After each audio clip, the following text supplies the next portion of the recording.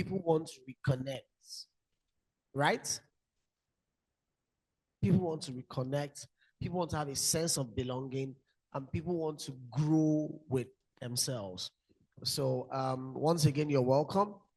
At this point, I should have the keynote speaker for today, but since he's not yet here, I need to be sure if we'll have the agenda. But if not, I'll do a run through of all the exhibitors present for our sake. I understand. Please, once I call any name, I'll be glad if you clap for them. Irede Foundation is here. Cordros Capital Limited. Temi Tokwe Kukwala or Tokwe Kukwala. STL Asset Management. Nord Automobile. Idala Homes. Kappas Crofts Holdings Co. Luku London.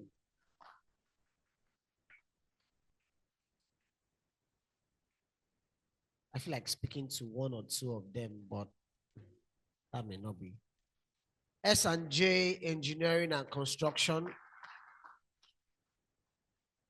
And of course, the Nigerian Navy Secondary School, Abeokuta 2001 set cooperative society.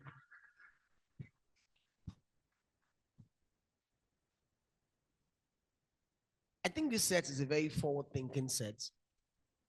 That you have a cooperative society alone means that not only are you forward-thinking, it means that you are desirous of the total welfare of the members of the set. And so once again, please a round of applause for the leadership from inception to this moment. Mr. DJ, I'll need you on that, please. Wait, well, sorry. 95, 96 sets, right? So did you meet any of them in school? You met 96. Did any of them punish you?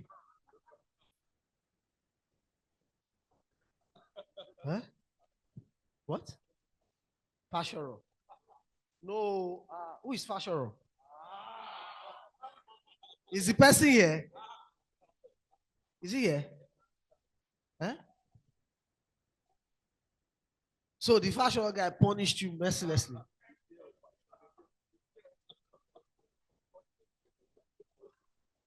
And it's not here today. Has anybody seen Fashoro outside school since then? When you see him, what do you do? You greet him. You don't carry stone and for head. Say, bros. You know, I went to FGC Odogbolu after much consideration. I went to command children's school. And I had people from my set in command who went to NMS, who went to Navy, who went to Air Force, and of course, command secondary school. And I heard of the sufferings in all those places. And my mother decided to look at me and say, "You're my last born. Don't go to a military secondary school." And but I really wish I went to one. If I'd known of Navy in Abeokuta, I probably would have been there. Then I would have graduated in 2003, I guess. 2003, yeah. In any case, keynote speaker that is here, we are waiting for you. While we wait for the keynote speaker, I'll just do a run through. Oh, I have done that already. Yes, I have. So I would ask a few people, what are your expectations or expectation as you have come here? Let me start with the very junior sets, the ones that did not meet us in school. 2021, what's your expectation? Stand up, introduce yourself, and tell us your current. Yeah, in school, yeah, university, we know, so no need. So just tell us your name and the set you left and your expectations to come in. Simple. Good afternoon, everyone. My name is Aboro Wadiola. I left 2021. I'll be expecting to learn more from my seniors, more in the business world, relationship-wise, and any just to learn more. That's what I'm here for, to learn more. Oh yeah, clap for him now. He says he wants to learn more about relationship.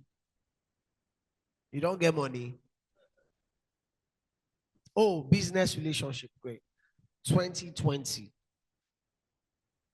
You are 2021. 2020. You are even wearing ex-boy cap. Why did you move the cap? Where is now?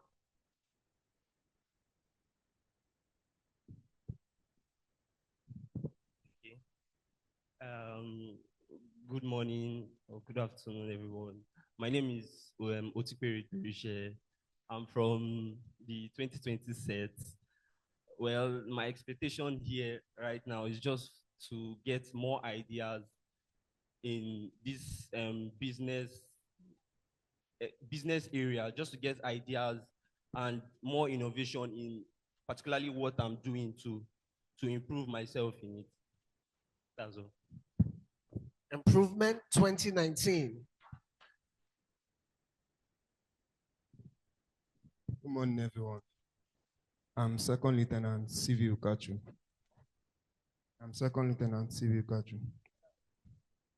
So I finished ABK 2019 and also finished NDA this year.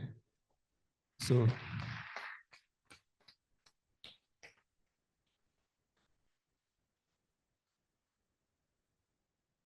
I saw this submit through WhatsApp.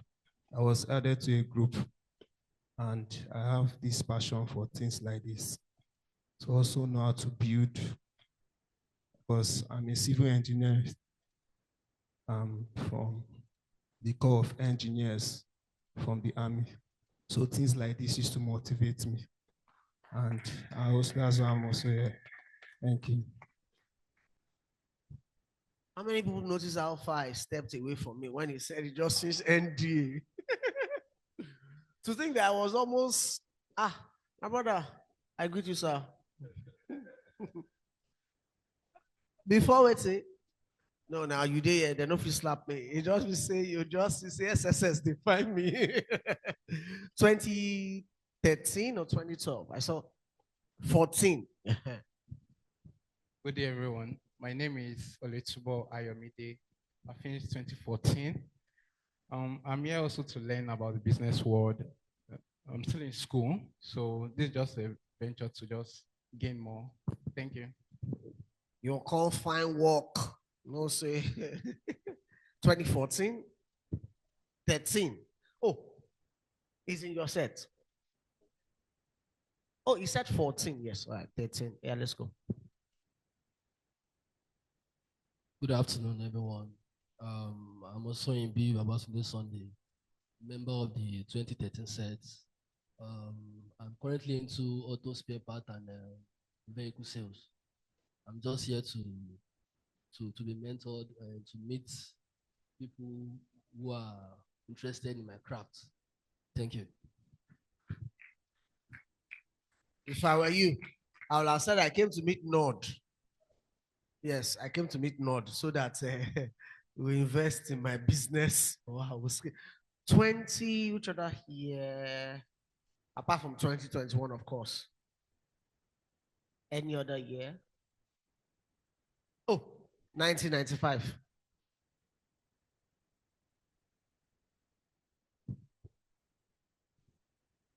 Hello, everyone. Good morning. 95 sets. Uzoma Gimole is my name. I'm here to socialize. I'm here to learn business. I'm here to meet new people that went to Navy, and of course, we didn't get to meet. So this is an opportunity. Thank you. Thank you, sir. 1996.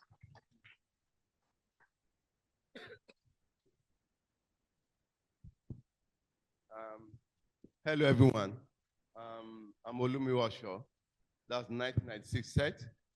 So I'm just here to network and meet new people, and then probably some business talk and collaboration might come up from there. So because 20, no, when you say 20, the next thing you say is 21. 2001 set is the Austin set. I'd like to ask 3 people. If you're interested in sharing your thoughts, please raise your hands. If you are not interested, I know one person here. He was my senior at the Faculty of Law, Lagos State University. He will talk. So I've just said that one now. So, thank you.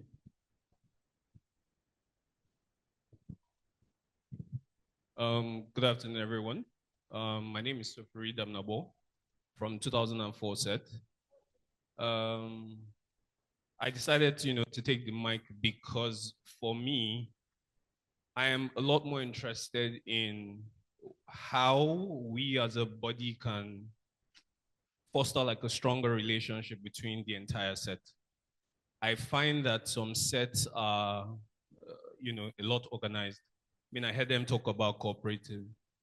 I'm the current president of my set, and I can tell that, thanks.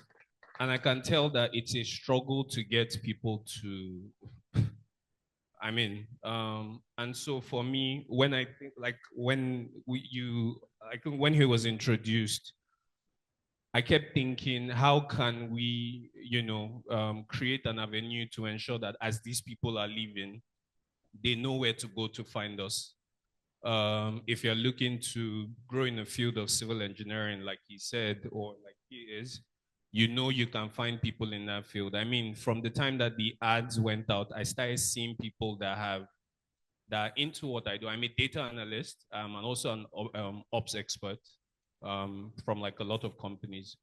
But I know I always have to recruit. And I have never gotten a chance to recruit a Navy boy because I don't know where we are. I don't know how far we are. Not all of us are doing very well, right? And I know I give job opportunities to people that I know even if I split that money into 3 to give like Navy boys, it'll go a long way. But what I've found is it is hard to find all of us. And that's like the one thing that I'm hoping we will talk about because it's easy for all of us to sell what we do, talk about it. But there are some of us that are struggling. Let's not lie to each other. How can we ensure that we have, I'm thinking a platform similar to LinkedIn, where every Navy boy goes there, signs up, and you can see different people in different fields, and you can just, connect. I mean, that's what I'm hoping to see here. Thank you for talking a lot. Sir, do you want to come last or you want to come last? Any other person on this side? No, 95 sets. Any other person? 2001 sets. They are here. Everybody here. The officer. I thought you liked me. I should give officer a microphone. Officer, sir. It's not me, sir. It's this bros and this bros. That's what I should give you. Oh, which of the officers? Huh? Off the TV. Officers don't talk on TV. Okay, I was afraid though. Hello, everyone. It's been an honor to be part of the 2021 set and also to be a Navy boy. I was still speaking with our ex-president that being a Navy boy is a privilege that we don't take granted. You don't take that for granted because he mentioned that we need to connect. So part of the reason why I'm where I am today has been because of Navy boys, the 2001 set. And I believe that, like he mentioned, we can extend that to the greater community. And another thing is that I was part of the people that came up with the concept of the cooperative or the 2001 set, and I'm also part of the ESCO. The reason why we came up with that idea was not just because there's power in crowdfunding. And then we decided, okay, if we have spare funds here or there, we can crowdfund.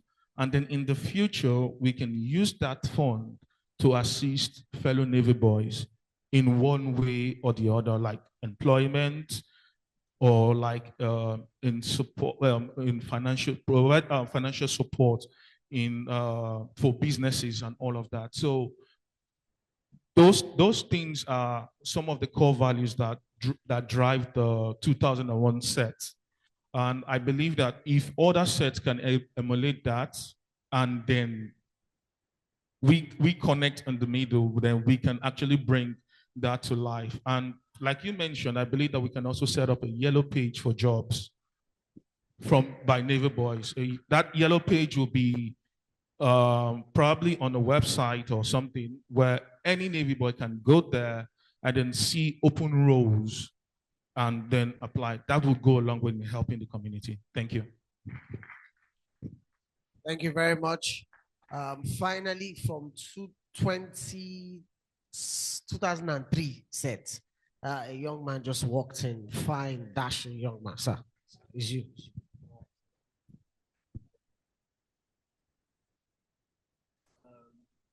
Good afternoon, everyone. This caught me unawares. My name is Owasoye Oluwafemi, 03 set.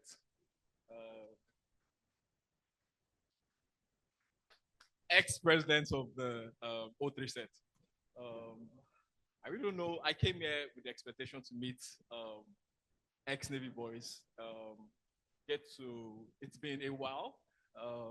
You usually I meet people maybe when I go out in like pockets, but seeing everyone together, it makes a whole lot of sense, and we can talk, we can discuss, we can communicate, we can share ideas.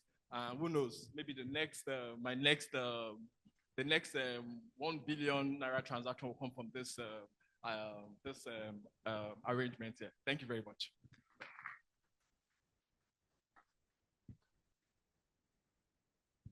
I'm sorry I called you young man,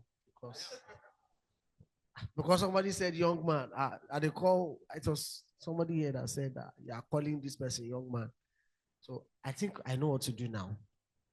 Because I don't know. You want to say something? Thank you. Because I don't know who is who, especially that man that won Mufti and is in the NDA. I'll just be saying, sir, sir, sir. I'll just be signing everybody. Sir, yes, sir. Please, your turn to speak. I'm a young man, please. Good day, everyone. Pleasure to be here. My name is Osahon Okoduga. 03 set. Some of my classmates are there. It's amazing to see everyone here. I'm here to see old faces, reconnect, meet everyone all over again. I mean, for me, it's been 21 years now since then. And yes, the lineup of speakers, amazing. I mean, I'll be happy to listen to them speak. Amazing people all together. I know most of them already. Thank you all for the pleasure to be here. Healthcare business. I run physiotherapy clinics in Lagos here. Okay, we do not say you should quickly sell your market.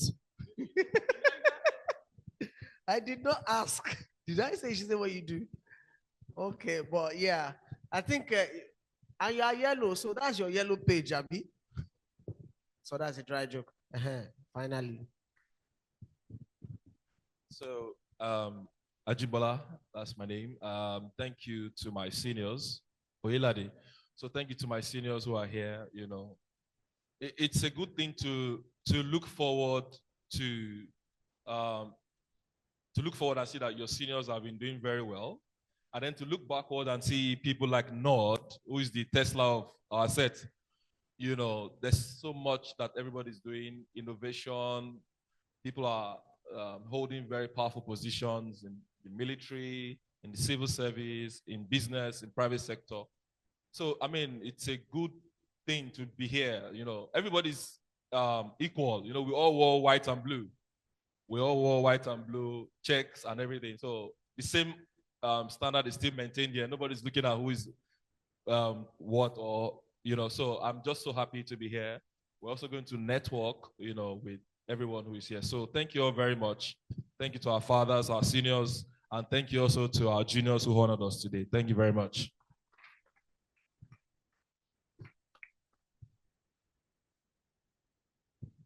Okay, thank you. Sir, I'm sorry. I'm sorry. That which distances? Lieutenant Colonel of Army, Abi Navy. Army. Thank you, sir. Thank you very much, sir. Let me just stay and talk from afar. You see how man, you're big, you're big. He did not talk for himself. The people that are talking for him. Because if he says they can just guard room straight. Thank God there's no guard room here. So, there's no guard room here. This is Lagos State House now. There is no guard room. Sir? Sir? Eh? Sir, I'm sorry. There's a guard room close by. Mr. ND, Lieutenant Colonel, I'm sorry. Thank you. Okay. All right. Please, can I call a few people to come sit in front so that we can kick the ball rolling? If you're a president of any set, please, I have been told to invite you to come forward. If you're a president of any of the sets, all 95 set members sit on this side. All 95, 96 sets sit here. If you're a president of any sets, please come forward. Yes. Who else the president? 95 and 96. Yes. And 96 now.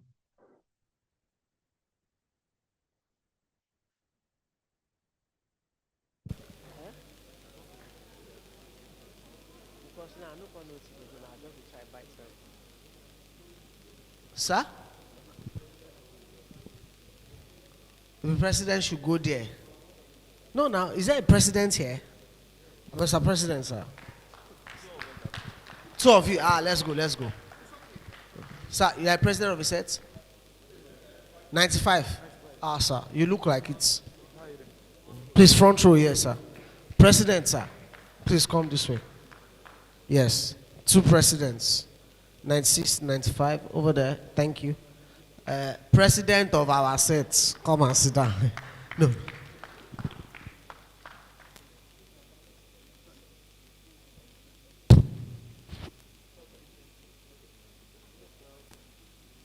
All right.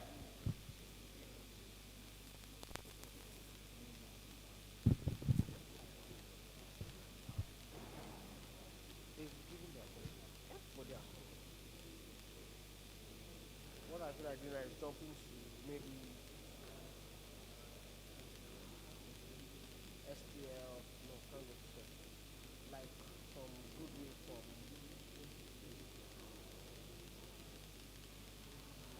everybody about it.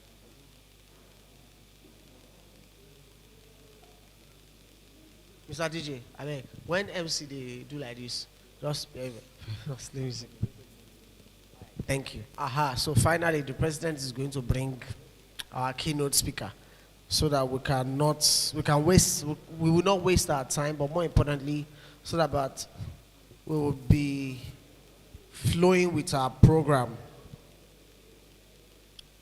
Please, once again, the exhibition booths are for all of us. Visit. I particularly like fashion brands, and I know STL Asset Management Company. There's a correct fashion brand out there for the local Lagos guy. He has lovely shirts. And then outside here too, there are exhibition booths. Outside here, whenever you are, since many of us have identified networking and just extending your business tentacles as opportunities, as expectations rather, for coming here. So please feel free. And in fact, the sponsor made this happen. Abi? Cordros, right? Cordros. And what do you do at Cordros? We are a full-service financial services firm at Ikoyi. To come and discuss what Cordros does. Okay. Please help me welcome from Cordros, a full-service financial company. Bros. I say, see, can you imagine? I called you bros because there are too many guys here.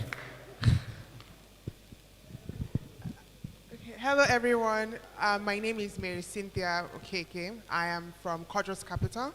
Cordros Capital is a full-service financial firm in Ikoyi. We have a variety of products that allow our clients to grow wealth and to also preserve their wealth, especially in this, if inflation stricken economy. We have a variety of products in asset management. We do securities trading. We have trustees. We also do insurance, and we have a registrar's business as well. Anybody can invest. We don't target just one industry. We target a variety of industries. Anybody can invest: children, adults, elderly people. If your family member has passed away, you can also create an estate account for them to preserve their wealth so that other generations can have access to it. And so, that's what we do. Essentially, we help our clients grow their wealth, preserve their wealth as well, and to also, pass wealth down to other generations. We have a trustees business where anybody can open a trustees for their family members or for their children. If you want to start saving for your child's education, we have products that can cater to that. If you're interested in opening an account for a business, or maybe you want to start a project, say you want to buy a house, or maybe you want to save towards a future project, we have products available that can, help you address those goals. We have a stand at the back there as well, so maybe after this event, if anybody has any questions, they can feel free to come up to us and ask us, any questions, whatsoever. Thank you so much for having us, and we'll be looking forward to more events. Thank you. Please, can we appreciate that once again? It is not easy for a lady to come and stand in front of a room full of men.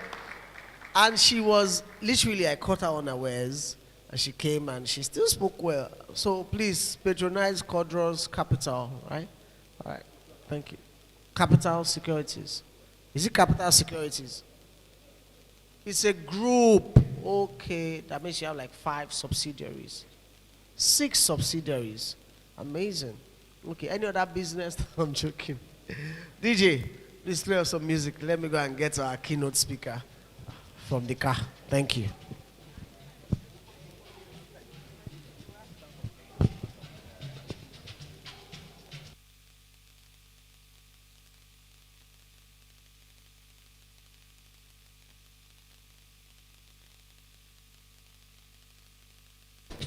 DJ, wait. Wait, I beg. How many of us use iPhone? How many of us use iPhones? Sir, you don't. Please raise your hand very well. Okay. This bros here. Sorry, sir. This sir here. I don't know what he does, but he says he has free iPhone screen guard. No be phone, no be the phone, no. The screen guard for all ex-Navy guys. So, sir, are you into computer village kind of stuff? Please tell us about yourself. All right. Good afternoon, everybody. Jogwe. All right, my name is Adinyojo Adedayo. I'm 2000 set. I think I'm just the only person here yet. My guys are not here. So basically, my business name is Deuces Retails Enterprise. Our store is at Computer Village. So we deal with iPhones, gadgets, generally everything tech, So I just want to use the opportunity. If you are using an iPhone, I'm sorry I use Samsung. I'm not an iPhone person. So someone was already attacking me. So if you're an iPhone person, and we have 3 screen guards for you guys. Thanks.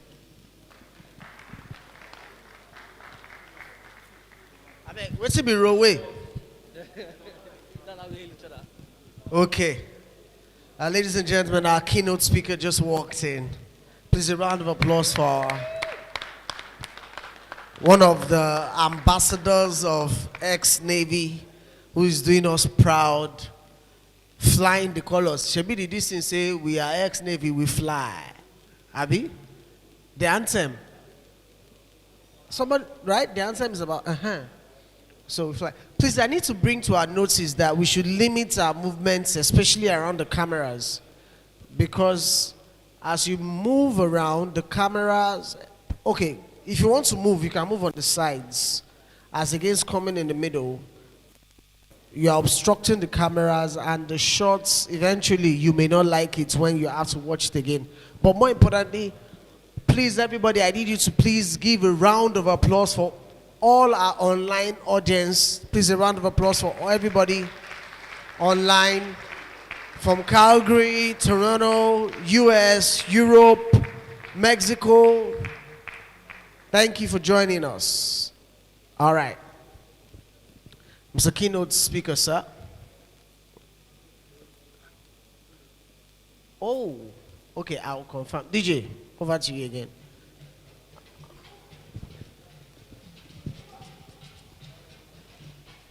Whilst we wait for that, can I call somebody from STL? STL, right? STL. I know.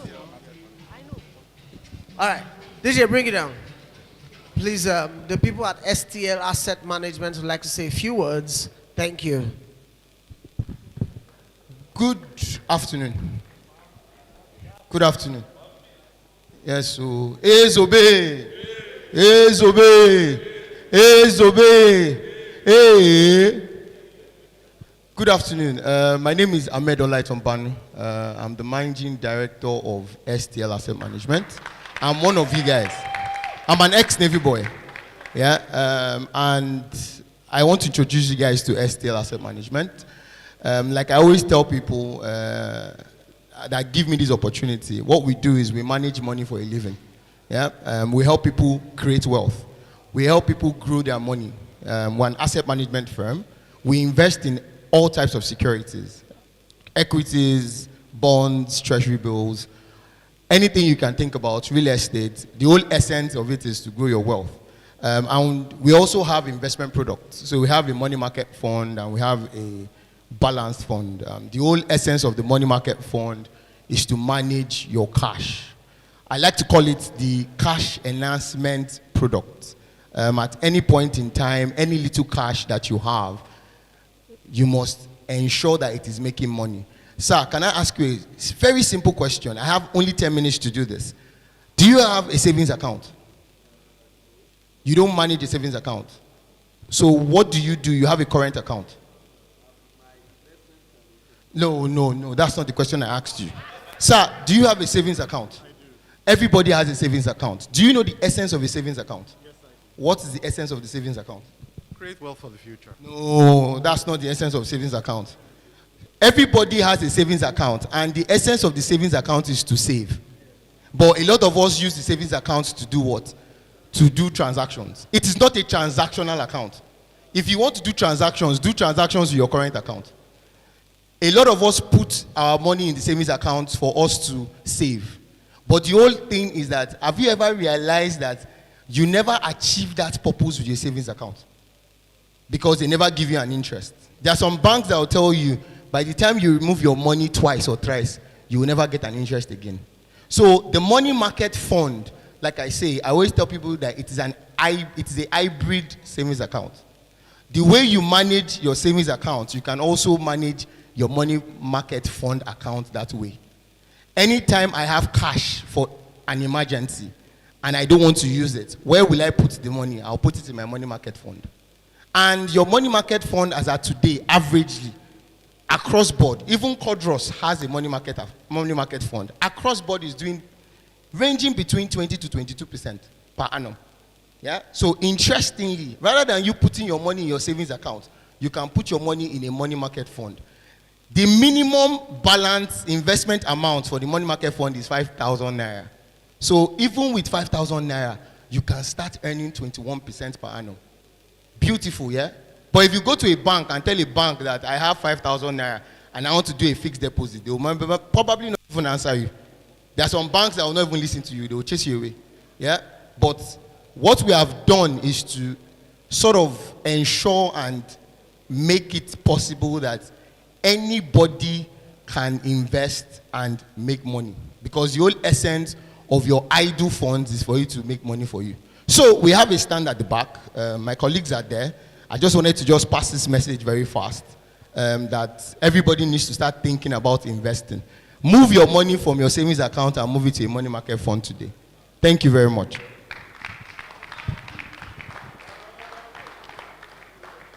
Sir, Mr. Ahmed, right? I like you. I like you. You came here to speak. You now appeal to everybody's the affinity bias. I'm an ex-Navy boy. I'm not jealous. Okay. I think we're ready. Yeah. No. Please, can we limit the movement again? I like to say, serve from the sides. Don't serve from here because you are STL. Wait now. STL. Wait. You come back. Don't worry.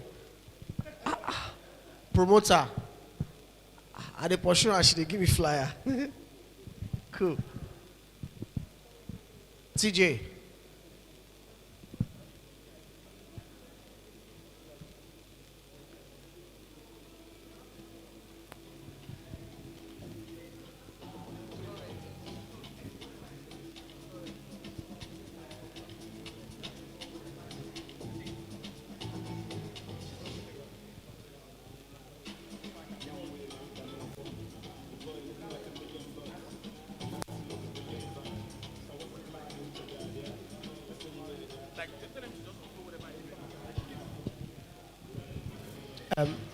Mic check.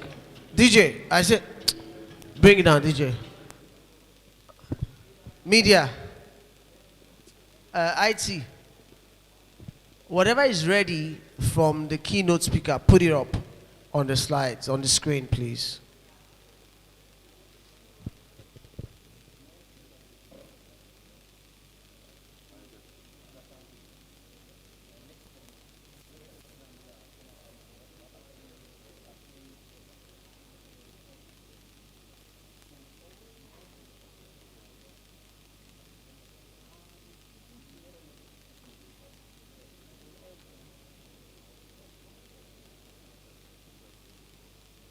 DJ, please, music.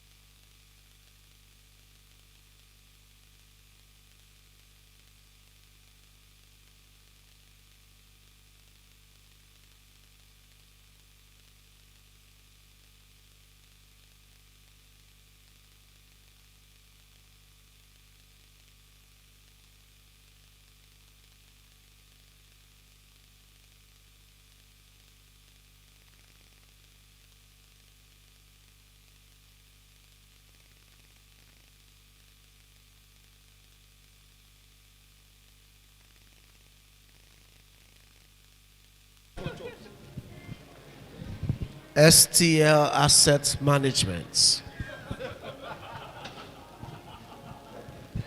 Importer, exporter, pure water, asset consultant, money markets.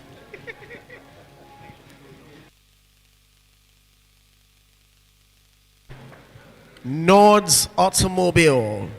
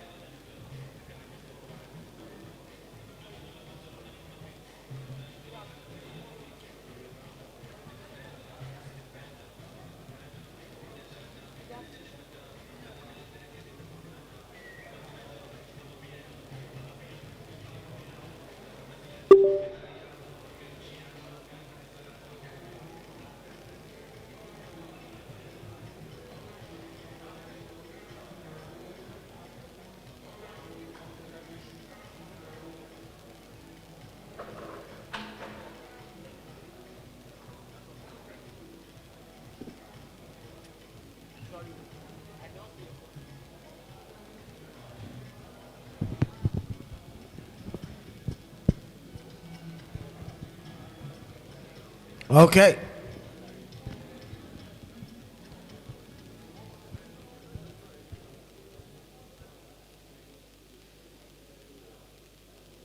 Ladies and gentlemen, I had said earlier that the person about to introduce our keynote speaker, why did everybody go all of a sudden?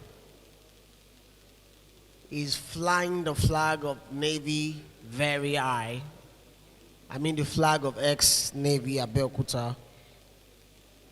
His name is Ajayi Joshua Oluwatobi, a creative and astute entrepreneur who is currently the chairman and CEO of Nord's Automobile Limited. He has been listed as the Ford under 30 most promising entrepreneurs in Africa. And one thing I find very interesting, let me come to this side because all this wood, if you don't hold this one. Young, is that at the age of 24, he had done massive things with Mercedes whilst he was with them. At that time, I believe from this bio, he had increased the market share of Mercedes-Benz in Nigeria significantly. So you are the one looking for motivation, right? This man is motivation. Please help me welcome to the microphone as he takes his keynotes, the one, the only Oluwatobi Ajayi. 3 hearty chairs for keynote speaker. Thank you very much. It's amazing to see a lot of my seniors here. People that used to, you know, those days. So as the moderator or the MC introduced me, my name is, let me, so that, so my name is Oluwatobi Ajayi. I'm the chairman and CEO of Nord. We are one of Nigeria's fastest growing companies. Thank you very much. And we are also a leader in the automotive space. And I'm very privileged to have been selected as a keynote speaker of this amazing event, the event of a school that I always talk about everywhere I go, that is responsible for who I am today.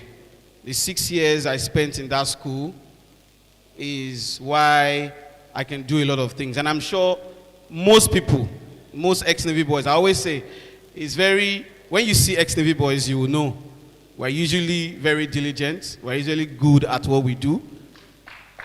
And it shows. And I always tell people, ex-Navy boys, don't worry, take it to the bank. Whatever happens, the person would, at least you will see discipline. You will see dedication. They may not be pastors anyway, but you will see dedication. So, I'm going to talk about anchoring success. Building the strong foundation for business. I told them to change it from entrepreneurial to business, and I'll tell you why. Because entrepreneurship is different from business. So business is a bit broader.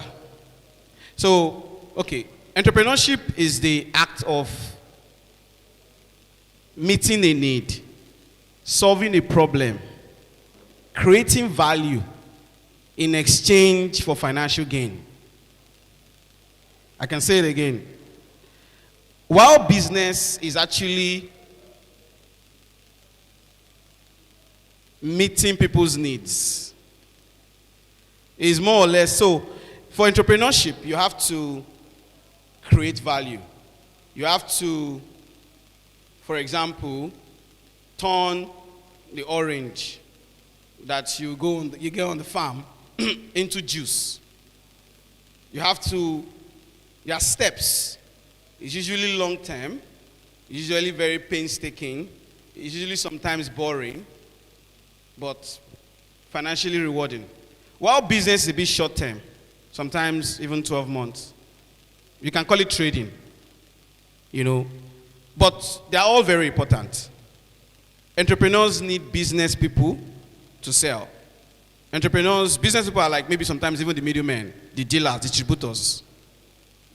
So I told them to change it to business venture because that's a lot broader. And we all need to be successful because even when you do your 9 to 5, you are in a business. You are selling your service. You are selling the fact that you're an expert in something, which means as a person, you're a business. Like Jay-Z said, I'm a business, man. When people talk about success, most people talk about the glamour, the finished product, the big 10-story buildings, all glass, the profit, the awards, the accolades. However, what really makes people successful is just like the iceberg. You can see the top. There are a lot of things under. And we're going to talk about those things. Number one is the foundation. You need to have a very strong foundation.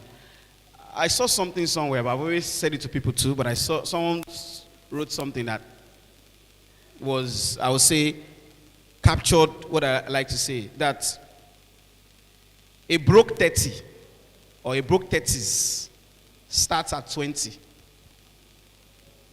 A broke 30s starts at 20. Likewise, a successful 30s starts at 20. You don't start to cook food when you are hungry. You start it, maybe if you want to eat by 2 p.m., you start to cook by like 12. Those of us in Gali can remember all those things. They can see, by 12, they can see, they can see what's happening in the future. So they can go and mark,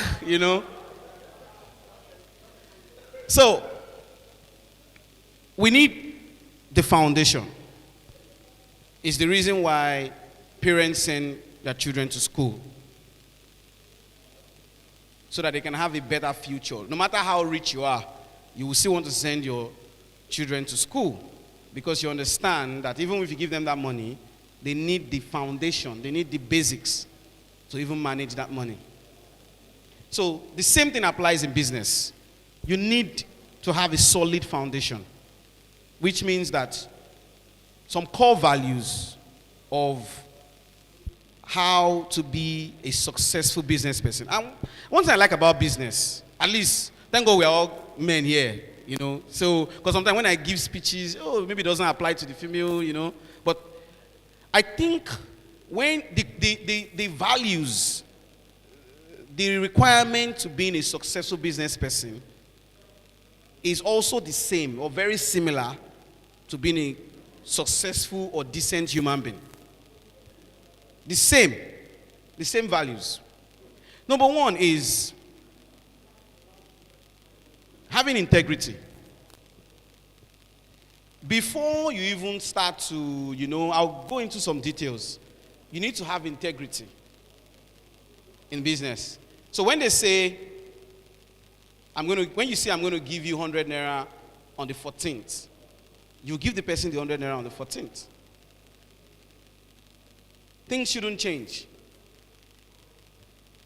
Integrity is, people will, even when you make losses in business or something, or things go bad, but because people can trust what you say, people can trust your word, people can trust what you do,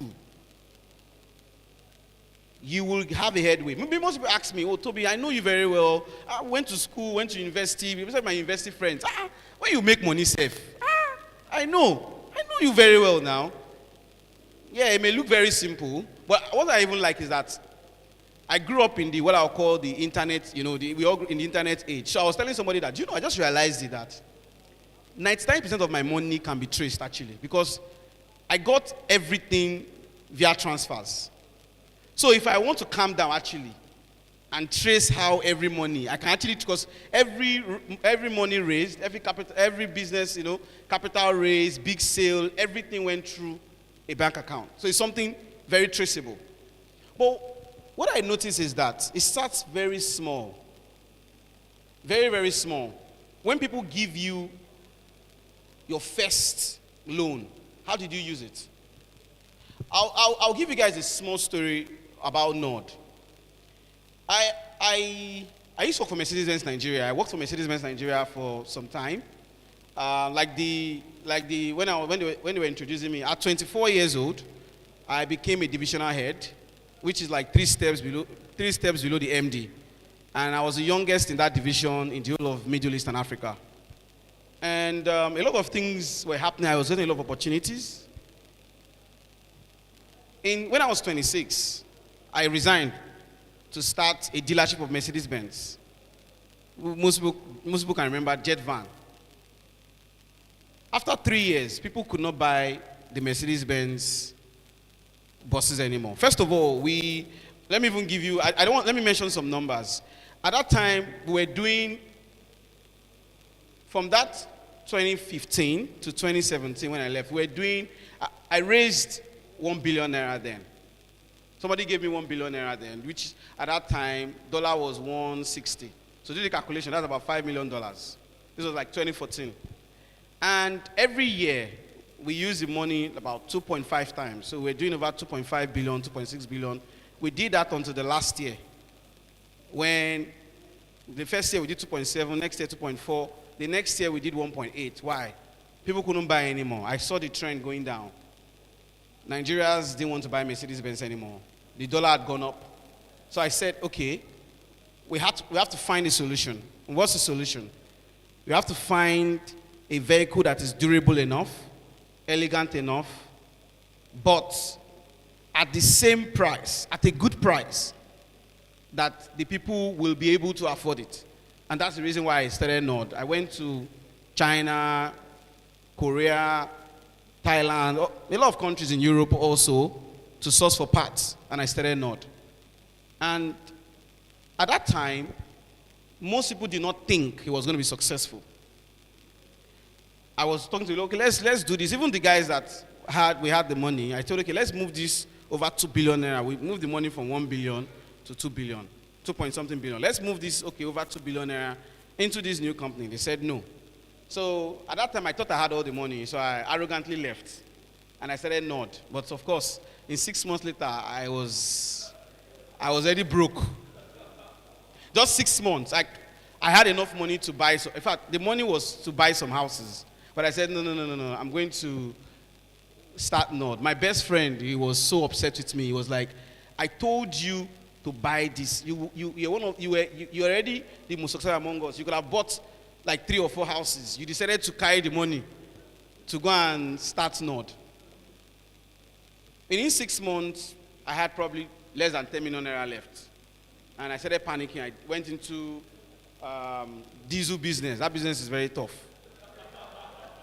Very tough. But I did it because I didn't want to, you do for every maybe 10 million naira you supply, they'll pay in 3 months or so. In 30 days, you make like maybe 800,000 or so on it. I was already giving up. I was in Lagos Business School then, and I felt that I had to, after Lagos Business School, I was going to close my office in Lekki Phase 1, and I was going to farm. I was going to the village. I was like, anyway, I'm ambitious. I will start to. In fact, my girlfriend then, she was like, why you want to go to the farm? I said, don't worry, babe. I'll feed 1 million people. Don't worry. I'm still very, And so the MD of Sterling Bank, I'll mention the name, came to an event like this in Lagos Business School. And he had a speech. He was the keynote speaker. He spoke. And he was to go. Then my class people said, no. We need to tell him about Toby's case. So he told him that, no, we have this young guy doing very well, but now he's finished spending his money. He wants to stop the business. And he looked at me. He spoke to me. I wasn't, because at that point, I've been beaten so many times. I've heard so many no's. So I was just telling him just like a story, just and let me move on. I didn't think anything would come out of it. But next thing, I was giving 21 million naira. Then, imagine I spent over 100 million naira, but I was stuck. I was stuck. I couldn't produce what you call the MVP, minimum viable product. I wanted to, at that point, I bought my assembly, I bought the land. I've not built assembly, but I bought the land. We've gotten all the agreements with the OEMs. We've gotten everything. It's like you want to start a restaurant. I'm trying to give you an example. You've gotten bought all the, or at least most of the food, my items, even kitchen, but you don't have money to buy the raw material to actually now cook your first food for a demo. So he looked at it and he's like, okay, you know what? I'll give you enough money I'll give you 21 million naira. At that time, we could do like 2 buses. Let's see. And first of all, the interest rate was very high because I was risky still. But I wanted to see. It was a 4 months loan. I was supposed to pay back in 4 months. And I paid back in 3 months. So after I paid back in 3 months, the whole bank was very surprised. It was then I realized that it was just a test. That most people actually felt that I was going to fail. That 21 million naira would go. And nothing was going to happen. So it was some people in the bank that said, you know what, if this guy fails, we'll use our own personal funds to pay. Now, because I did that, next few maybe some months after, they said, no, we're going to give you 56 million. They more than doubled it. I was still negotiating with them on the rate because they gave me 26% when others were doing maybe 21% then. MPR was like 14.5 then. So it was really low. I would say maybe give me 23%, 22%. Then somebody in my church heard about my story and said, okay, you know what, Toby, I'll give you 100 million naira. I will do profit sharing. And we did the profit sharing. We made 36 million. I remember. I gave him 18 million. I took my 18 million. I did some upgrade on my office then. Then I did a couple of businesses again with that money. Maybe 2-3 months later, somebody in Lagos Business School still then introduced me to a VC company from the UK, and they invested very serious money in Nord. So the point I'm making, why I told you this little story is that if I did not It's about integrity.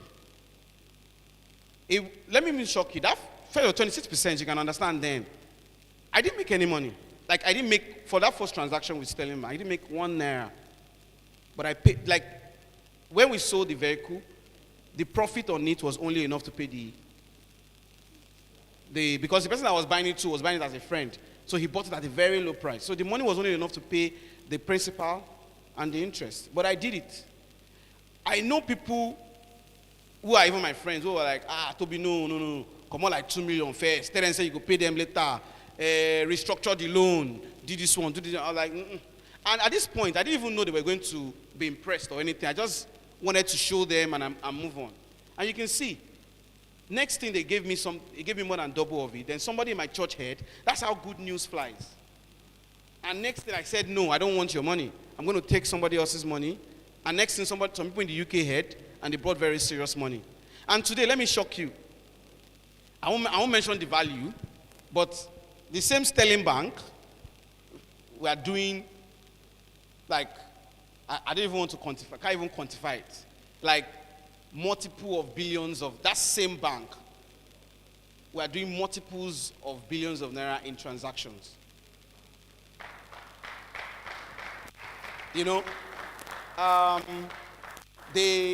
recently we did, I won't talk about, recently we did a transaction for Kano State. I don't know if you guys read it. It was about 800 million naira. We did it. It was successful. You guys can check the news now. Alternative Bank and Niger State government with Nord is doing something. I don't know, someone can Google it. I don't want to mention the amount. You know, it's, okay, let me just mention 14 billion. So, the reason why I'm saying this, I didn't want to, but the reason why I'm saying this is this, is that, and this all started maybe 2018. I got that 21 million naira in 2018. So a bank that gave you 21 million naira in 2018 can actually be doing tens of billions of naira with you just 4 years after. The point is, they've seen that you can be trusted. They've seen, and this is just even one, that particular is just one transaction.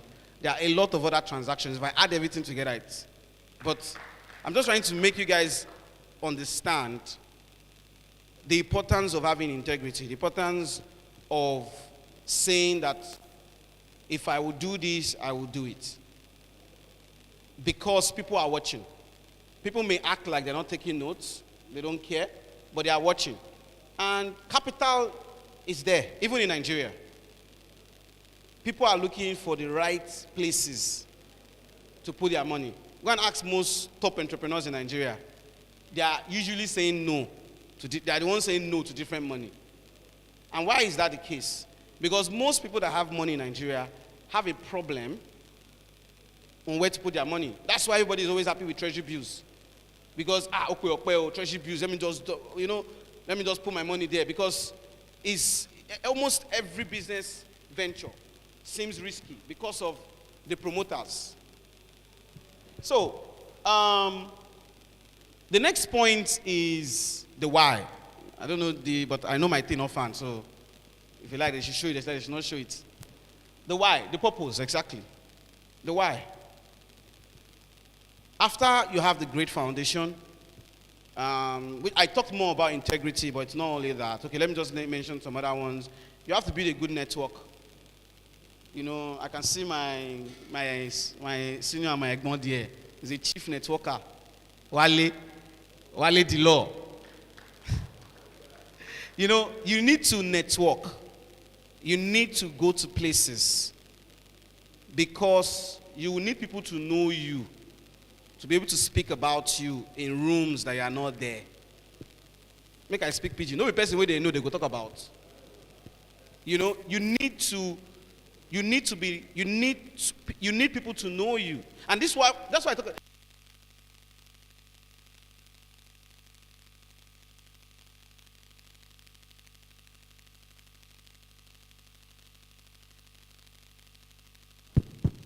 Yeah. So, but if you know that your behavior is bad, no need to network, Sha. Exactly. So, but you get the point. networking is also very important. I always tell somebody that because you have somebody's number or you're in the same WhatsApp group, doesn't mean that you're a network. Because somebody's on your WhatsApp group together or you have their number, doesn't mean you're in the same network. You have to show up for them. When you are called for events, you have to go there. When the guy has a naming ceremony, you have to be there. When the guy's wife is in labor, he just says hello, you have to check. Like you have to show that you care, even when you're not making one error from the person. There are a lot of people in government today that are in prominent positions. I've known them like 10 years before, when they were nobody. And I was there with them. There's somebody in this government in a very prominent position that a day before it was announced by the president, we were together somewhere in Agungi drinking together. It's not, like, because we're that close. And he submitted, he was waiting for it. But it was, it was taking time. It was like, oh, okay, this. We were together when they called him that he should check the news tonight. They're going to announce his name. And of course, I followed him to his house. We waited. They announced around 7 o'clock. I can't remember the station again. They announced it. It was on Twitter. Guess what? I didn't plan to go to Abuja. The next morning, I said, Egbema worry. My son, I just called my PA. Please. This person's name, flight tickets. Me too, flight. We're going together. And so I went to Abuja. So there is no, so when it was even, so I followed him to SGS office to get his letter. They said he should come back. The letter was not ready. When he went to his ministry, we entered together. The palm sec, everybody, they received me and him. So today, if I go there, you saw me now. I entered this. I was with Oga when we resumed.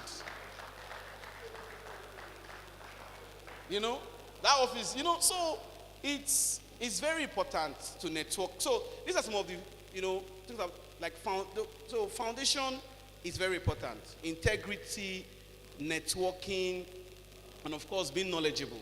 So I'll go to the next one, which is knowing why. You need to know why you are doing anything. You need to know why you want to be what you want to be. Anything. And I think for Navy boys, this is not a very difficult thing to understand. I like Navy boys. Like I would say that's some of the sharpest people I've met in my life. You can't be in that school for 6 years and your brain is not sharp. So because you have to know why. Should I go to Gali today or should I go and hide? You started thinking about this when you are 13 years old, 12 years old. So now as an adult, it's very simple. But to be honest, let's not take it for granted. A lot of people do not understand the importance of knowing why, which I say purpose. We here, we are one of the privileged, we might know, but most people do not understand the importance of knowing why they need to, why they're even here, even in this, they don't understand why. They don't understand why they went to where they went to. You have to understand, I call it clarity of purpose. And for those of us that are even married, so I apply it even in my marriage, you need to know why you want to do what you want to do. So even if it doesn't go that way, you can tell yourself that this is not what I want to do, but so that when the result comes, you can understand where you are. So you need to know why you want to do that business. Let's talk about why you want to do that business. What do you want to achieve? Do you want to be profitable? Are you doing it for clout? You want to be known so that one day you can contest for governor? There are no wrong answers.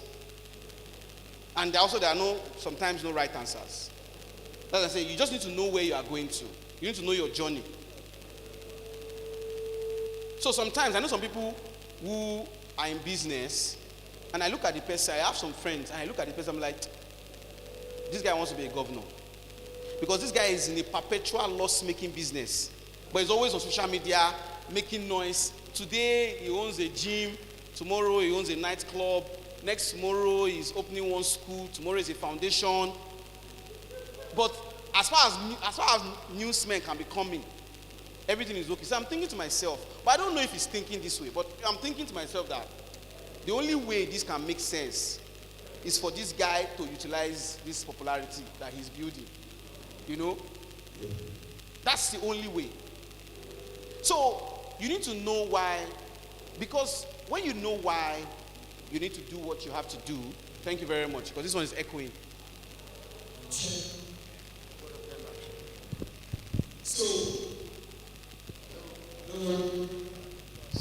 it's worse. Okay. Are we going to have another one next year? Another one next year? Okay.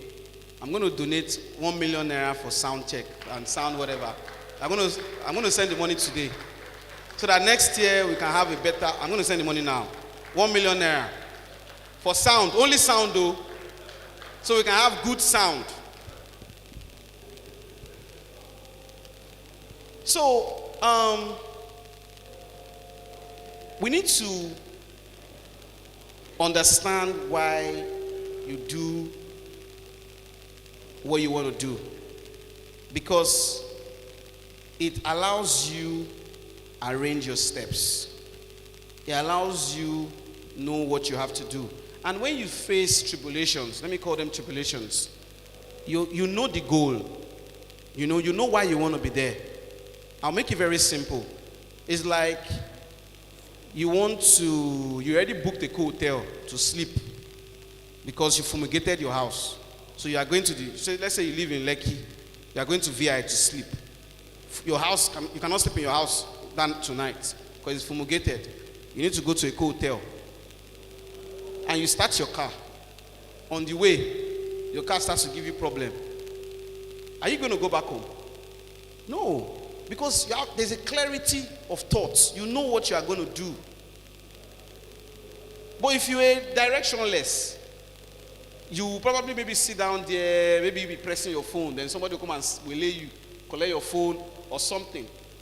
You know you have to get to a hotel. So when there's a problem, you're going to look for an alternative, right? You're going to do whatever it takes to get to VI. You will not, even if somebody, and one thing is very important, that you will be almost immune to distraction. If somebody comes with a Ferrari and says, let's drive to Ekpe, you tell the person, more reschedule. Not today. I'm going to Victoria Island. That's why it's always very important. And this thing that I'm saying, I'm telling you, a lot of people do not take it very. I went to speak somewhere, and a gentleman asked me a question. He said he wanted to be a chartered accountant. He studied accounting. It was, like I said, this thing is very, the question, even when I go home, I started thinking about that. So people actually are like this. They need this guidance, let me call it. He's an accountant, studied accounting in school. He hasn't gotten the right jobs because he just has first degree. Anytime he goes, either he gets a very low paying job or so. So he knows that he needs to be a chartered accountant. And he came for an event and he asked the question that, okay, in fact, he doesn't even know. He wants to earn a certain amount. So I asked him the question, because I've even jumped for him. So I asked him that, okay, who are those people earning that amount? Then he explained that chartered accountants. And I said, okay, so why can't you studied accounting in school, first degree, so why don't you go ahead and become a chartered accountant? And he's like, he said one or two things that didn't make sense. And I asked him that, how long have you graduated? He said over like 10 years, 11 years. And I said, okay, so what stage? Because I assumed that maybe he has tried. And this guy has never written or even taken the form for any ACCO, ICANO, nothing. And I looked at him and I started asking him a lot of questions that, and I realized this guy wants to earn like chartered accountants, but one, he hasn't in his mind realized that he needs to be one first to earn that. Then he doesn't understand too that to become one, you need to do the examinations. And I was like, what are you saying? Like your problem is right in front of you, but you cannot see it. And it troubled me a lot. And over time, I realized that a lot of people are like that. they want to be this, but somehow they don't know that they have to do the things that is required to be that. So you need to have purpose. The next slide, please. You need to have purpose. You need to know what you want to be in life, because it will guide you on the right path. It would, next slide, please. It would guide you on the right path. You would not be distracted. You would be able to make meaningful decisions as you progress in your journey. The next point I'm going to talk about is, I'm going to take this one very quickly, because I've talked about like the foundation. I majored on the foundation, the integrity and the rest. So I'm going to take this one very quickly. You have to have a vision. This is vision, you know, long-term vision, short-term vision, and you need to know what success looks to you. I don't like to talk too much about myself sometimes, because, you know, I like to just be unassuming, you know, but sometimes I'm forced, constrained to do that. People, like, let me use Nord. I can use my entire life, but I use my career, not even only Nord. Like, I even use Nord as an example. When I started Nord, where Nord will be in 5 years, I already knew. Where it will be in 7 years, I know. Where it will be in 10 years, where Nord will be in 15 years, I already have the idea. And that's why people always ask me, how did you, when this opportunity came, how did you, the opportunity did not just come. I went there to get it. It didn't just, people think that the opportunity, people just come and say, but I say land, they you in Lago, you collect. That's not what happens. I went there to negotiate. I went there to get it. So you need to have a vision. You need to know what you want, where you want to be in 10 years' time, in 5 years' time. You need to have that vision.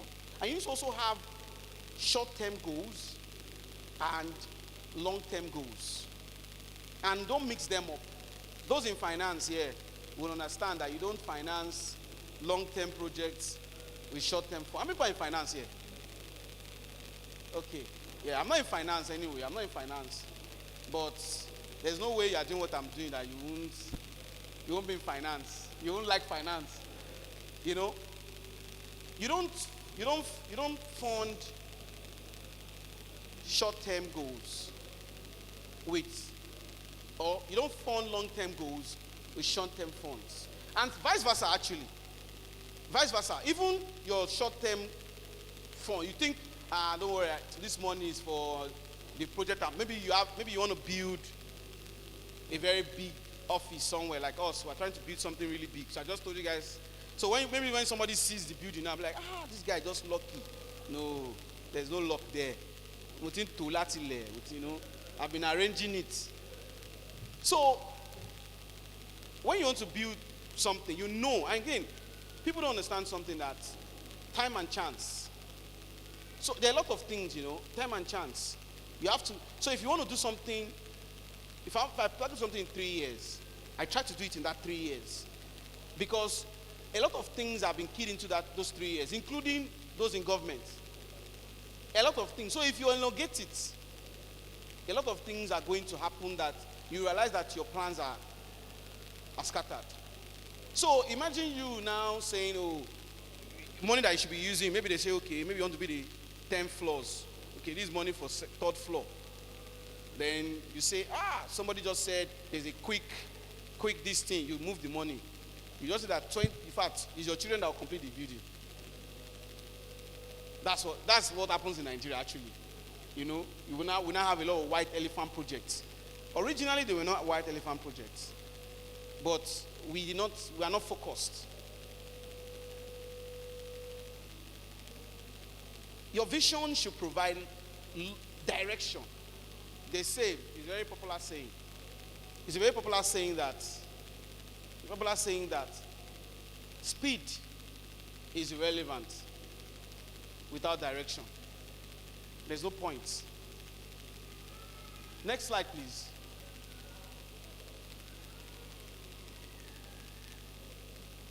So, in business, you have to have processes. You have to be professional. The lawyers here, I'm sure they understand. That's why lawyers like very solid cars. Lawyers are one of the biggest buyers of our big SUVs. They like big SUVs.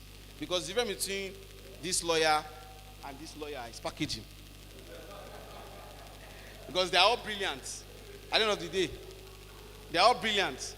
So, is how, okay, my office is in Ikoyi. Oh, you're in Shomolu. Oh, okay. You know? So, you have to have what, also have, you need to know what you want, the processes, which also includes the perception of the business. And processes, I want, even if you employ your relative, you have to make sure that they follow the processes and make sure that things are done properly. It makes people respect you. It makes them respect you. It makes your investors respect you. It makes even the market respect you, and you grow very, very fast. Aliko Dangote is a closely held group. It's held by him, but you can still see that it's a well-run organization, even though he owns more than 90% of the company. Next slide, please. Oh. Next slide. Okay, people. You have to invest in people. We have to be great leaders. Some of us in school then, we were leaders, of Agama and everything, But now there has to be some soft touch, soft power to it. We have to be great leaders. But one thing, to be honest, that I think our school did for us is to develop amazing leaders. Even people that were not, I do business with a lot of Navy boys. Thank you yes. Clap for yourself. We've developed amazing leaders. I've done business with a lot of Navy boys, and I'm impressed with them most times versus other people. That's why most times I don't have any issue with Navy boys, because that school develops great leaders. I think I have 2 minutes more, right? So next slide. Next slide, please. Okay, financial discipline. Very important. I mentioned it in the beginning. I'll talk about it now. You have to understand delayed gratification. You have to understand that if you make too many withdrawals, very soon there will be no withdrawals to be made. I always tell people that business or life generally is a game of numbers. If somebody's spending more than they can earn, they just know that there's something wrong somewhere, or there's going to be trouble at the end of the day. Next slide, please. Okay, embrace change. You have to understand that you have to move quickly. You have to understand that times are different. What happened 10 years ago is not the same thing that's happening now. And you have to do things according to what is obtainable today. What is obtainable in your vicinity. What is obtainable where you are. That's what and I can see a lot of people change now and say, okay, because I see a lot of friends here, they are not the same as we were when we were 12, 13 years old. They've changed. And that's what has to happen. We have to move according to times. China moved. China said, they were not developed, but they did not try to develop themselves to be the giant of 1820. They developed to be giants of the AI world, to be the leading force of the current world. That's what we have to do. Thank you very much for listening to me. Thank you very much for having me. And I appreciate this.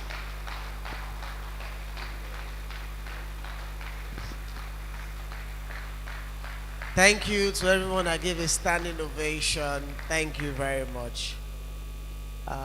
Thank you, Mr. Ajayi, for the 1 million donation for next year. For sound, or more will come. Since that is just for sound, more will come. Even for MC2, 1 million. No, but aside from MC, I just want to do a quick, this is not in the program, it's not my business, but I walked past this row and I saw everybody there writing. They are all in university, especially one of them who is at Admiralty University. That's a university that is owned by the Navy. and she's studying law there. I don't know how she heard about this program, but she came. But it's not her that is my business. It's this man that is an NDA. You are finished. Sorry. Notes, 2 pages. Which school you did? Achievers University, 2 pages. Which school? Crawford. Almost a page. Where's your? You did not write anything. You just came to do fine, boy. My dear sister, lawyer. Yeah, I'm a lawyer too. Almost a full page. Please, a round of applause for these guys. I don't know if you can give them 1 million to share.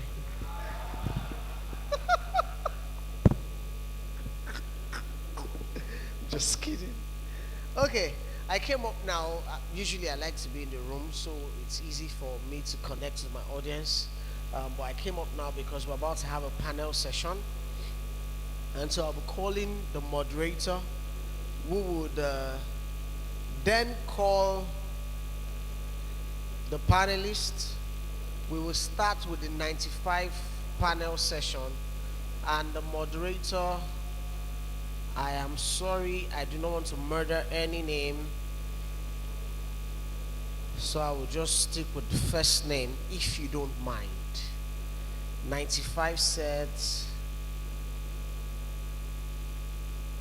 I believe he's, no, this is hard. If I say Mr., there's problem.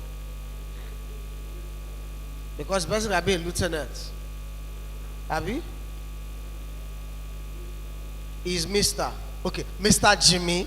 Yes. Thank you. Thank you. So, thank you. Can I get, sorry, in my experience as an MC, I think this thing is too far off. So can I get photographer, please? I need your help. Let's just move this thing forward. No, it's too far. Are you sure? Okay, let's leave it. Mr. Jimmy, thank you. Jimmy what? Ogbobine, that's the one I was struggling with. Thank you. When you have a complex surname, then you're used to people struggling with it. Okay. Good afternoon, everyone. And good afternoon for the keynote speaker. That was a beautiful address. Okay, thank you very much. And that was also a very inspiring one. So I'll just go straight to the point and then begin to invite the panelists for the 95 session. So I'll start off with the president of the 95 session. His name is Mr. Debola Omololu. Thank you very much.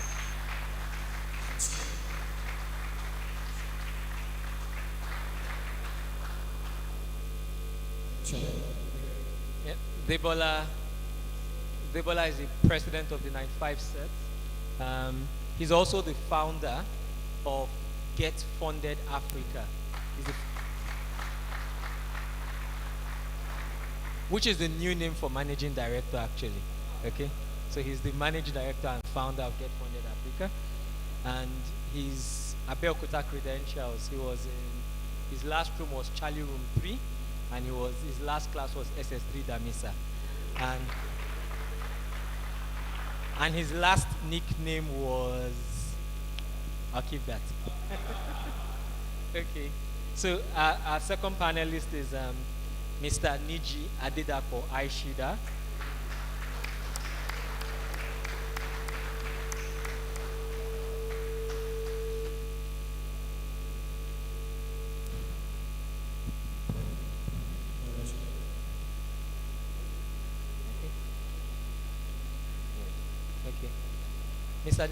Mr. Niji Adedapo Aishida, he was former secretary of the 95 sets in our first proper exco.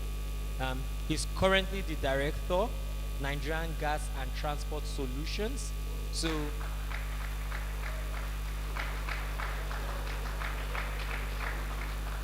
and his last room was Hotel Room 3, I am. And he now has a new nickname, so I'll tell you that afterwards as well. Okay. Our next speaker is Mr. Stephen Ebenodi, or Pastor Stephen Ebenodi.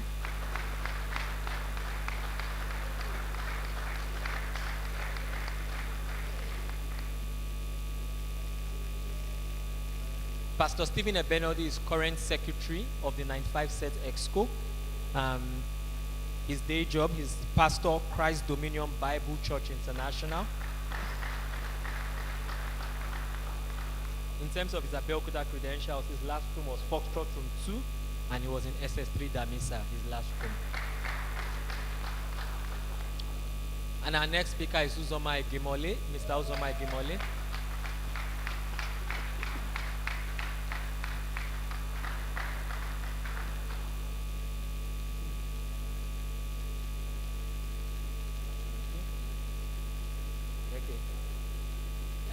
He's currently the financial secretary for our set, 95 sets. He was also the former treasurer, so you can see we like to give our money to him, okay? But in his day job, he's the chief works officer for Ivy Concepts.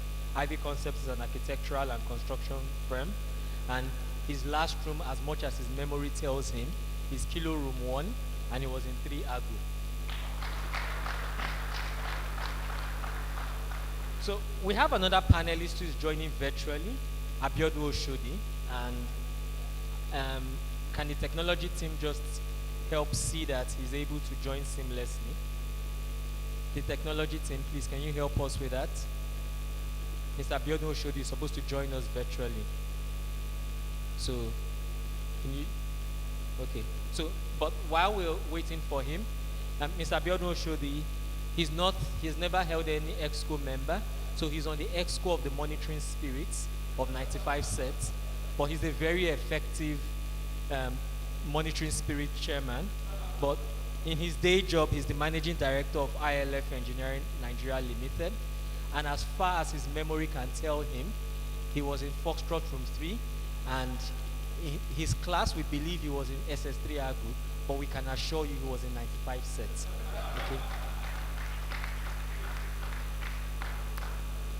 So, in today's panel session, we'll basically be focusing on the topic. We love this topic, okay? So we've decided that our conversations as well will be anchored around the topic we've chosen. And just to rehash, the topic is anchoring success, focusing on building a strong foundation for business ventures. So in the first set of questions we'll be taking, we'll just be asking each panelist, starting from Adebola, that what are the core pillars for business foundation? So we'll just go around with the first question. As much as possible, I wouldn't interject. So we'll just be asking each of the panelists. That's Mr. Abiodun Oshodi, who's joined us virtually. So I'll just be asking each person, each of the panelists, that what is the core pillar for business foundation that you must bring in as the foundation of your business? Starting from Debola. Thank you very much.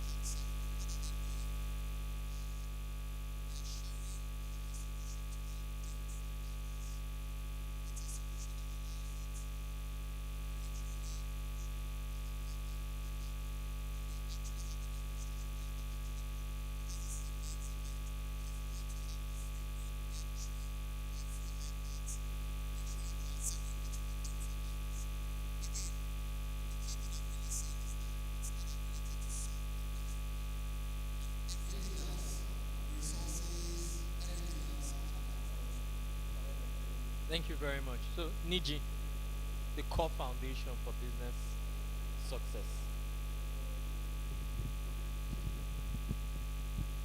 Good afternoon, everybody.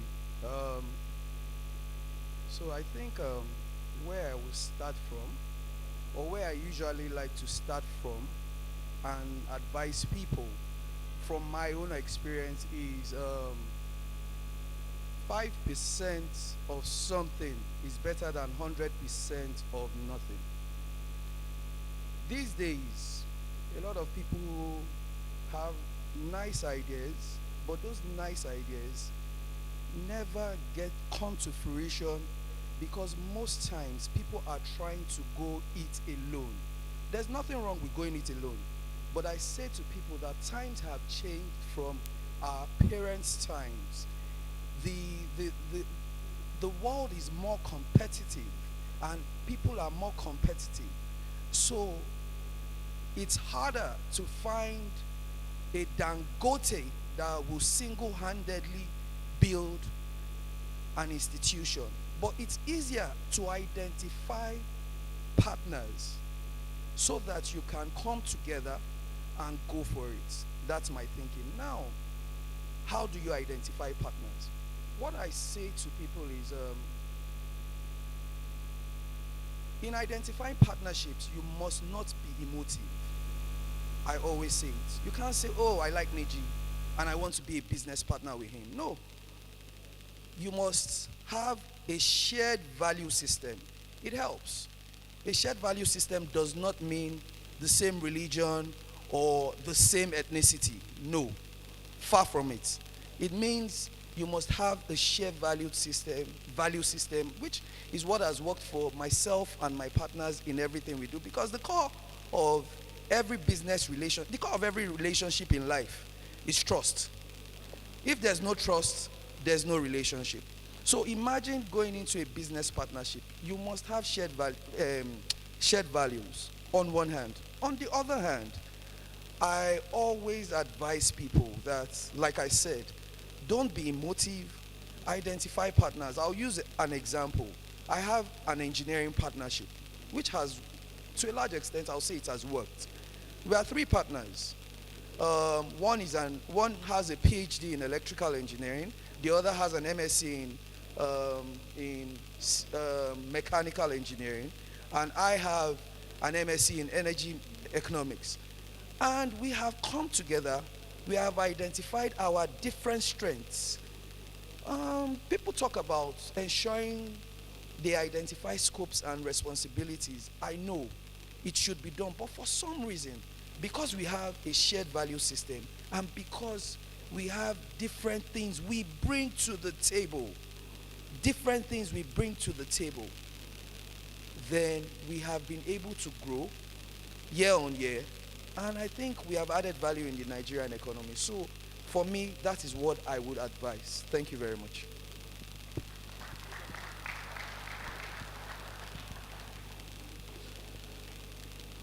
Thank you very much. And I will just touch briefly on integrity because of what Jimmy had said, being the treasurer, being the FinSec of our set. So if you have integrity, you can attract money. You can attract a lot of money. Customers, clients, investors are looking for individuals, looking for businesses that have integrity and a track record. So I'll leave that on that side. But what I want to really talk about is you should know more than your customer. You should know more than your client. Your client is going to pay you because you have knowledge that he doesn't have. So you need to know more what you are doing. You need to develop yourself more in what you are doing. You need to be an expert in what you're doing. A customer or a client would not come to you if you are going to offer him or her guesswork. So they're expecting that you are a master at what you do, and that's one of the core values or one of the core foundational aspects of a business. You don't end your learning. You keep learning, you keep developing. And I was really quite impressed with our keynote speaker. After all he's studied, he still went to Lagos Business School and he's still developing himself formally and informally. So we should always improve on ourselves, on our skills, on our expertises. Thank you. Okay. Abiodun Shodi, are you on ground virtually? Mr. Oshodi, nearby? Okay. While we're waiting for Abiodun Oshodi, we can just ask Pastor Benodi for the spiritual perspective. Can you hear me? Can you hear me? Yes, we can hear you now. Hi. Good afternoon, everyone. I hope it's very clear.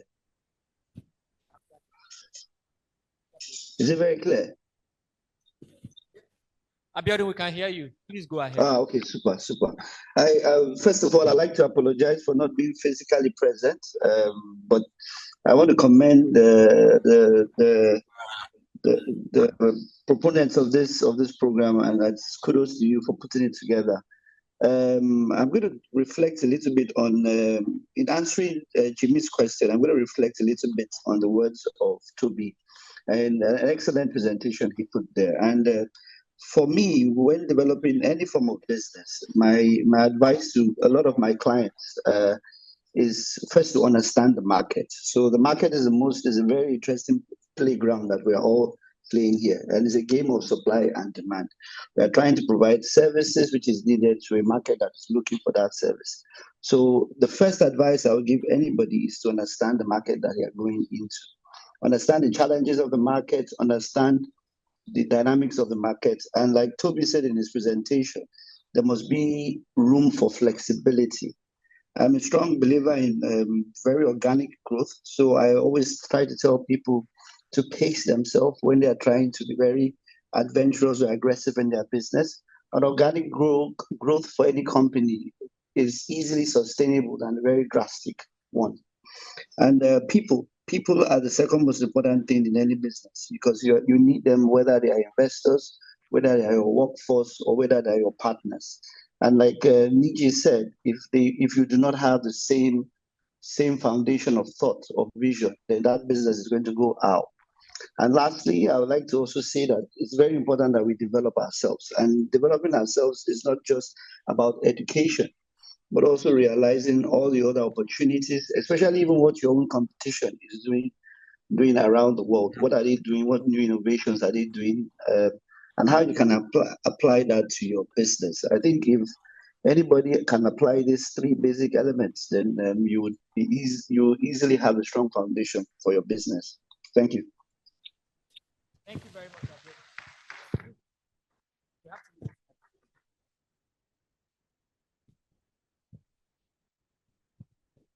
Thank you very much. Good afternoon, everybody. I'm sure some of us will be asking, what is Pastor doing on this stage? But I'll tell you something. We're talking about business today. The first businessman is God. And that's why you have me here. Business is about relationship. God builds relationship, promotes relationship. So from what my technocrats, my professionals have said, they've talked about so many things, integrity. There's one that talked about, perseverance. All these things, as a pastor personally, we promote all these things. And the spiritual aspect of business is the most important, most especially for the foundation. The Bible says, if the foundation is faulty, what will the righteous do? So if your foundation is faulty, that means you're going to fall before you even start the business. So the spiritual aspect of business is always something I would advise every businessman to go into. We don't have much time, so I will just tell you, every man is the prophet of himself, because I will not tell you go to one pastor or one thing. Go to God. I want to start this business. From all they have talked about, the vision, the planning, go to God with all these things, and God will reveal them to you. You hear them talking about, I've been working 25 years, I've been doing this how many years? It's God's grace, not by power. A lot of them are falling, and they have risen, just as the Bible has said. It is appointed for somebody to fall 7 times, but also he can rise also. So the spiritual aspect I'm going to talk about is allowing God to lead you in your business. You ask yourself, the likes of Elon Musk, maybe Bill Gates, are they spiritual? Do they even believe in God? But let me tell you the truth. They do the principles that is prospering their business that you and I don't know. There are principles, just like our technicals have talked about. Integrity. Somebody that does not, cheat his neighbor. And that's why God will bless him. While I was working in the secular world, I was always against one of my bosses because he had bad character. But this man is a giver. He's a helper. And today he's a multi-millionaire. But I was always telling God, why are you always blessing this man? Because he can just come and shout at everybody for no reason, boss himself around in the company. But today, I have understanding because of my spiritual experience. So as a business person, maybe you want to go into business, seek the concept of God, the knowledge of God, seek for advice, ask from people, how did you go about yours? And I think that is what I have to say for now concerning business and spiritual aspect. They go hand in hand. I have a son in his 20s where, he was into this crypto business, and sometimes he comes to me and, Daddy, how do I go about this? I said, okay, let us pray. And tomorrow I'll just tell him, sell. You say, because you are my father. And he will sell and he will make profit. Tomorrow I'll say, don't sell. We go to God and God gives instruction. So there's always the aspect of spirituality in business that we must follow if we eventually want to stand. Thank you. Okay. Because we've run out of time, and this wasn't the initial time MVC, but I'm sure that you can see that the program sort of started behind schedule. So I'll just give, contrary to our initial plan, I'll just tell all my panelists to just give out their closing statements, very quickly. Just give out your closing statements in terms of building business foundation. And contact. No, don't worry about contacts, we're still here. So closing statements. Thank you, everyone. Permit me to actually use my 3 minutes of closing statements to actually appreciate the people in the panel, and for us to please reach out to the people on this panel and even everyone here. I think the main reason we're here is to network, one of the key reasons. So please let me speak briefly about the people here. So I'll use my time to talk about other people. Mr. Jimmy Ogbubune, our moderator today, is actually, has anyone ever heard of Augusto & Co? That is the head of Augusto & Co.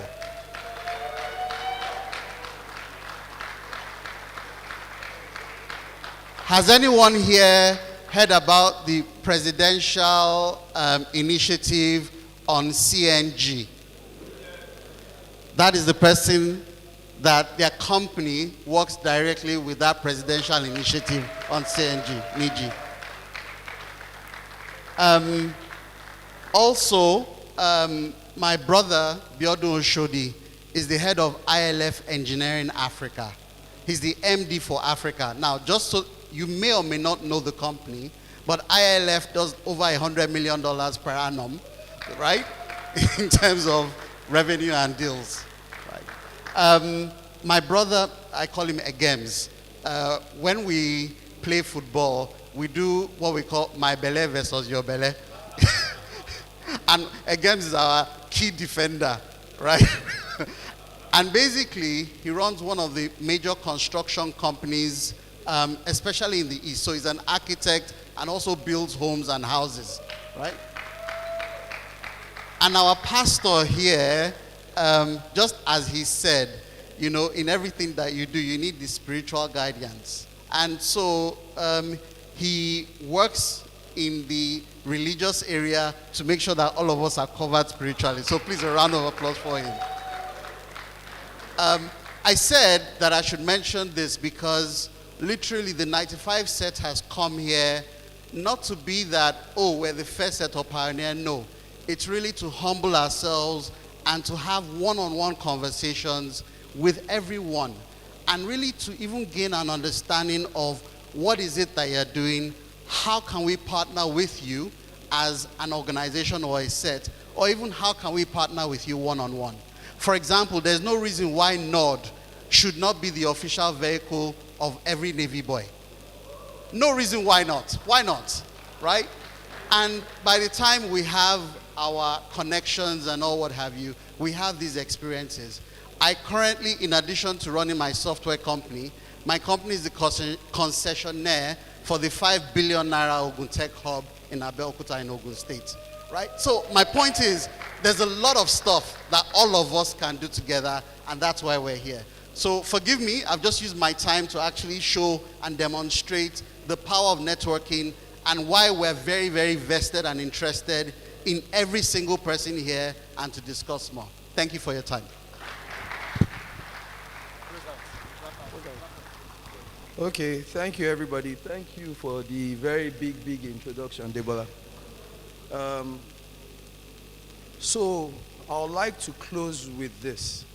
I have a friend, very quiet, but he owns a bakery that is gaining ground in Nigeria now, massive ground. So this day, we were together, and he said to me that from time to time, he goes to spend time with Mike Adenuga. And he said that Mike told him that whatever he does, that he should remember that people, I'm speaking to the precarious times we are in Nigeria, that whatever he does, he should always remember that there has never been a time that anybody said Nigeria was doing well, but that for whatever reason, he should follow government trends. What am I trying to say here? I would advise that whatever we do in these difficult times, we must remember that no matter how difficult times are, in fact, most times, people usually make more money in the difficult times. So whatever you do, please follow government trends. Follow the government trends. Follow it judiciously. Do not think that, do not depend on any human being, but follow the trends. Like again said, develop yourself. Have something of value you are bringing to the table. Follow the government trends. Research and make your move. There's so much potential in Nigeria. So much potential in Nigeria. Thank you very much. Thank you, Niji. A pastor of mine had a trip to Abuja, and the seat partner he had was actually the answer to his challenge for going to Abuja. And luckily for him, his mouth kept running. So he started talking with the seat partner. Can you hear me? All right, sorry. So he started engaging with the seat partner. He didn't know who the person was. He didn't know the person he was going to meet for an appointment was seated beside him. And he started engaging. He took the flight to Abuja, boarded the next flight to Lagos, because he didn't even need to spend the hotel that night to even go to the office, because he opened his mouth to talk. Nobody can talk about your brand more than you. Keep talking. Keep talking. You are the best evangelist of your brand. Going beyond knowing about your brand, talk about it, because people around you may not know what you do if you don't talk about it. Thanks, Debs, for that talk. We design houses. We build houses. So if you want the best in terms of be it a smart home, the most efficient, the most functional, the most aesthetic, call upon us. I'll drop my card at the foyer there. Thank you very much. Mr. Oshodi, are you there for your wrap-up statement? Are you online? Okay. Very quickly, I'll just pass on to Pastor Benodi for a close. Thank you guys once more. I'm used to saying gentlemen when it comes to Navy boys, but I can see some women in our midst. So, ladies and gentlemen, they always come first anyway. So, ladies and gentlemen, we thank you for giving us the grace to speak to you. I'm closing on this note. Like they've all said, there are things you need to do personally. But I'll advise you, because I tell my children the same thing. They're quite grown up. I have a 26-year-old. And it's surprising. Sir. So I'll just tell you something. Like I tell them, they're all boys too. So learn by yourself. The example I give them from the Bible is David. David was not a known warrior. He was in the bush, as we say in Nigeria here. But he was sought after. And when he got to the field of war, an experienced soldier in the like of Saul, the king, gave him his weapon. You can imagine the weapon of the king, how solid it will be. But David didn't use the king's weapon. He used his own weapon that he's used to. So develop yourself. Just like my brothers have said, there's so much more going for business in Nigeria. Follow the trend. Develop yourself. Don't because Nod has spoken, Devs has spoken, I want to be like them. Be like yourself and you'll be who God wants you to be. Thank you very much.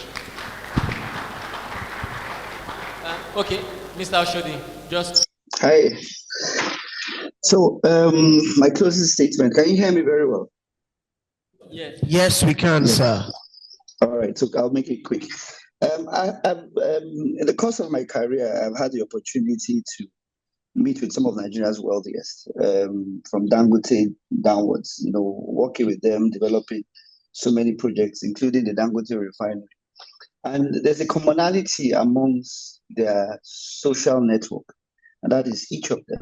How many of us noticed that during the development of the Dangote refinery, every single billionaire in Nigeria, whether bank MD, whether big oil and gas marketer, visited the refinery? Because outside all that was said, they all have an investment to make from them. The big question to the house today is, what is your social network? My social network are the Navy boys of 1995. And a lot of them sitting on that table, on those chairs today have either done business with me or I'm doing business with them. And they have either made me wealthy and we have made each other wealthy. So this is the beginning of any successful business. What is your social network? You need to develop your social network. You need to find yourself in the right place, in the right environment, and be able to sell what you do. Passion. Passion is the only way you can succeed. Passion and hard work. So develop your social network, build a passion for what you like doing, and I think the sky will be your limit. Thank you very much. Thank you very much, Mr. Oshodi. So in wrapping up, I'll just quickly share with you what I think will be my key takeaways, and I'm sure it will also help you in just consolidating what you've heard. So in all of the conversations, I've heard one thing. I've heard we create value when we solve problems. Okay? So problem solving, that's how Debola started. And then Niji took over the podium, and he talked about the place of trust. Navy boys trust each other a lot. And I'm sure you'd see that. Every time the Navy boys meet each other, there's that trust. I was talking to Ahmed Banu. We do business together between myself and him. and that business is spreading because of trust. Uzoma Gemole also talked about expertise, the place of expertise. You need to build expertise, okay? And then Abiodun Shodi, talked about understanding your market, and which is where you see the value of research. Research doesn't have to be as sophisticated as maybe as what Augusto and Co would do, but in your own local context, how do you understand your market? He also spoke about the place of social networking. Today is all about networking. And then very importantly, Pastor Stephen also talked about seeking spiritual wisdom, especially at the foundation of the business. Seeking spiritual wisdom. Thank you very much for having us. We believe it's been a great conversation. Thank you very much. Hey, thank you. Please, can I call on the president of this set and of course our keynote speaker to come? And 95 set members and 96 set members, just let's take a group picture.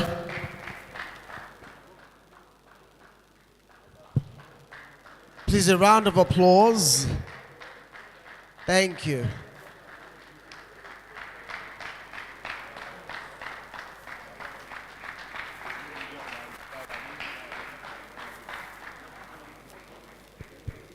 Thank you very much. By the way, Mr. President, for your event next year, since there is money for sound now, Mr. Ajayi, I won't leave this sound matter, trust me. The man in glasses beside, that's Mr. Ogunubi, he has an amazing audiovisual company called Digit Solutions. Yeah. Digit Solutions. Top of notch. I promise to tell you their nicknames, okay? So I'll tell you their nicknames. That's Orchestra, that's Goose. Pastors don't have nicknames, isn't it? So just call him Pastor. He's a pastor as well, no nickname. This one, his first nickname was Adebolaske. This one just earned his own nickname for old age news answering. Sunday Dago. And then this, he's now a pastor, but his nickname from way back was Pra. Pra. Sorry, you missed out one person. One more thing I want to add. Sorry, what's the average cost of building a website now? Does anyone know? How much is it to build a website? What? How much? About 200K, thereabouts. So part of the things that my company does is that we build websites for people. So for 100K, let's multiply that by 100 people. We'll create 100 websites for any business that wants to. Sir, I'm part of the business, bar. Thank you. Okay. Amazing panel session. I noticed that there were a lot of talks in the room. I'm trying my best to make sure that we will speed up things from this side of the divide, but it will help if we have full attention, because when we are distracted, it kind of distracts the people on stage too. I will call for short presentation, two companies, and then we can continue. We're going to go into another panel session, and by God's grace, hopefully, we should be able to take questions from the audience. So please, I crave your indulgence, so please be as attentive as possible. And first on my list is Nod. Please, quick presentation. Nods. Okay, good. Your guys here. This is an appraisal matter. Don't, if you talk rubbish. All right, good afternoon, ladies and gentlemen, and thank you for coming to this event. I am Joshua here, Head of Media and Marketing for Nord Automobiles Limited. For those that don't know about Nord, for those that are hearing about Nord for the first time today, Nord is Nigeria's premium automotive brand. You can take that to the market, you can take that to the bank and cash it. It is what it is. And we were born out of the need for Nigerians to own and produce their own vehicles that will rival any brand from anywhere in the world. And that's why Nord has been born. Now, what do we have at Nord?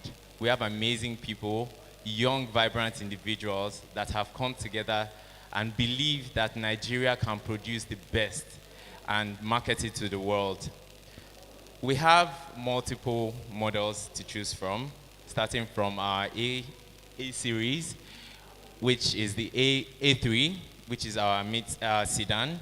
We have the A5, which is a crossover SUV. We have the A9, which is our mid-sized SUV. And we have the Demia, the Nord Demia, which is a full-sized SUV. We have trucks as well, pickup trucks. We have the Nord Max in manual and automatic. We have the Tusk, which is kind of a cross between a luxury pickup truck and, of course, a utility pickup truck, almost like the Toyota Tundra. And we have buses as well, the Nord Fleet and the Nord Tripper. So basically, you can meet our sales representatives at the back to ask for more details. We have flyers around. You can check out the two vehicles we have outside, the A3 and the A5, as well as the tank, the Tusk, the Demir, and the Police that are outside. Thank you very much. Amazing facts. The first vehicle Nords made, 6 million, or thereabout. When they started, 6 million, thereabout. So I believe that not only are they classy, they're also quite affordable for the Nigerian market. So please, a round of applause for Nords. Idale Ohms or Idala Ohms. Please, you people should take a cue. If you are ex-Navy, say ex-Navy. All right. Good afternoon, everyone. My name is Temida Oloyede, and I'm the CEO of Edala Homes. And so Edala Homes was bought out of the high entry barrier for people to invest in real estate, basically. As a young person, straight out of university, you are earning maybe around 1 million every year. If you work for about 2 years, before you can make up to 100 million to buy a house, can be very, very unimaginable, right? And we decided to tap into a market to sell long lease apartments to people where with about 6 million naira, 5 million naira, you can decide to own an apartment for about 15 years, 20 years, use the apartment for either hostel accommodation, short let, or normal rentals, because these areas that we build on, there are areas where we have a lot of high populated and a lot of middle class in that area, right? And we have apartments, studio apartment, 1-bedroom apartment that people already use for short let rentals. And over the past 2 years, we have over 300 apartments where we manage for our clients. Because one thing about us is also that we don't leave our clients on every part of the value chain. After we sell apartments to you, we help you rent it out, and we also help you use for short lets.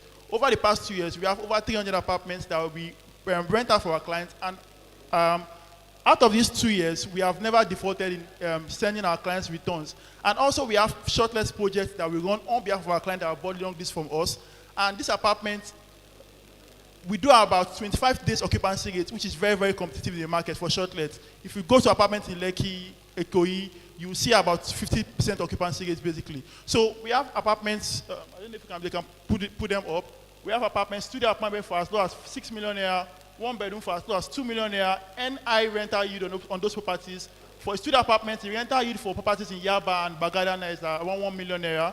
If you put it out for rentals, in 6 years, 7 years, you enjoy your rental profits on that project, and in remaining 11 years, you continue to enjoy your cash flow on that project. If you buy a property anywhere in Lagos, it takes you at least 20 years to make your money back. But in shorter apartments, it takes you at least 5 years, 6 years to enjoy your capital investment, and you continue to enjoy your proceeds on that property. So our second portfolio of projects,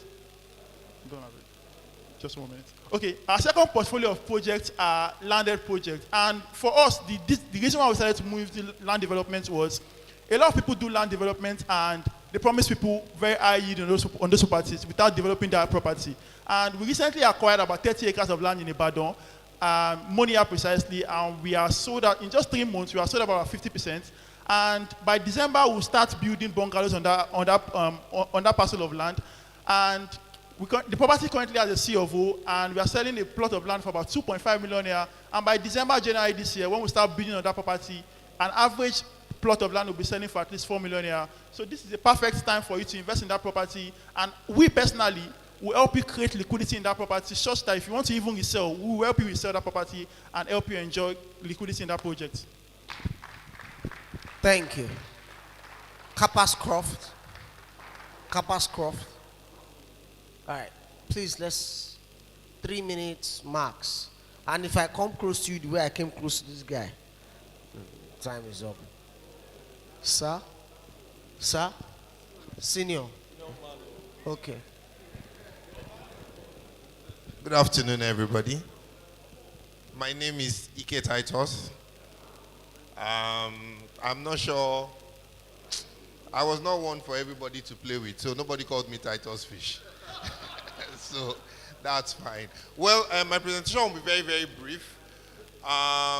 Based on what we have presented here, we are from the Kappas Croft group of companies. He said something that was, no, not him, somebody else said something that was instructive when the panel was up there. What is making me stand here is not just my personal self. It's a synergy amongst people. There's only how far you can run as an individual, but there's a friendship and network I grew that as at this point in time, we are 3 in the network, and the net worth is much more than any of us could have driven individually. So I'll just start like this. We have a bank. It's a microfinance bank for now. It's called Digivant Microfinance Bank. What we are seeking to do is to rival Money Point and OPay in the marketplace. So keep the name in your head. We're not pushing hard for you to know it now, or that you know the persons behind it. Just keep the name in your head. We have our approval. We just went live this 2-3 weeks ago. In our stand, you see our POSs. We expect them to be everywhere in Nigeria. We have our online banking platform. We have our app. So we are there. But we did not just want to come into the market. First and foremost, there's no problem with having 10 banks because we have 25 commercial banks. There's no problem being one of them. I've not said anything. There's no problem in being one of them. But sincerely, we don't want to be one of them. We want to come and take over. Because if you look at it well, the strongest players in the fintech sector, Money Point and OPay, they are not Nigerian owned. They are majorly owned by Chinese people. But we are driving ourselves as an indigenous company to hopefully run the market. And we did not end here. We actually have an African vision. So while we have started in Nigeria, we also started in Zimbabwe. We have Uganda and Tanzania. So the people that know me in Abuja, they discover I travel a lot. The journey is just to try and open this thing across Africa. And guess one little secret he learned that helped us. The truth is that rich people, he was talking hard about integrity. Rich people don't pay back. I know somebody we gave, because we're an investment and we also give people money. There's somebody who gave 5 million, he ran away from church. 6 million, he ran away from church. But our major play is poor people. And in the bottom of the pyramid, there are plenty poor people. And guess one thing they have? They like to pay back any money you give to them. So in Nigeria right now, we're giving over 25,000 women and market people money. I'm going to do this. Emmanuel Igobi, can you stand up? That's the MD of one of our brands. No, let me tell you what he does so that you can meet him. We'll call it Finventory, Inventory Finance. It's a factoring business model. What does factoring mean? You have a store. You already have your store. You don't have money to get to your producers to get the goods. He will come. We will pay the producer, give you the goods. Even if it's up to 300, 500 million, that's what he does for us. And you can do it as at tomorrow. it's not too big, it's not too difficult. As much as you have, it is your shop, you have evidences of all these things. That's one. Then we also have what we call market money. These are aside the bank. We have inventory, we have market money. That one is actually a modified model of LAPO. So everybody, if you're around, you know what LAPO is. It's a successful business model. It is simple. It is using olden days Baba Alajo model of collecting monies daily. But guess what? The profit is not arithmetic or geometric. It's exponential. Simple example, you give somebody 200K today, he pays you back some part tomorrow. From that part, you collect from other people, give another person. So instead of your 100 million to be attending to 10 people attend 10 million, you can recycle that 100 million to touch 44 people. So how it's exponential profit, and it's simple. And it is plain out there. But of course, we had to forge a partnership. Some people had to trust us to give us money.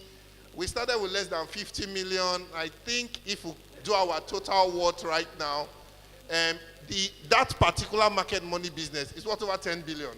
Am I right? So my partner is here. Kayode, I don't know if you can stand up. My partner is also here. His name is Kayode. We're university mates. The three of us were university mates. Paul is not here. He's in Abuja. And that's how we started. 46.5 million some years back. And sincerely, I cannot say the money that is in the businesses right now. Thank you very much. We have a stand over there. Okay, sir. I will not beg you for money. These ones. Should be giving back is part of your policy. They are in university. Ex-Navy, ex-Navy, ex-Navy. No, wait now. Admiralty University, owned by the Navy. Yes, I know that. So support them. Because you are giving money. All right. We're moving forward and we're moving fast. If you notice, my adrenaline has increased because I really need us to get the best value from this day. Working with the organizers to make sure we do that. And one of the things that I would like to quickly say, the networking session, which was supposed to be like a breaker, it was supposed to be in the middle of the events, network. We figured let's hold on, take a pause on that, and speed up every other thing, and so that we can. But for now, I'd like to call the next panel session. And I'm excited because of this particular session, because my senior is there. Okay, so quickly I'd like to call the moderator. Are you the moderator? Mr. Shegun Balogun. Yeah. Mr. Shegun Balogun will call everybody that is a panelist, and I believe it will be worth your while. More people are coming. Interestingly, this place is getting fuller. But please, as I said earlier, let us be attentive enough to get the best value. Mr. Shegun Balogun, sir. You are sitting right up here. Here. Thank you very much for the introduction. My name is Shegun, and I'm a healthcare manager. So without wasting much of our time, allow me to introduce the first panelist, a business strategist and management consultant, Tobechukwu John Paul Iwoha.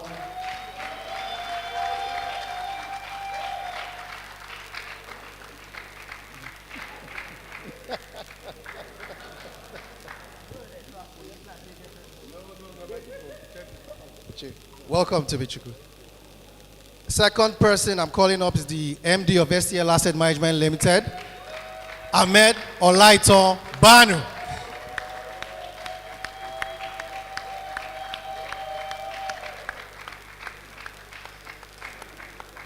All right, following right up is my personal legal professional in name of and person of Ajibola Oyelade.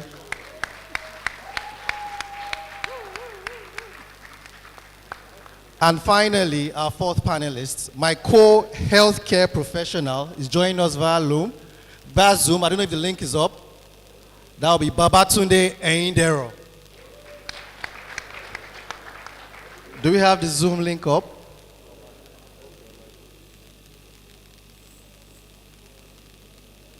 Okay, all right.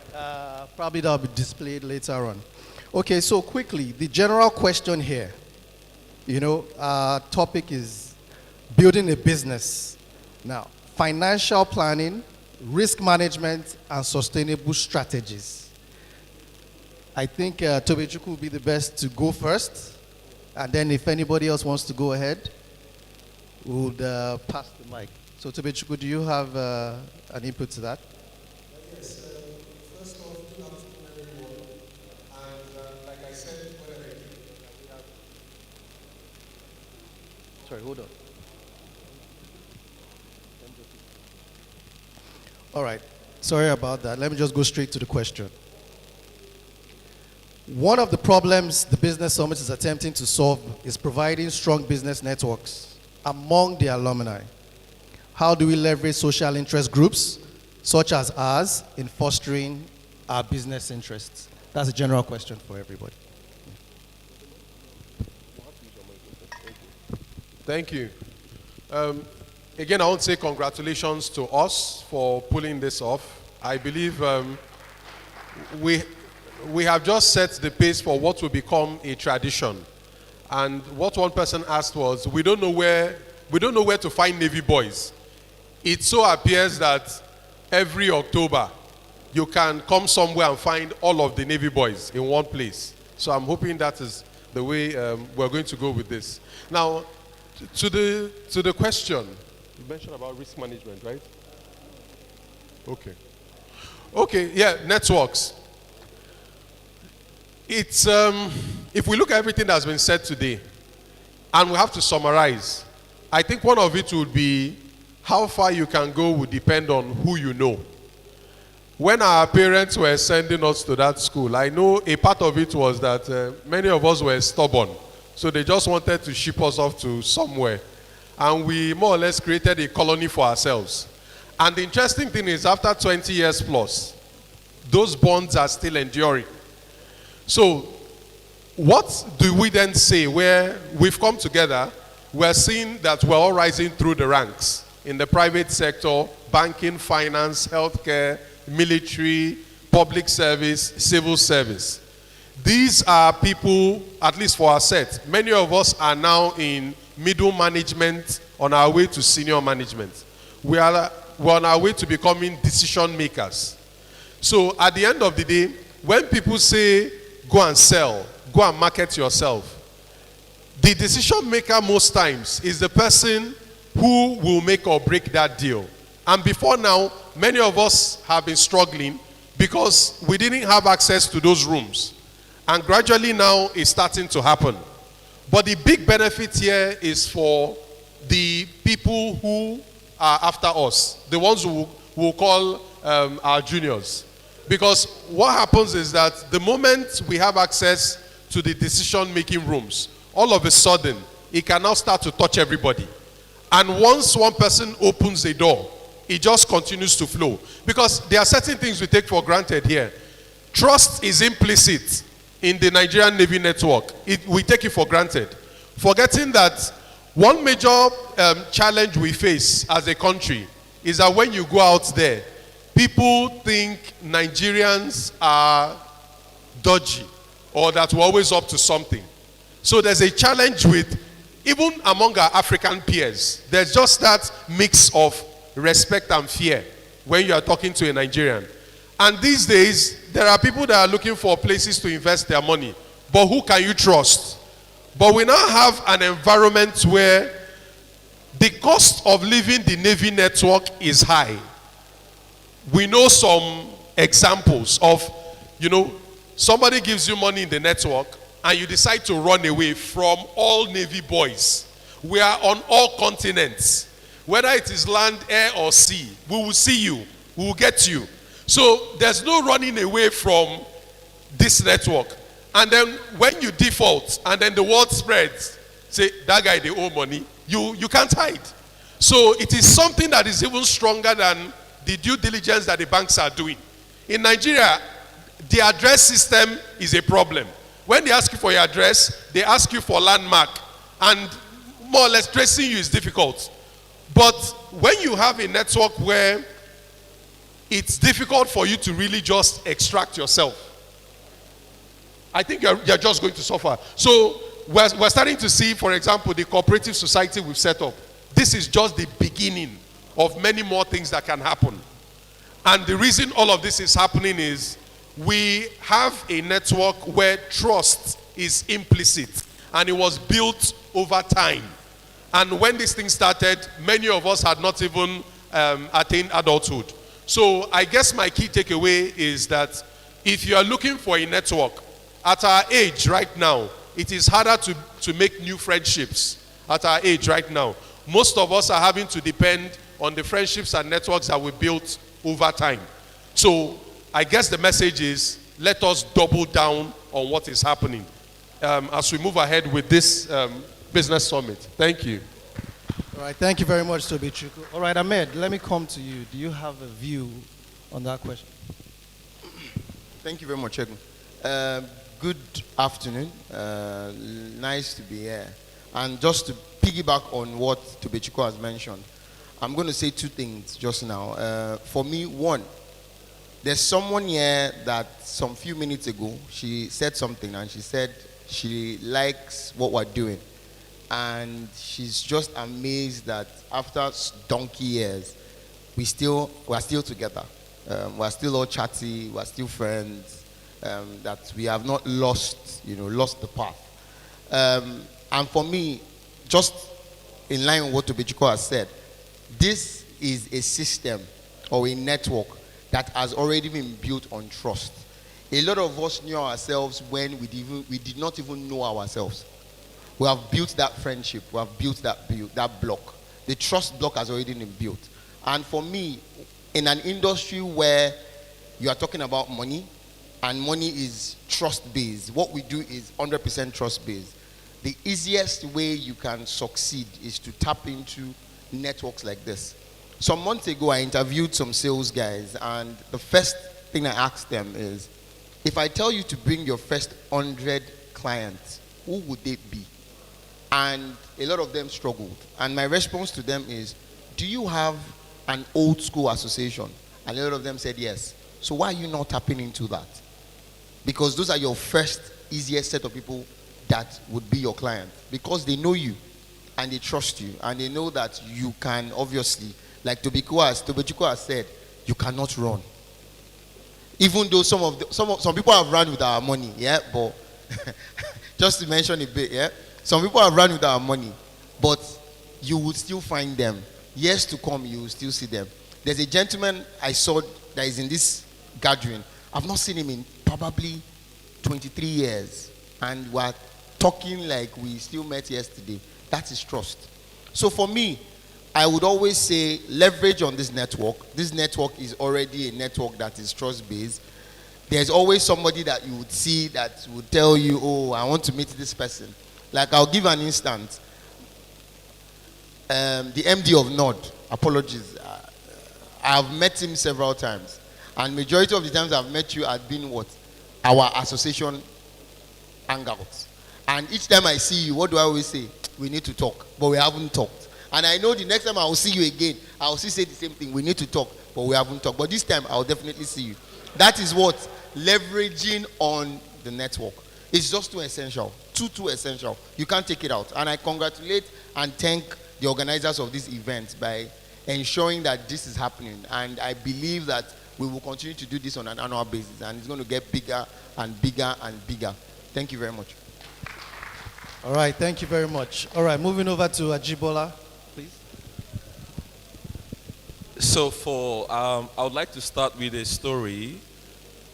The current job where I work at, it was a junior Navy boy who is now a senior man, Wale Omotumire. You know, I called him, I said, Wale, I have this interview. You are in this sector, and I need you to guide me. And through Wale's help, in fact, every time I call him or we speak, if he came here because of me, he said, because of you, I'll come. You know, he helped me with my interview. And, you know, that's the power of network. The second thing I would say is, what is the network, or what are these networks going to look like in the future? So the 2001 set and other sets have come together, the Navy Boys X Association is a growing market. How do we bring all sets together, where we can sell to ourselves, collaborate on projects together? It was so nice to hear 95 sets say, they are business partners on the same companies and all of that. So how do we structure this network to do bigger things? In America today, there are different blocs who want either Trump or Harris to be president. So everybody's using that network to leverage for political power, for economic power, for social power. So what would the Navy Boys do next? That should be the big question for all presidents, for all members of the Navy Association. What can we do next? Somebody has said he has recruitment opportunities. Somebody has said we should build yellow pages for Navy Boys businesses. So don't look at it.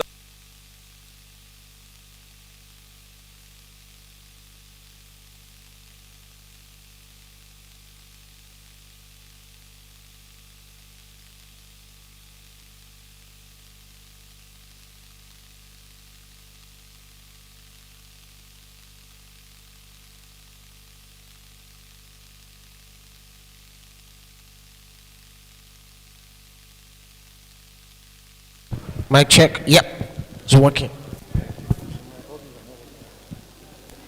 Okay, so let me just round up. So let's not minimize the impact of this network. Let us get more structured. Let us, harness political power, economic power. That's the way we tap into networks. Your network can either be docile or fertile. Thank you very much. All right, moving right ahead. The first three questions I have are for John Paul. So the first question here is, what's the most common challenge that African entrepreneurs face in scaling up their business, and how can they overcome it? Okay, so it's a very relevant question because in my line of work, I specialize in supporting startup and growth stage businesses. The average entrepreneur or business owner you speak to will tell you that capital is their problem. And they are not telling you that capital is their problem because they don't mean it. It's because they feel that capital is the solution to all their problems. Maybe they need to expand capacity, hire staff, and things like that. But a common challenge I see is that there are people who raise money, and what that money does is the money just magnifies the problems in their business. And that's because capital is not a pill that will solve a problem in a business. It's only an enabler, it's only an enhancer. So let me say this. In the life cycle of business, when a person starts a business, the first priority is to sell. Because if you don't sell, you will not get money to come in. Some people waste a lot of time trying to raise money, but the cheapest way to raise money is from your customers. Compared to a bank or an investor, a customer doesn't want a seat on your board. A customer will not ask you for interest on the money that they give to you. A customer will not hassle you as long as the product is working for them. So many of the organically grown companies that are doing well raise money from their customers. So that is why it's always good for you to prioritize that. The moment sales are coming in, another problem I notice with Nigerian businesses, particularly in this climate, in fact, it's not just Nigerian, it is an African problem. A business does well at a small scale. Then when the business starts to grow, it starts to fall apart. They are no longer responding to emails or picking calls. The quality of the product has dropped, and delivery timelines are just out of whack.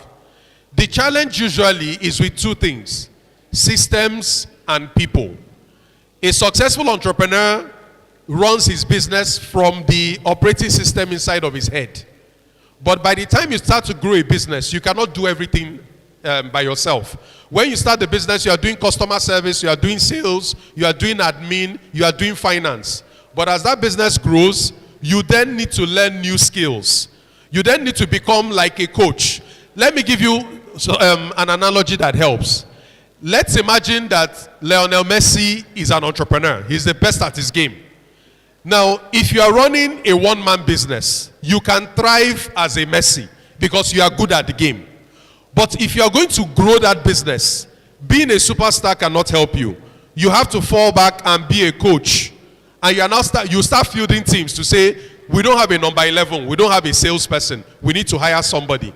We don't have a midfielder, we don't have somebody for operations, you need to hire somebody. So typically, businesses fall apart in terms of operations. Operations is what will kill a business, because many of the business owners I'm supporting right now are dealing with overwhelm and mental health problems. And unfortunately in our society, it's not normal for people to talk about these things. These guys are going through hell. Some of them are running away from making additional sales because it's just headaches for them. And then hiring people is not easy. If I would say the second biggest problem that business owners are having now is talent. How to attract them, how to keep them. A common thing is that you hire people, they leave. And it's not just a salary problem, particularly with Gen Z. Gen Z, the demands that Gen Z requires from work, totally different from what we are used to.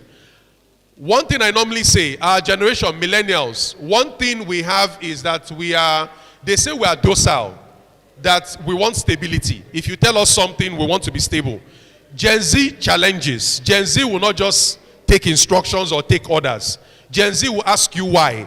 Gen Z will ask you for flexible working hours. Gen Z will tell you they cannot come to work from Monday to Friday. They want to do remote working. There are all sorts of things that they are going to ask you for. And for our generation, we can't understand it, because we see them as rebellious, they are disloyal. The moment you start to dull them, they leave you and they go and look for another job. So attracting staff and keeping staff right now is a big problem. So if I have to give just one summary, salary will not cut it. There are things that people are looking for, particularly for growth opportunities. People want to learn, they want to grow, they want to acquire new skills, they want leadership opportunities. The Gen Z is looking for a prestigious workplace, because when they ask, where do you work? Some of them say, I work for a company abroad, I do remote work. Some of them say, I work for this bank and that one. So what it means is that sometimes personal branding is now important. I've always been a private person, but I'm now forced to put my face out there. Because if you don't put your face out there, it now looks like, oh, where do you work? Nobody knows that place. And even though you are paying better, they will leave you and go for some shine company. That's the way the workplace has become. So essentially, it's about systems and it's about people. And none of them is hard. And the third thing is, you might be good in your role, but to grow a business, you need to become a coach. You need to become a leader. You may need to suppress your ego and allow other people thrive. Thank you.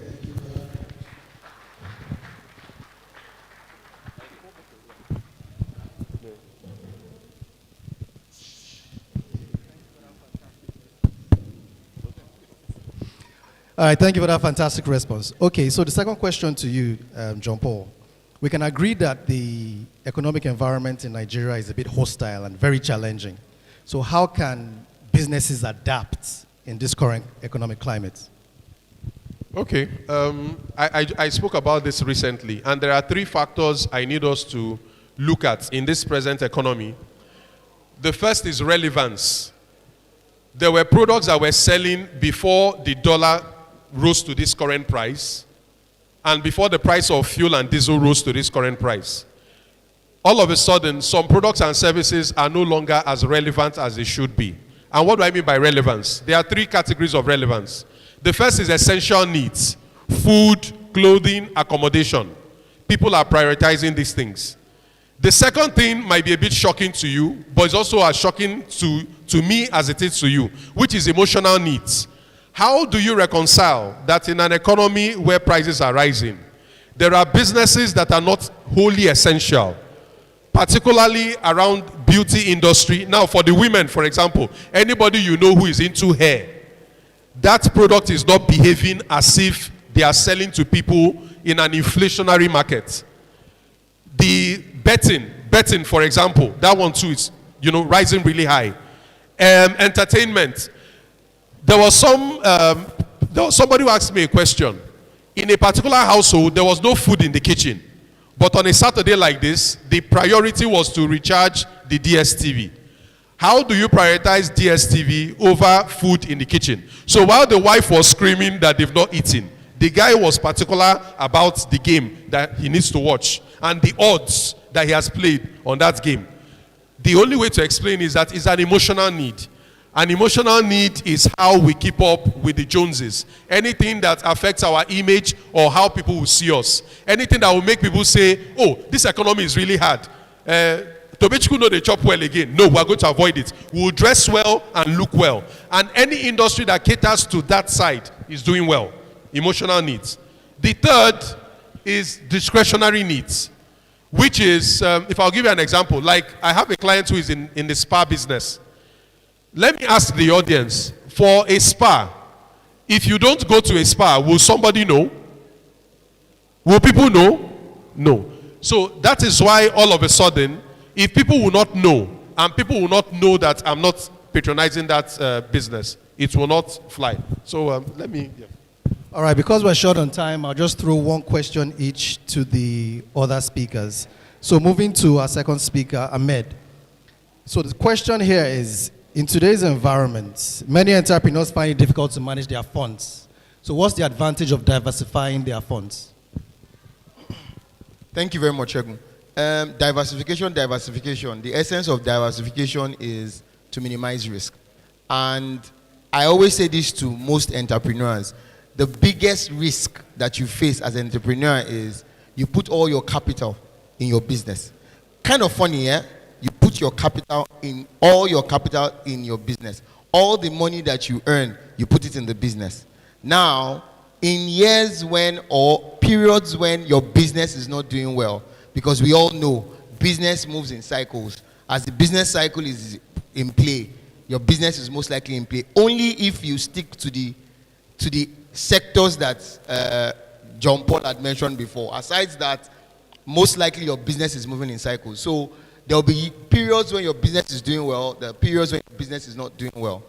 Now, the diversification or the risk is what happens to you when all your capital is in your business and your business is in a period when it is not doing well. That is why we preach the word diversification. Ensure that you have some capital that is outside your business. In the world of academy, we call it human capital and financial capital. Your business is your human capital. The diversification is financial capital. Ensuring that you have money outside your business that would sustain you in periods when your business is not doing well. That is why we preach diversification. And that is the only way you would technically survive. Hypothetically, imagine that you have capital somewhere that is paying you an interest on a monthly basis or paying you returns on a monthly basis. The period that your business is not going to do well, where you cannot take money out of that business, that capital that you have outside that business is sustaining you. That is how you can sustain economic changes and financial changes of business cycle times. And that's why we preach diversification. Thank you very much. All right, thank you. All right, so moving on to my third speaker, Jibola. What legal structures should entrepreneurs consider when setting up a business? So, I'm sure before you start a business, you need to know the long-term vision of this business. In Nigeria today, if your business has a turnover of 25 million, you are deemed to be a small business. And the Presidential Committee on Tax Reforms has even proposed that if your business has a turnover of 50 million, you'll be termed a small business. So there are different structures. You have the business name under the Companies and Other Matters Act. You have business name. You have limited. You have Part B companies, limited by guarantee. You have Part C companies or charities or NGOs. But the funny thing is this: the Tata family, you know this Tata brand in India.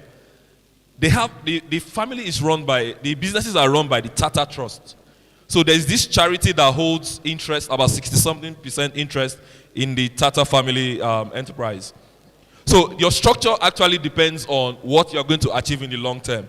If you're not going to have 50 million as turnover every year, is a limited liability company desirable for you?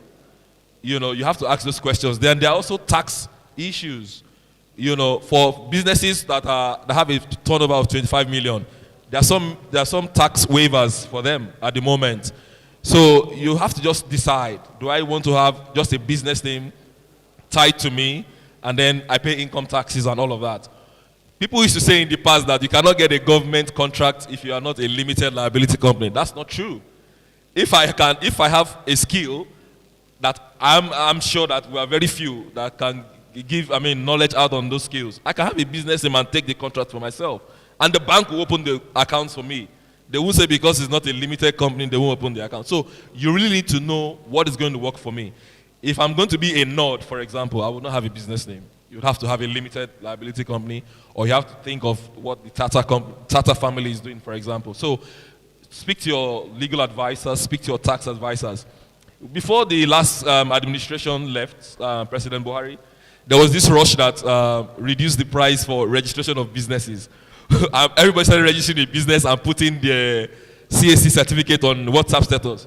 But people forget that every year you must make annual returns. You must have your financial statement. The NOTU, I said, you must be organized, financial discipline. So when you're running a business, you have to talk to a raft of advisors, So be very careful. I would not say maybe open register a limited company or a business name, or maybe have a trust. So take business advice from your legal and tax consultants. Thank you. Thank you very much. So seek professional legal advice. So our fourth speaker is up on the screen, Babatunde Indero. So Tunde, I have this question from you. Your mic is muted, just in case. Yeah, so it's a common saying among civil servants that pivoting into business environments is a great risk. So coming from your own experience, what encouraged you to leave paid employment and become an entrepreneur? Can you hear me? Loud and clear, please. Okay. Well, I was already in business before I went into before civil service. But the thing about civil service, after some time, it sort of dries up on you. At some point you don't feel challenged anymore. And being a civil servant, you're privileged to see things go bad firsthand, because we see all the secret documents. You see when the language and the tension increases, on government corridors. So for me, once I just saw that happening, I was like, okay, you know what, I need to leave and concentrate on what was really making money for me, and that was my own side business, which is I'm into real estate, hospitality. I do other things on the side. I'm currently in the UK for business and work as well. So transitioning for me was seamless, because I just felt like civil service wasn't doing it anymore for me. I'd done everything I needed to do. I've been the Secretary General on several committees, and when things are getting a bit tight, budget, money no show, guy, you need to move on and do other things. So that's just it. You definitely know when it's time to move. Trust me, as a man, as a family man, you know when it's time to move on. Nobody needs to tell you that. You know when it's time to move. And for me, it was clear. I just had to move on and do bigger things. Yeah. Awesome. Thank you very much. So, my dear panelists, thank you for your time. But let me just give you one last opportunity to make one last statement, a closing statement. So let's make it quick and concise. Okay. Thank you. My last minute will go to thanks. I want to thank the organizers. I want to congratulate us, and I'm hoping that we can make this a tradition, an annual tradition, because there's a lot we are going to benefit from this. Thank you. All right, quickly, my MD, Ahmed. For me, I'll just say kudos. Kudos to the team. Kudos to the organizers. Kudos to the ex-Navy boys. I'd come here this morning, and I'd mentioned severally that I believe this is the foundation of beautiful things to come. This is most likely going to be an annual event. We're going to have the first, this is the inaugural. We'll most likely have the 10th, we'll have the 20th, we'll have the 30th. and I wish everybody the best. All right, Ajibola. So my last word is to encourage everyone who is in business, just keep going. I know the times are quite difficult. Just keep going. For the organizers, this is becoming the most important Navy boys and in Nigeria now, maybe the most important business network. So we need to feed it. We need to keep it fertile. We need to develop a database. Please, if you're still thinking about, should I go into business or not? Please, go into business. Just take your first step, and you have a lot of people who are connected. There's no how you tell me that Nord does not need your services or IK Titles or everyone who has come here today. Somebody needs your service here today. So please, let's network. Let's keep this growing. Thank you very much. From our speaker, can we have Tunde back up? Tunde, do you have a closing statement? Oh, yeah. So for me, so far, two things I've stuck out from the previous speakers. One was planning, which was very important for us in the initial stage of all our businesses. And secondly, another important one that stuck out from one of the seniors talking was following government trends. Now, very, very quickly, you saw what happened on that coastal thing with Lagos State. Guys, that plan has been there since the 90s. If you had been following government trends, you would have known that was coming. Where that road starts, my hotel is right on the side there. And I remember when we're trying to expand, and my chairman just said, don't touch that land. It's not, if you buy that land, you will lose your money. And trust me, that's what's happening now. So guys, follow government trends, do your planning very well. Go into business. There's lots of money to make in Nigeria, trust me. But, follow government trends and do your planning very well, please. Thank you. Take care, guys. Me say that pussy dedicated to the man when me love. Baby, me no one, no other man. One man to my pum pum day. One man. Okay. I see all of us around the exhibition booths inside. But please, we have 5 minutes left. And we think we don't think. We have exhibition booths outside as well. So please make your way through this door outside. DJ, bring it down, bring it down.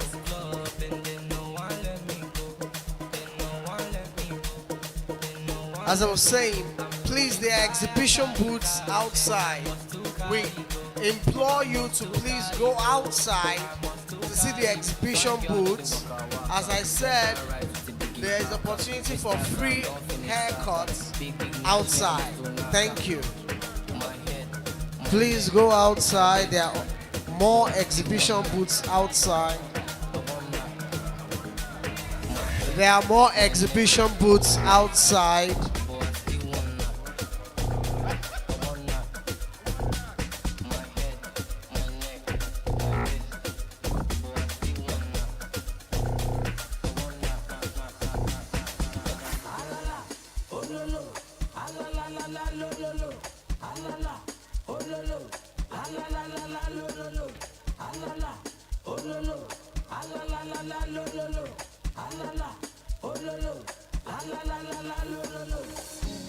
Low-key, all of them done they notice.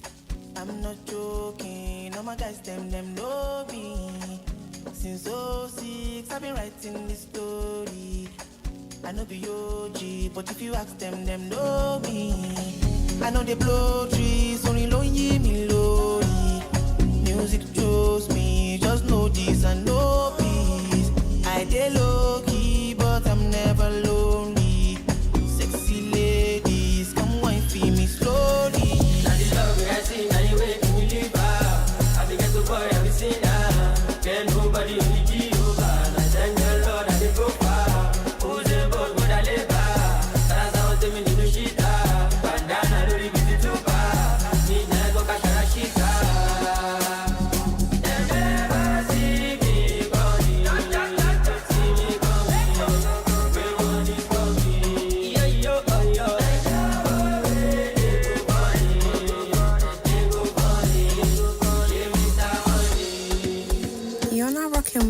Culture FM. Hey, DJs, kick it. See sitting in the corner. You're in Dolce & Gabbana. And when boys done hammer. You wearing no Prada. See sitting in the corner. You're in Dolce & Gabbana. And when boys done hammer. You wearing no Prada. See sitting in the corner. You're in Dolce & Gabbana. And when boys done hammer. You wearing no Prada. Oh yeah, you ask your mommy. I want to walk back gone. Oh yeah, ask your daddy. I want to walk back. Money go ask your mommy. I want to walk back gone. Oh yeah, ask your daddy. I want to walk back gone.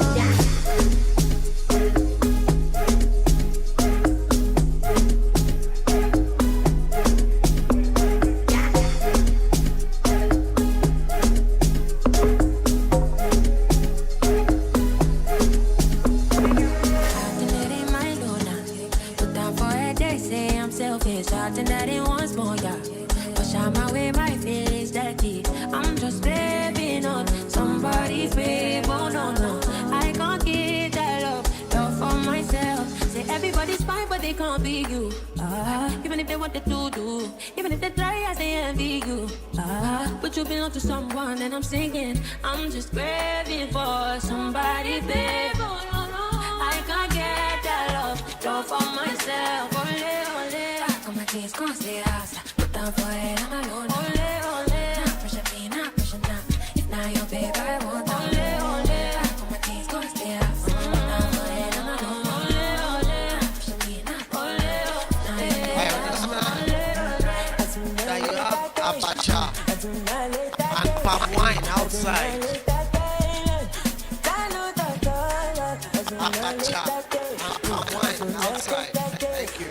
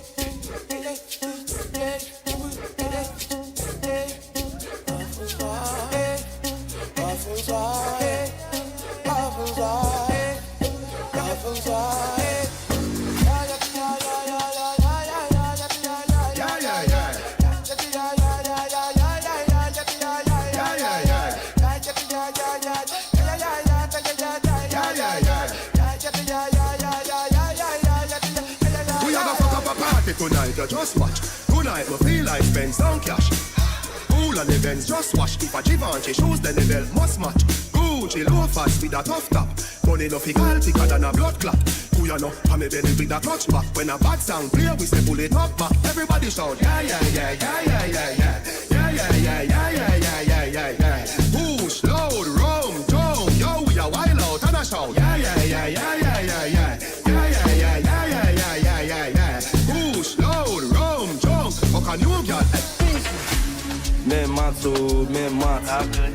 Cause if y'all don't cast, the only way men fit in lose God. Now every block don't go and the phone don't last. Everybody must chop breakfast to collect money, must chop pay back at that go money, eh? Also many red, I got paid them back. Come on, body for Charlie Puppy. Clear road, may they live out for me. When you talking money, then you talking voltage. My body electric, they shock me. Jab to bitches in the nightclub. Give 21, make it like one, cause Pluto is active. So I took her to my room and I started to the bend like this. The bend like this. The go, like this.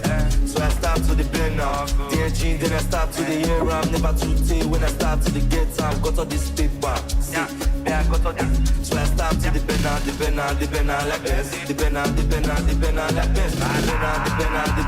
go, the bend like this. Then I start to the bend now. DNG, then I start to the air. I'm never too tight when I start to the get time. Got all this paper. Yeah, got all this. No girl can't see me and cause problem. Them a man clowns so me walk on them. Me no love chat but me I want them. Tell them this a real Shen Yang anthem. No girl can't see me and start problem. Them a man clowns so me walk on them. Me no love chat but me I want them. Tell them this a real Shen Yang anthem. Now fight no girl over no man, me no idiot. If me a take your man, me a keep that. Them a see me in a street and pass and whisper to friend if I she that. If a girl touch me nah say me nah be that. But if me a take your man, me a keep that. She a see me in a street and pass and whisper to friend if I she that. Just touched down in the airport. Track suit and my Air Force. All of my girl them love me. All the wanna say my up clip. She go spot me designer. She want give me the vagina. Everything I from London, Bond Street. Nothing ever come from China. I mean pop off me tag them. My new Benz it a mad them. Every day me I swat them. Louis up on me back them. See me not too swim, me not like beach. And me too black, me not like bleach. Phone no stop ring when I night reach. Even your girl want try peace. I see him some do it. Just touchdown. Just touchdown. Just touchdown. Yeah, touchdown and Yanako. Young way, man, the boy looking like $1 million. I'm grabbing some look $1 billion van. So what's the plan? Who take God, yeah? The same way, got your love, boy. Oh, if I can go, get out. Do I look like I give a fuck? Do I look like I give a fuck? Do I look like I give a fuck? I don't give a shot, oh, Batosu. Do I look like I give a fuck? Do I look like I give a fuck? Do I look like I give a fuck? I don't give a shot, oh, Batosu. Do I look like I give a fuck? Who a nigga, if a nigga think I give a fuck? Me, I done the street since when them sing on gaso. Them sing on gaso. Them sing on gaso. Them sing on gaso. Them sing on gaso. On gaso, to pound. And you are dead, on gaso, and to pound. And you are good. I just should be a shawty. I should be a shawty. What do I do to many as than a normal thing? Press it with the big machine. Your girlfriend wanna suck my team, but not be that kind of see I big. If I pass smoke, give you and you not pass. You not pass, that me say don't cast. No last chance. You don't cast, you don't cast, you don't cast. You don't cast. You don't cast, you don't cast. Take sick. You don't cast. You don't cast, you don't cast. You don't cast, you don't cast. Sick. We all get on foot, 12 o'clock for net. 12:30, use boat, no flat. When she locate in my location. So everything be vibration. Sensational above the conditioner. Really practitioner. This one a seniorita, been a mamacita. Big girl, I need your wound up, mama. If she no fuck, if she no suck, who go pay for a wig and handbag? When he wants up, she go holla been gone. All along, she dey follow me, boss. Punish me like African mom. Charlie Pop, you go mount toss. Come on, body with the bomb bread for the contest cash. Cast, obrigado on the conquest. Black blue to many as than a normal thing. Press it with the big machine. Your girlfriend wanna suck my team, but not be that kind of see I big.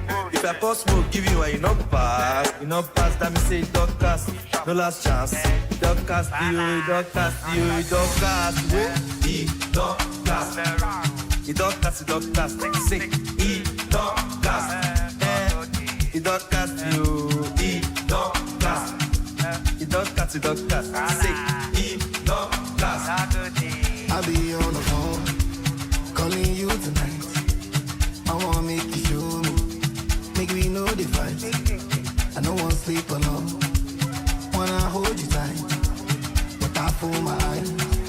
but I'll be alright. Forever. Oh my laptop, oh my keto, oh my sheet on. Say them go feel it, them go run it down, them go hold it, them go. Say them go feel it, them go run it down, them go hold it, them go. XOXO, my love is very special. If you want it, you can have it, but don't take me for granted. So much things I did not say. I'm from Portmore, that's in JA. We can do it on that beach there. Tick tock, tick tock, tick tock, tick tock. Rock it, set it, rock it, set it, rock it, set it. Back shot, somehow you got extra. Forget me not when it's sweet. What you say? Fever, why you punani? Point see me baby, everything crisp. My good love make you turn and crisp. Fever, why you punani? Point see me baby, everything crisp. My good love make you turn and crisp. I'm in love with plenty women. I know my money, all of them. It no matter the shape or color. I go make sure say I must collect. I get one will be my sponsor. I get one where they call me honey. One where they do me winchy. She they do like patience or zoko. Wale, color. Get in my room, make you lie down. Body they move like a python. Love where they giving me iron. Wale, color. After the room to the palace. Then make you post for my canon. Love where they boosting my iron. I too like woman. I too Once like again, woman. guys, it's time to go back inside. Please, it's time to come back inside so that we can continue the event. Don't forget the Abasha spots where ND local ports outside. It's not just Abacha here. You also have stockfish, turkey, palm wine, okolondi, abacha, fish for more, stockfish, abacha with turkey, different variety available. Thank you. This is time to settle. It's time to go back inside, gentlemen. You want me everything, no me woman to me, you mean everything. My woman, everything. My woman, I go feel by you anything. My woman, everything. My woman, I go feel give you anything.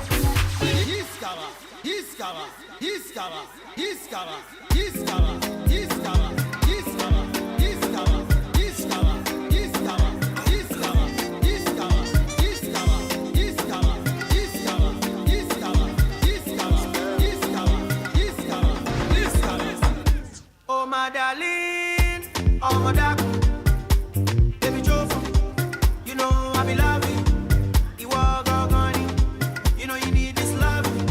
Indeed, babu, baby. Oh no, girl you make me colo. Oh no, girl you make me colo. Shaking that ass like colo, sweetie honey like colo. Even the bit they colo, things I want they colo show you.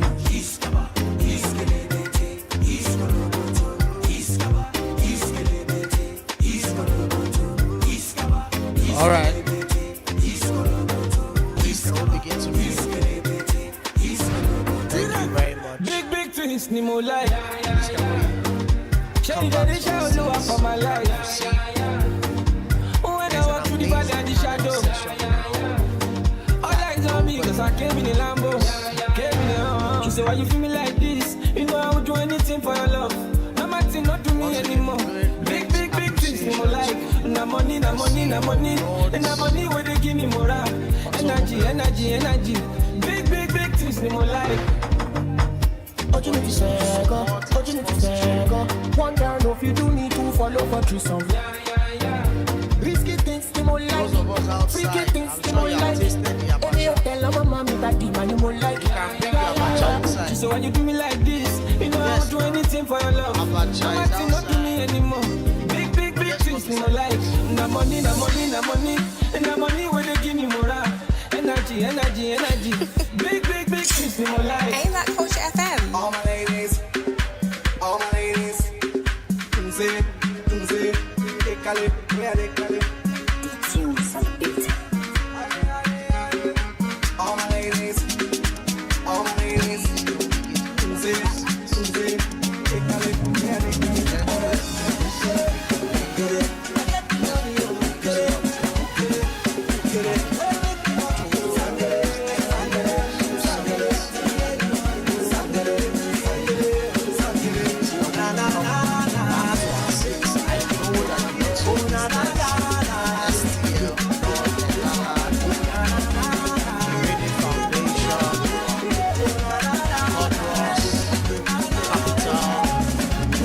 Check body.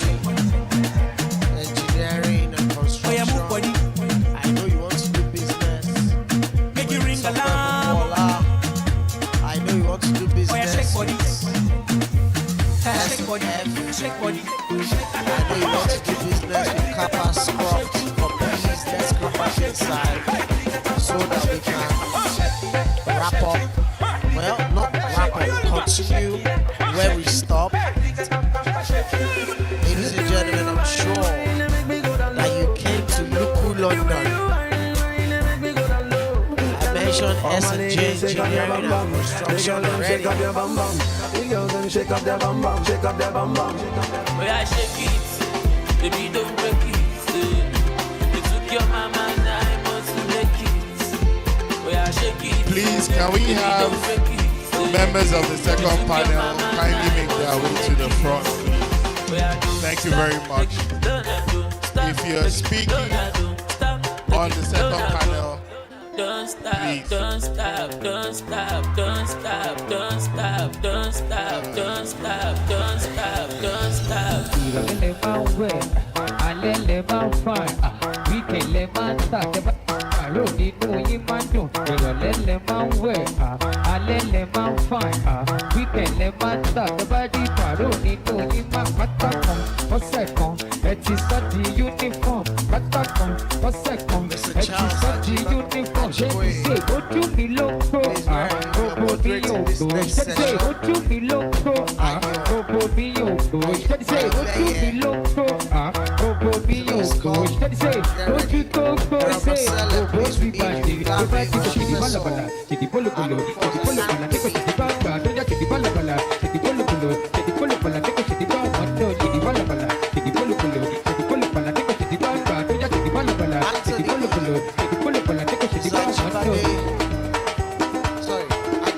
Excuse me. Larry Oshifeso.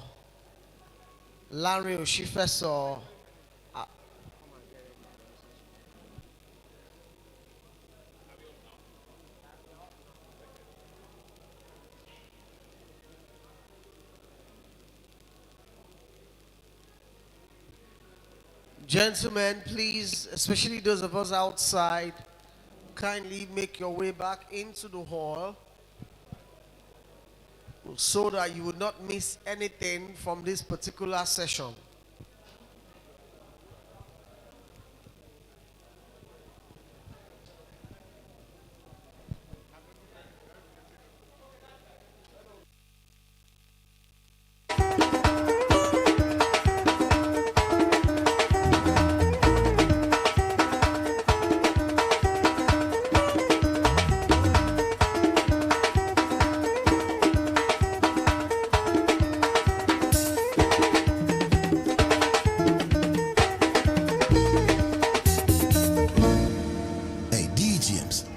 Don't get it twisted, love is a beautiful thing. It's done jazzy again. I'm the bunch. I'll square like what you make a first call. When the Coco Master fall in love. You don't say what I don't pass, Gabby. Hey!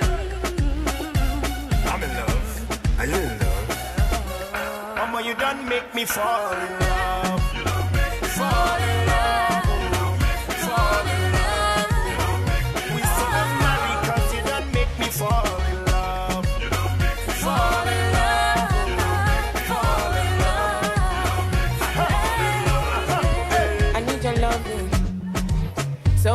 once again, our panelists are ready, and we need everybody back inside so we can proceed. And I'll be down now. Anytime you call me, I'll be down. I have to start this panel session, and you have missed because I love and I love and I love and I love because you are only. outside. Because I need and I need and I need and I need you more. Yeah, you know I run and I run and I run and I run. Fly to fly in the sky in the night. Put me in your arms and your love me light. In a way, I'm on your wave right now. And you benefit immensely. Thank you.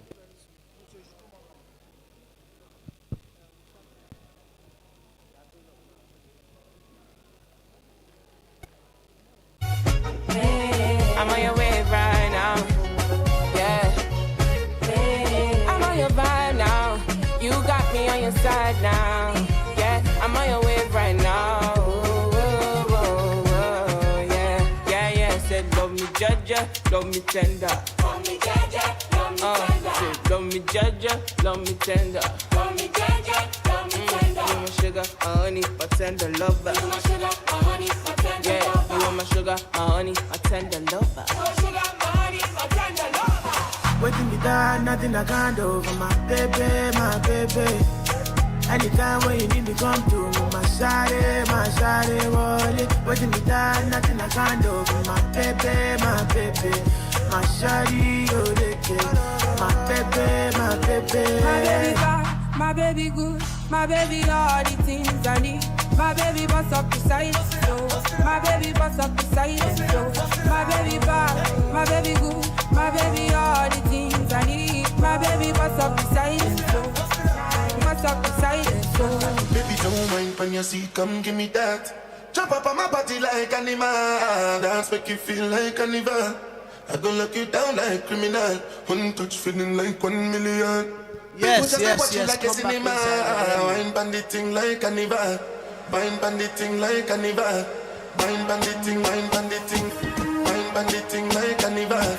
Wine banditing, wine banditing. Wine banditing like carnival. Coachy load from in a Netherland. Where the grabbers think like Ali get up on. This scheme, today we are the weatherman. A boy shoulda drop, but the better jam. Long time we no kill a man. Now we circle lemons like the little man. Set a bomb, make a damn pop rain fall. So we must catch a man. That's the echo when the grabber scheme out like Shabba Motherpot. Shot fire, every man a drop flat. Everybody's trapped, every banana. Feel like the rims and the Cadillac. When the banana. Shot fire, every man a drop flat. We run here so everybody back. But DJ James, you know. Okay. Some boy I got there. DJ of the music. Whoa, Lord. All right, I'm starting now. Them dead. Always, whoa, Lord. DJs are the king for the Red Bull. Gunshot make your head full. Them one will get awful like them all. King James get grappled. We are the king for the Red Bull. Gunshot make your head full. Them one will get awful like them all. King James. Oh, we start the day with the flask, cranberry with ice in the glass. That the life can't find where we lost. Sound boy, you said that's where your life lost. King James, bad the blood. After the flows, and we move to the court. Tell the dance all to the clash just start.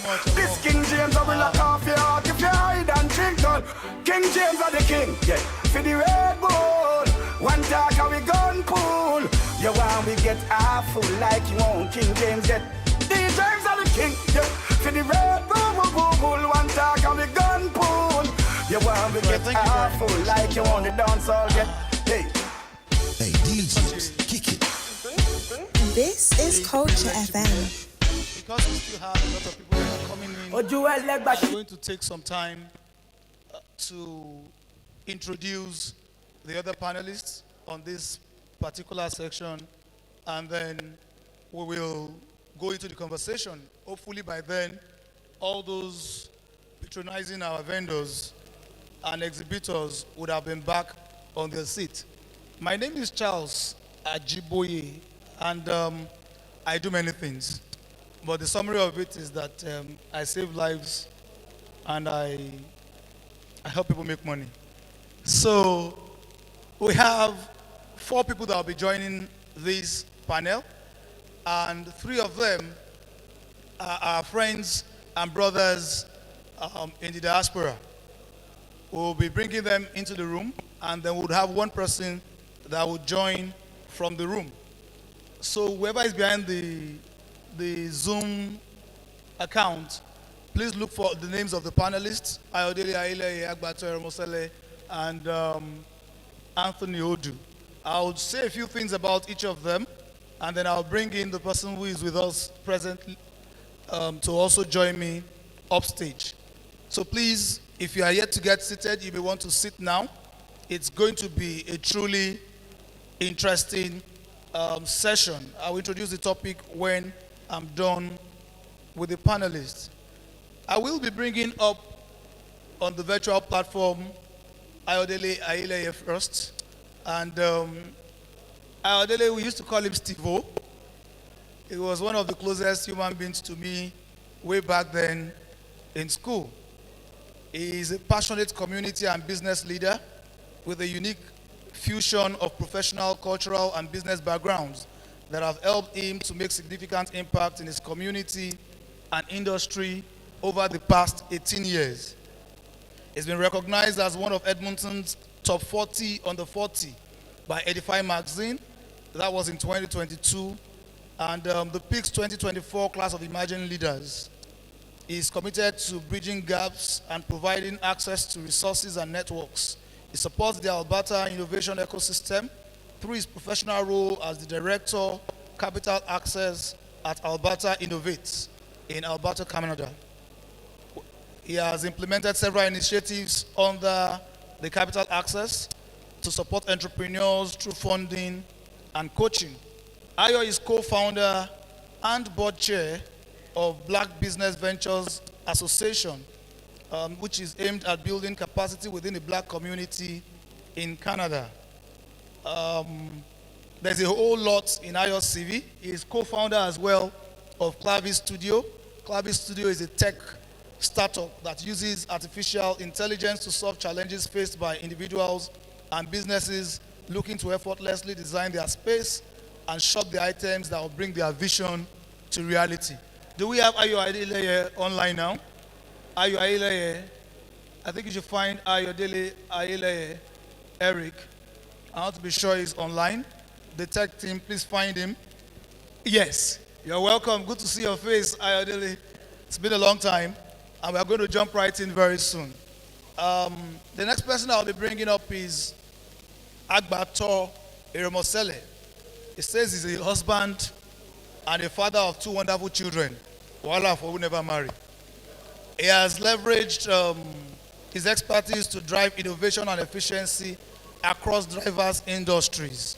He is a seasoned IT management professional and agilist with a unique blend of experience spanning lecturing, insurance, medical device manufacturing, finance, and management consulting. He has developed a distinctive perspective on problem solving and team leadership outside of work. He is a passionate advocate for lifelong learning, enjoying reading and staying active through regular exercise. His true calling, however, is mentoring and teaching. Empowering others to reach their full potential brings him immense joy. Currently, he is channeling his entrepreneurial spirit by running a few businesses, applying his skills in new and exciting ways. Always eager to connect, to share knowledge, and to explore opportunities for growth and collaboration. You are very welcome, Agbato. It's good to see you. Thank you very much. It's good to have you here. And I'm happy that you're always passionate about mentoring, about teaching. And then in the few minutes we have, we hope we'll be able to drag a lot from you. Before I bring the last person online, let me stop being lonely here and bring the person that is in the room upstage. Is a distinguished figure in the agricultural sector with extensive experience in driving sustainable farming practices and agricultural innovation. As a key player in the industry, he has demonstrated a strong commitment to improving food security and empowering local farmers through modern farming techniques and strategic partnerships. He has a deep understanding of the agricultural value chain and has successfully managed large-scale farm operations, including Green Hills Cassava Farmstead, where he has played a pivotal role in increasing productivity and operational efficiency. His expertise spans agricultural technology, crop management, supply chain optimization, and agribusiness development. It might interest you to know that he is the immediate past president of our set, and he is no other person than Olanwaju or Shifeso. A round of applause for him. He's in the room. Okay, so I have a problem with you shouting A for Lanre and not shouting for those that are not in the room because they are hearing you as well. So can we shout for Ayo and Agbato as well? Thank you very much. And finally, I have a man who has refused to release his profile to me. I don't know, Jojo, whether you will let us know whether it's something that has to do with people in uniform, that they must not, is what? Is intelligence. Okay, they say it's intelligence. Oh, sorry, maybe it's intelligently intelligent. Anyway, so we'll bring up the next person. He's also online. He is in the military, a civil engineer by profession, one of my guy, a squadron leader in the Nigerian Air Force, Anthony Odu. A round of applause for Anthony Odu. Is Anthony on the call now? I've not seen his face. So can we see his face as well? Can we see Anthony's face? Please find him. Anthony Odu he was on the call the last time I checked. So let's see if he's with us now. We'll get started immediately because I want us to keep this session as short as possible so that we can do more interactions and more meaningful exchange. We will be discussing innovation basically, business innovation, innovative thinking. That's Anthony Odu, Field Marshal Anthony Odu. A round of applause for him. Intelligence. So we'll discuss market trends as well and creative problem solving. For those of you that are online, Ayodele Agbato and Anthony, you may just test your mic, say hello, say hello, say hello. Let's be sure that we have you so that when I come to you, you'll be able to shoot. So just unmute and then say hello.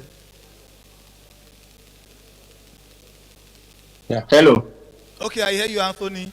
Good. Ayodele. Hello. Good. Agbato.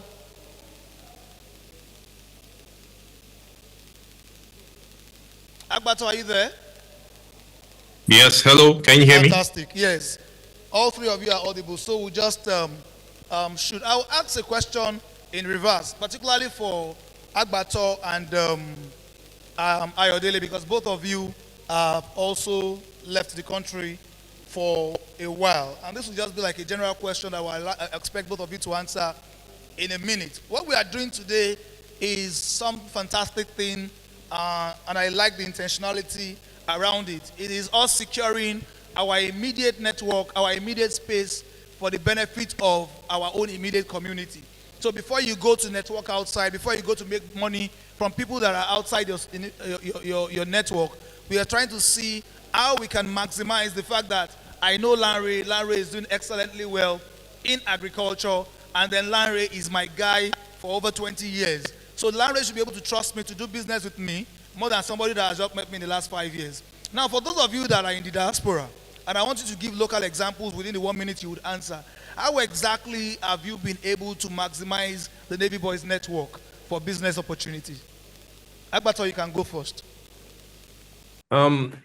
Thank you for the question. I would say as a human being, you are always in the business of sales and people. You're as powerful as your network. And from a very young age, I've learned to utilize the people I know. Each and every one of us, when you think about the network of people you know, you have doctors, engineers, you have entrepreneurs, you have everybody. But for you to utilize it, you first have to be present to be of service to people. So if you are one of those people, that mic on if this you're side. I'm struggling to hear him from here, but I'm trying to speak up a little more. Okay, can you hear me? Awesome. That's better. Yeah. So like I was saying, we're all in the business of people, and we all have to realize that in your network, you always have people of knowledge. So one thing I have realized, and I live by that code, is if you are going to utilize people, you should always be a giver yourself. You can give your resources, you can give your time, you can give your knowledge. When you have those three things and you're always willing to give, there are always people in your network that will reciprocate that level of love and attention you give. So it's mainly about being present and being bold. Closed mouths never get fed. If I need something, I'm going to pick up my phone. I would ask you. It's that simple. What's the worst that can happen? A no. I'm not scared of no's, but always utilize your network. Adele, do you want to take a shot at that? But I also want to know how that exactly has worked for you in Canada, how you have exploited this community in Canada. That's a very good question because we're not that many in Canada. And well, I think there's so many people in Toronto. I mean, our brother, quite a few people in Calgary, Modolu, and a few people. There's actually no Navy boy or ex-Navy boy in Edmonton. I'm in Edmonton.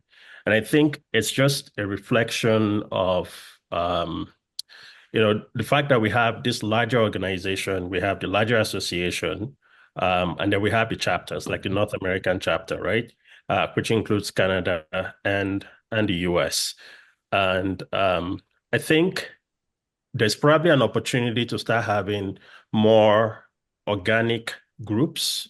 I won't call them factions, but I would say based on proximity, we can start having more organic groups of ex-Navy boys where we can better understand each other. Like 2019? It was around COVID, just towards the end of COVID or before, I can't remember.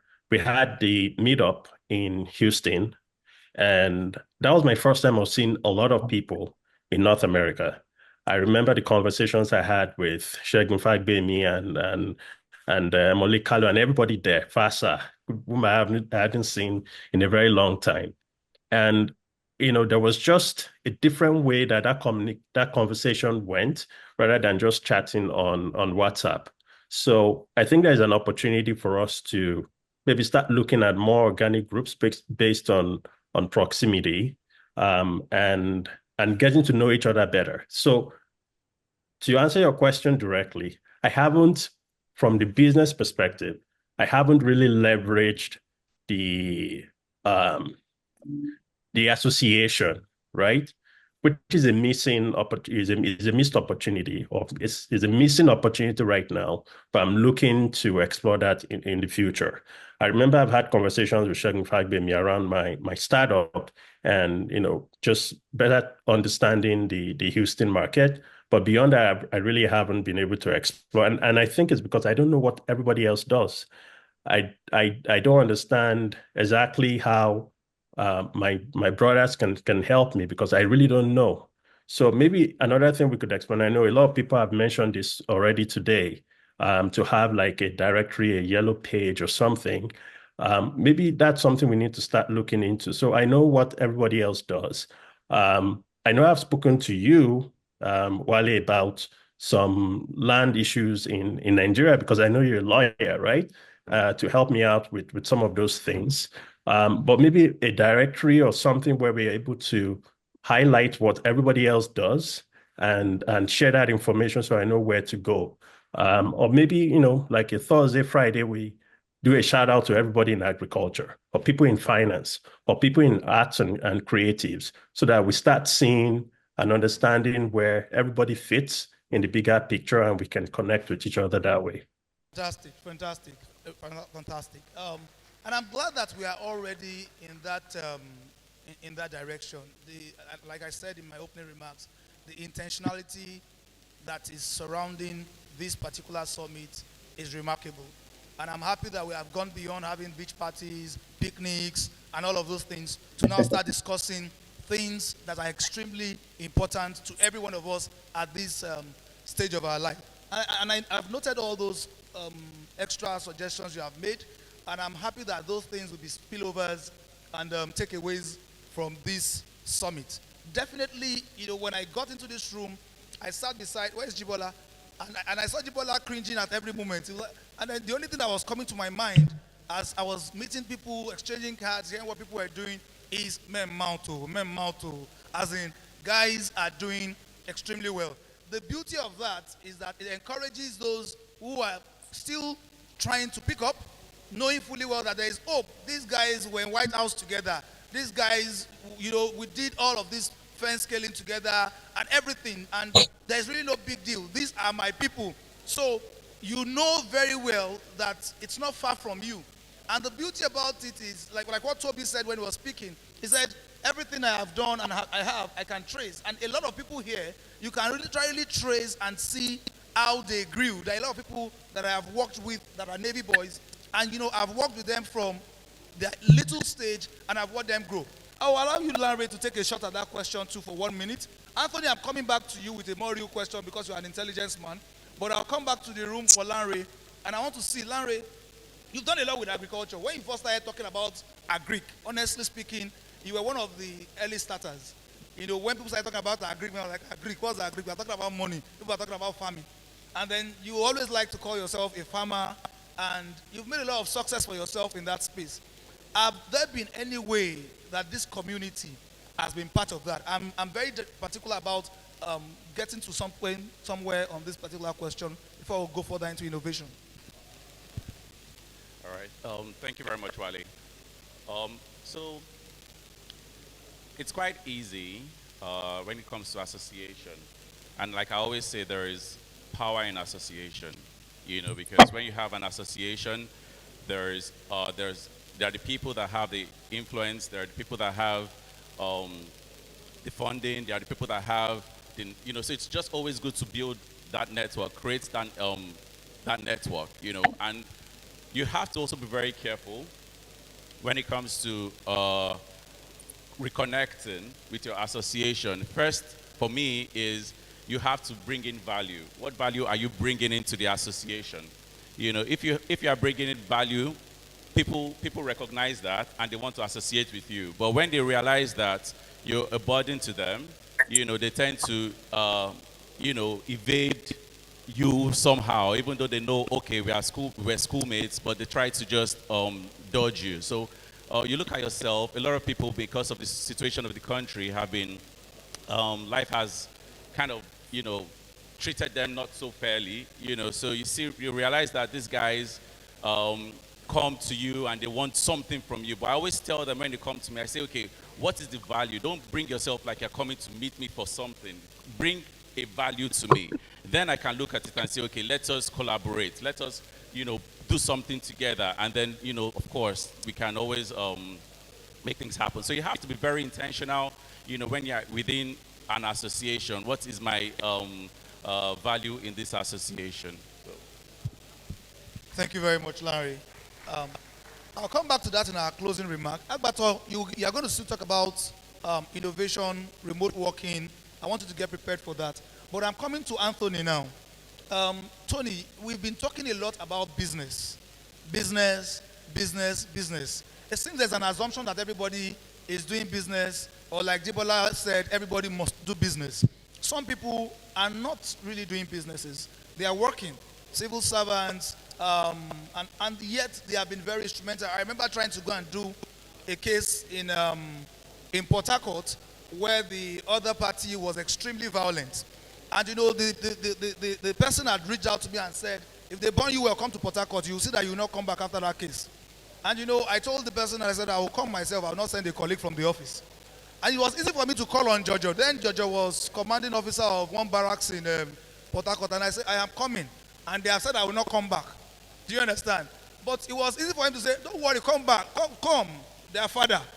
The kind of military president that will be around me, you would think it was a governor that came into town to do a matter. So that is a way that someone who is not necessarily doing business, can actually still be relevant in the community. Now, but beyond that, how can they also profit? So Jojo may not be actively doing business, and we have a lot of military guys here. How can they, you now speaking from your own perspective as someone in the Nigerian Air Force, how can that community, I've told you how one can benefit the other, but how can this other benefit people in that? Because eventually you retire at some point. I was telling Wale Olibanjo when I asked him to come and join Ikoyi Club, and he has been procrastinating, when the money was still cheaper. Now there is a lot more. He said, it's too much. I'm only in immigration. How will I pay that kind of money? I said, you will retire from immigration very soon. And then when you retire, you definitely still need to build your social network. So if you are in the military now, if you're in civil service, you are working somewhere now, it may look like you really don't need any of these things because there's nothing you are selling or buying. But a short time from now, you have some money you want to invest. You will retire. So, but exactly how do you think all of these can make sense for people like you? Anthony, that's for you. Field Marshal Anthony. Sorry, it's going to be difficult. Even when it becomes Rear Admiral, it's going to be here, Anthony. So, but Anthony. Tony, where are you? Is he still on the call, or we have lost him, or this is part of intelligence? He's on the call. Please. I think he has some issues. Okay, we'll come back to Anthony so that we'll save time. Agbato, go on with innovation. Post-COVID, we've had issues with remote working. The world of work has changed. A lot of things have happened there. I want you to talk about that generally in the next 2 minutes. I don't want to limit you to a particular corner. Okay, so let me say congratulations to everybody who survived the COVID. In as much as COVID was a bad thing, if you look at it deeply, it has also become a blessing to a lot of people. The explosion of remote work, the option of people having multiple jobs. I live here in the US, and I will tell you for a fact, there are people who do 2, 3, 4 jobs at the same time. But I would say the biggest thing about COVID is it has reminded people of the fact that you're a global citizen of the world. Your physical location doesn't really matter anymore. Also, another thing COVID has done for people is it has opened their eyes to know that literally anything you want to learn is on the internet. And when it comes to innovation, people will look at innovation as something, oh, you have to discover a rocket that is going to Mars. No, for me, my definition of innovation is creating something out of nothing for yourself or society. If you don't have a 9-to-5 job, your ability to think of something to feed you is innovation. So when you look at this reality post-COVID, let me give you this story. I was talking to somebody some months ago, and the dude said he just paid for his wedding photography. And I was like, how much? And it's like $7,000. That is like the price around Minnesota here for a common wedding photography.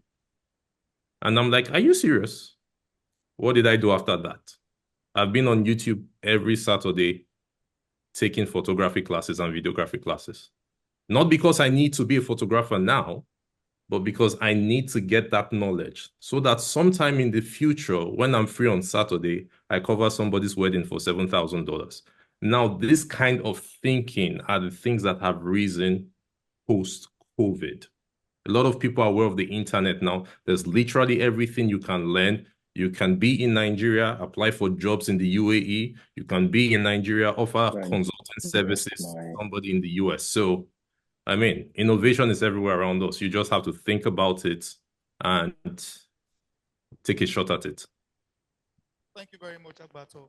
I'm trying to rush up this now. Anthony, are you back? So that I will take that question again. We'll take that intervention from you. Otherwise, I'll go to Aile. Aile, I'll two questions into one. Number one is a lot of people are jackpotting now. I believe you know what that means in English. There are a lot of Nigerians immigrating into different parts of the world. How did you settle in? You are working in a very high office in the Access office, and then you have also succeeded in building businesses within your province in Canada. So you are making money in Canada, and because of our client counsel relationship, I also know that you have interest in things that are finding you money in Nigeria. So I want to ask you, number one, how did you get to settle in when you eventually relocated? And then how do you see investing in Nigeria? You know, there's a lot of people that say, when I bring my money in with the current exchange issues, it becomes rubbish. How do you manage both? How did you settle in, and how do you hope to leverage the Nigerian very fertile landscape? Aile. Yeah, great question. See, the story of every immigrant is different. and it's always very tough. I wouldn't say I had it easy when I just came in. I'll give you some stories. Like I thought I was doing very well in Nigeria before I moved here to Canada, right? And I thought I was just going to come in here. Actually, when I came, it sounded like you land at the airport, the government would say, "Oh yeah, here, take, go and resume work on Monday." That was how it sounded when Canada was like a choice for jackpotting then. But it was tough. It was tough. I remember going to Enterprise, rent a car to look for work. And what's the work? You wear a suit, you wear everything. You dress up like this, and all you do is clean cars and drop off cars for people coming to rent cars, because it was really tough getting into the finance industry here because of the nuances that I had to deal with. I did the interview, and of course, I wasn't hired. That was a time I started reflecting that did I make the wrong choice to come to Canada, right? It took a while before I got my first job. And I have to say that the struggle was harder because I had to start building my social capital, my network in Canada. And that's one thing that I truly miss. Like, I would tell people in Nigeria, before I came here, I would enter a room and I would know at least 20, 30% of the people there, maybe from school or from work or from, my social community. I would know people. I could pick up my phone and text someone that I knew I needed in a particular area, right? But it was tough here. But I would say it took intentional decisions to really settle in here. And a few things, if you not get to be like your name. Now, everybody calls me Ayodele. They could call me Ayodele easily. I had to go by my shorter name, Ayo. Even the Ayo was hard for a lot of people to pronounce. If you put Ayodele Ayele on your resume, you won't be called for work. If you put Ayo, my middle name is Philip. I'll put, in fact, there was a time I changed it to Philip. I changed my email address to Philip so that at least it's an English name. People will even remember. It will be more relatable for them to remember me. So there were a few things I had to compromise on, if I could use that word, because Canada is a little bit different from other jurisdictions that are probably familiar with immigrants. But I have to say that it was very intentional for me to put myself out there, connect with people, build networks, start connecting with people that could help me. And it was very uncomfortable for me to do that because I wasn't really used to doing that, but I had to do it. And from there, I started building my network and I started connecting with people that could allow me a seat at the table.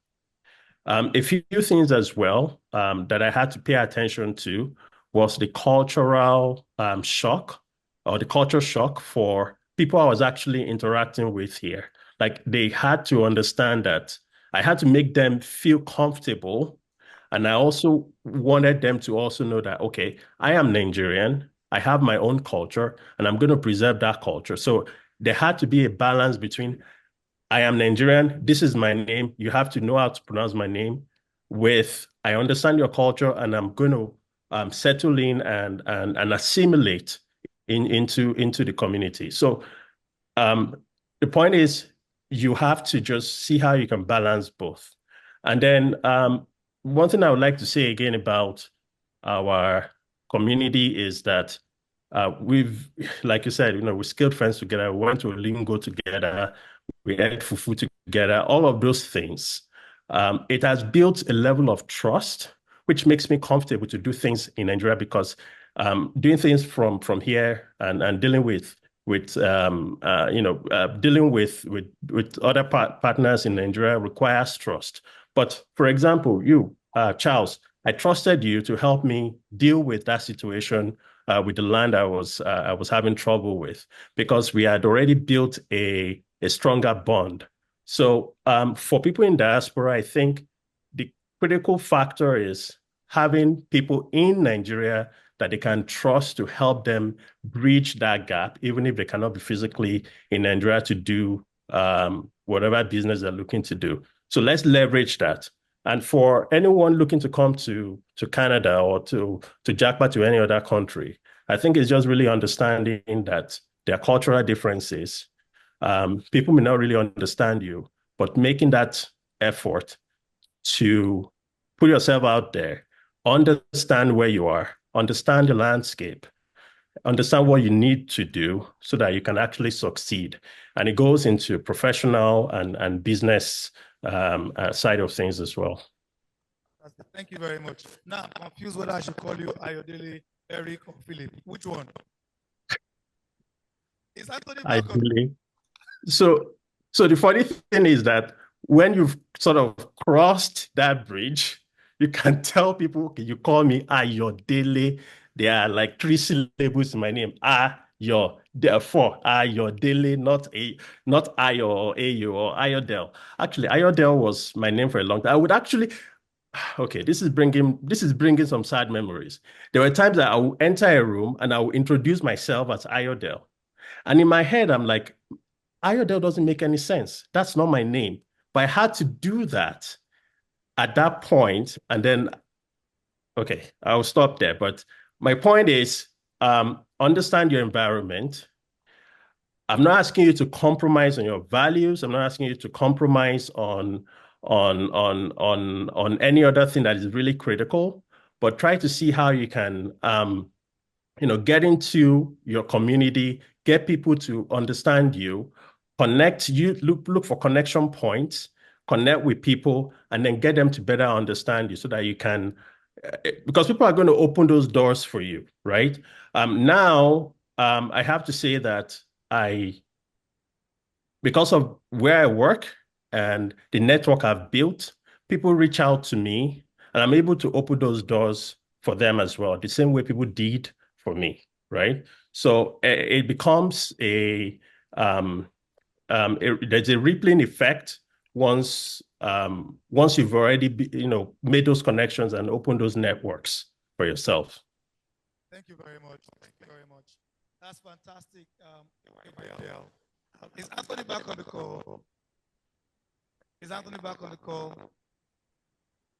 Maybe someone should help reach out to Anthony. Let's be sure before we run of this session. But I want to hear from Larry. Hello, Wale. I'm back. Intelligence have returned you.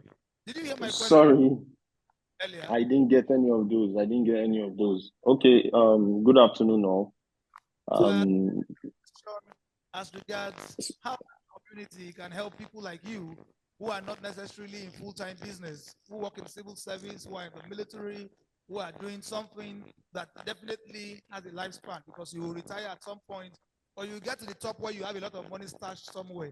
But now that you are there, how do you get to leverage all this community and how does this become of value to you? Okay.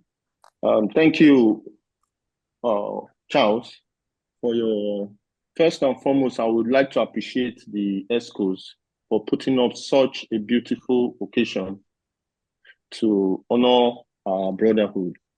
I've seen how far it has gone, both here in the military and outside in the diaspora. Presently, I'm serving with the Nigerian Air Force, like you know.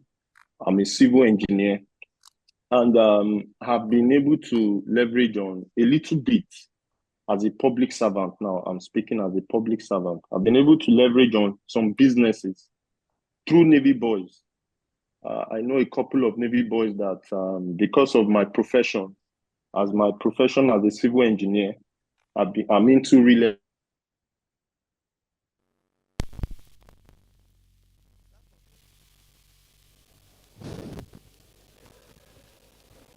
All right. I'm not sure if Anthony can hear us, but we've lost him. We'll take Larry now, and then I'll end up with yes.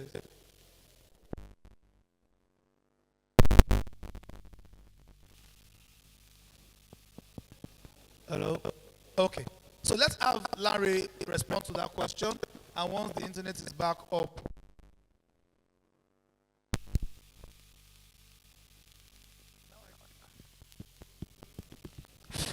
Now I understand how much this thing frustrated Toby that he had to pledge 1 million. Unfortunately, me, I'm not pledging anything. That 1 million will cover it next year. So, Larry, answer your question.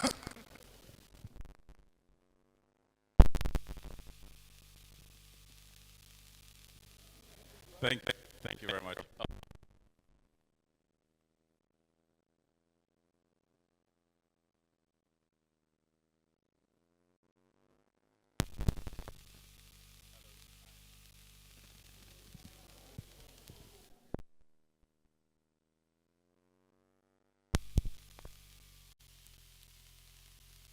Hi.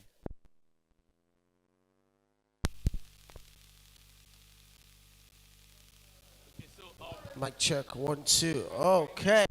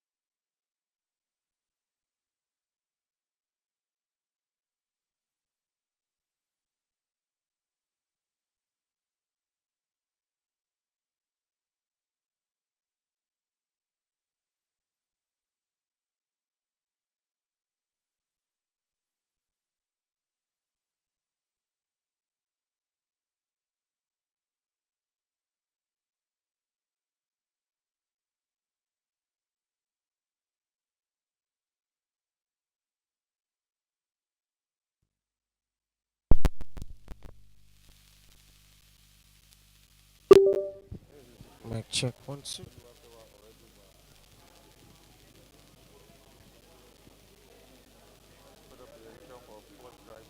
Mic check 1 2. Mic check 1 2. Mic check.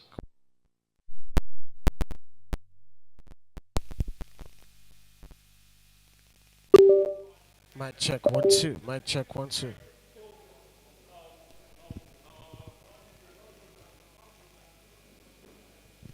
Mic check 1 2.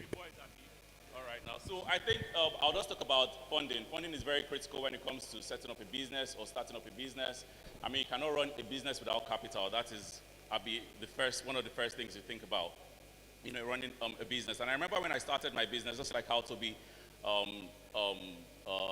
shared his own experience as well. For me, it was quite difficult because I didn't have that pedestal. I didn't come from Mercedes-Benz. Mine was very organic. I grew, with a certain kind of interest, and I had to prove to people that I was bankable. I had to show people that okay, there is viability in what we're trying to do, and it's profitable. So how did I go about it? Very quickly, I decided to create a brand, and that's what a lot of people don't know. People just want to start a business and they say, okay, Nod has, maybe there's a mechanical engineer in the audience. He says, oh, Nod has started a car brand. I would like to do my own car brand too. And they just go and start, okay, go to China, go and bring parts, go to this place, go and bring this one, go and, build this one. And they just realize that, you're not really, you don't have a structure, and that's a key fundamental when it comes to setting up a business. You need to have a structure, from your team, the team you're working with, the business focus, and also the funding that I was talking about. So that was what I did. I decided to say, okay, how can I create that structure? And there are three key fundamentals, which is sustainability. People have to see that the business that you're talking about is very sustainable. And when you talk about sustainability, I mean, what am I talking about? I'm talking about environmental impact. What's the impact of this business on the, environmental? Then scalability. Is this business scalable? Before anyone is going to give you money, before people will invest in your business, they have to see that, can this business grow? Does it have the potential to grow? Is it something that you start today and in 2 years, 3 years, the business has collapsed?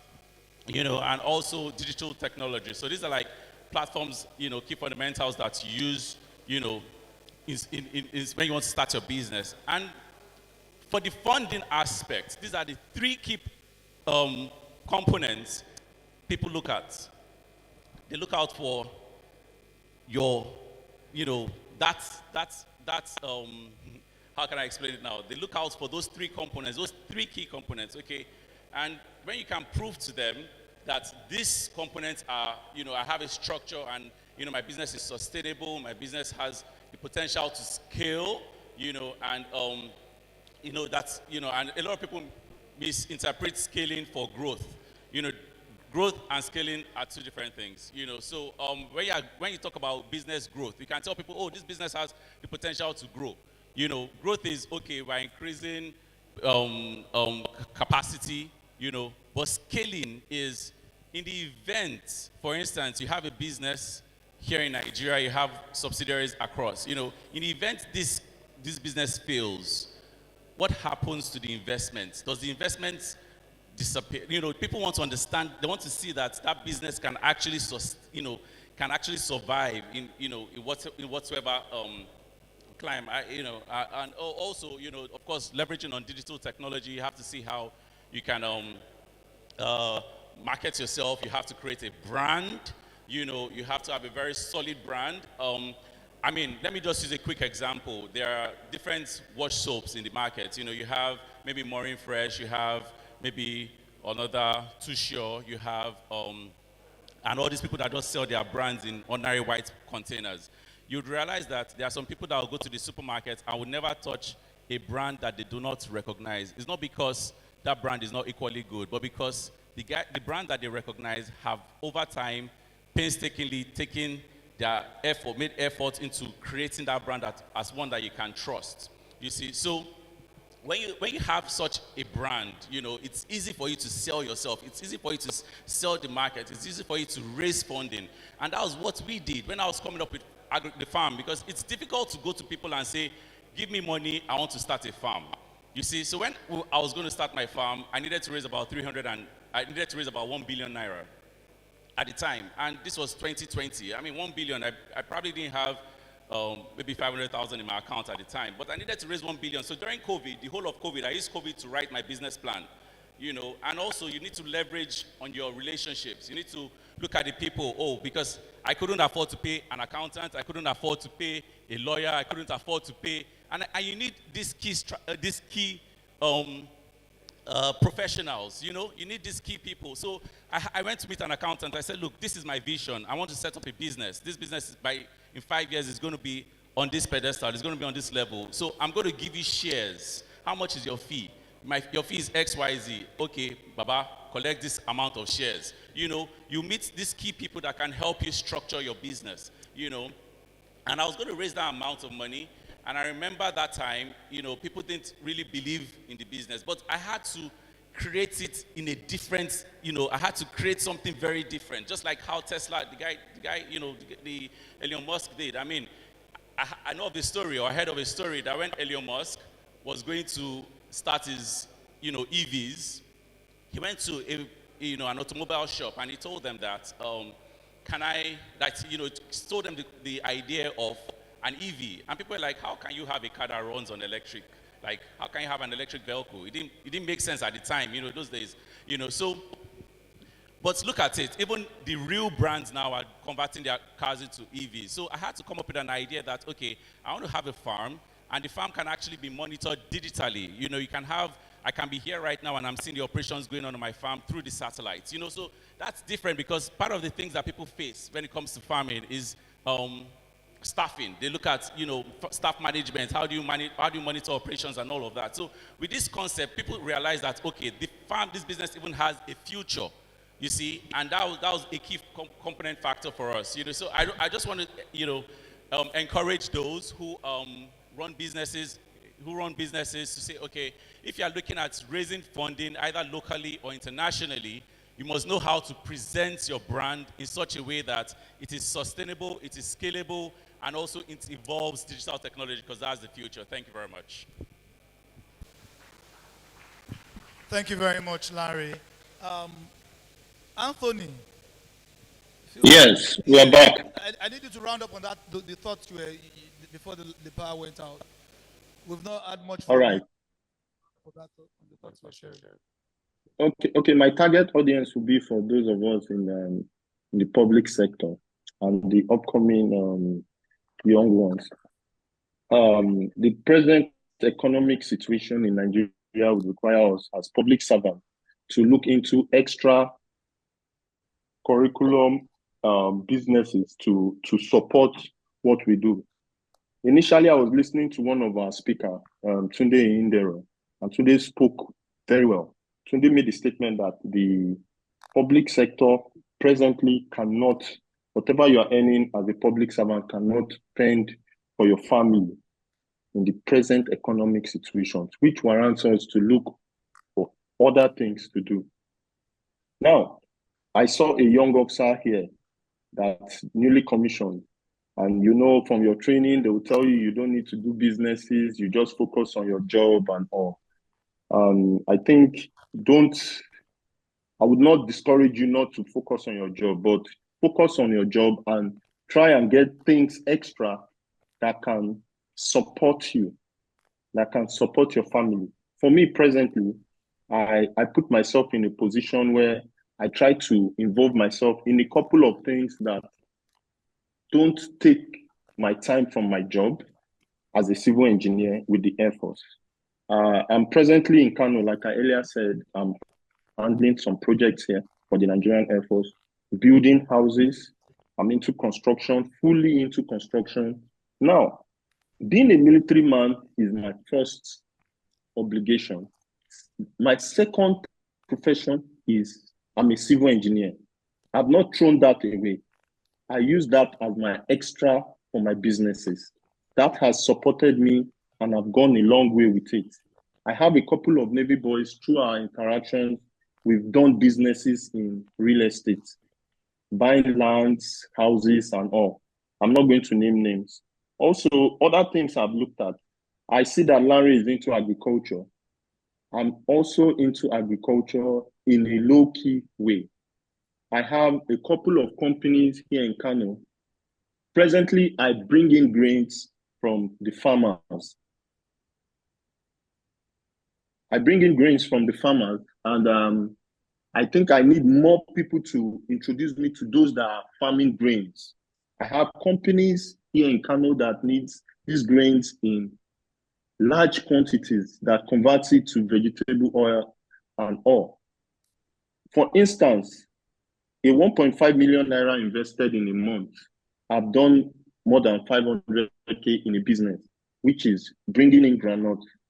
So now someone like Larry would tell me that his market is, his products are ready. I can call Larry up and let me get his products from where it is and take it to the end user. So those are the little things I've done as an officer or as a public servant, which has helped me.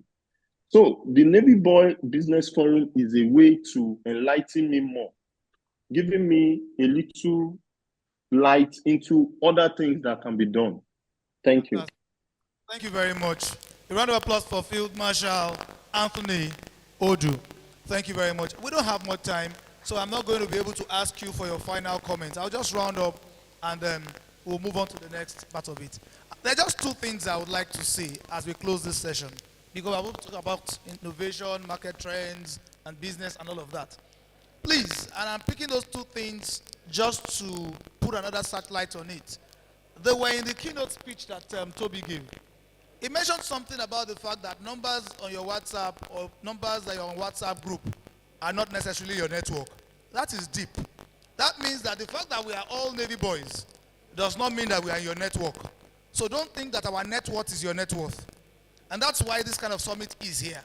Ensure that you move those numbers, and this is our common identity, which is being Navy boys, into a true network.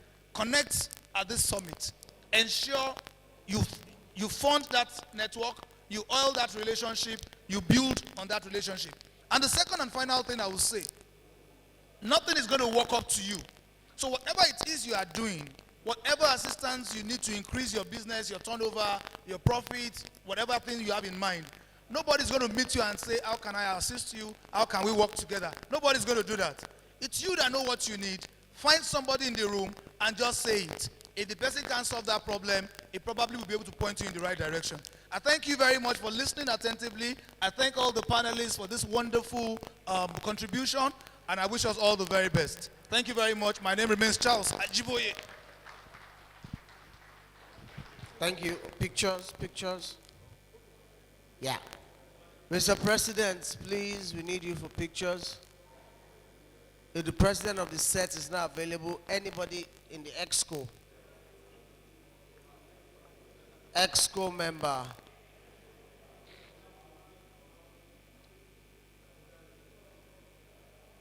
President, come on. Wait, the president is there. Okay. Almost there. Almost there. All right. Please hold on. Picture. Oh, you removed your cap for the X. Okay. In quick succession, I'd like to have the following people come and give their presentations. Iksan, Lagos, S&J, Engineering, Irede Foundation, Luku, London, Oluwafewa, Oredugba. So we'll start with Iksan, and that will be Mr. Please, a round of applause for them, please. They are coming in. Cooperative. Mr. Adebola Babatunde, Fellow, Chartered Institute of Secretaries. Mr. Adebola Babatunde, thank you.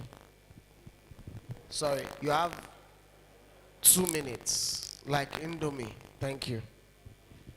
Thank you very much. I'm really glad to be here. I am not an ex-Navy boy, but I'm a friend of the house. And I'm really glad for what's happening here this afternoon. The fact that you are talking about business, how to innovate, and how to, as a community, to improve one another. And all these things is for the betterment of our nation after we ourselves, we've succeeded. So on that note, I would say kudos to the ESCOs and the members of the Alumni Association. The purpose of my coming here this afternoon is similar to what you're doing here. I am Adebola Babatunde. I'm the Vice Chairman of Iksan Lagos State Chapter. Iksan is the Institute of Chartered Secretaries and Administrators of Nigeria. It's a body it's a multidisciplinary group of people.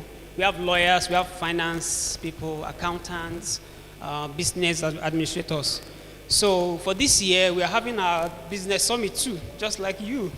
So, and the theme for this year's summit is governance innovation in a business in this business environment. You agree with me that looking at this economic situation, the word that describes it is VUCA: volatility, uncertainty, complexity, and ambiguity. If you've planned your business at the beginning of this year, by the time you look at the price of petrol this year, you know that you have to revisit your budget. Now, so that's what the theme of our summit this year, that's what it centers on. At the event, you have the opportunity of, rubbing minds with industry leaders, business industry leaders who are into business, who have done it, who are innovating. With that, we have the opportunity of learning from them. And so we are using this opportunity to invite you, to own your business and leadership skills, just the more. No, just as we've done here today. The event is coming up on 31st of October this year at VHI, Victoria Plaza Hotel. We'll be glad to have you. And If you need further information, you can visit our social media handle. You see Ixan Lagos on Instagram, on LinkedIn, Ixan Lagos State Chapter. You can follow us. You get detail of the information, about the event to register. We'll be glad to see you. So, Mr. Moderator,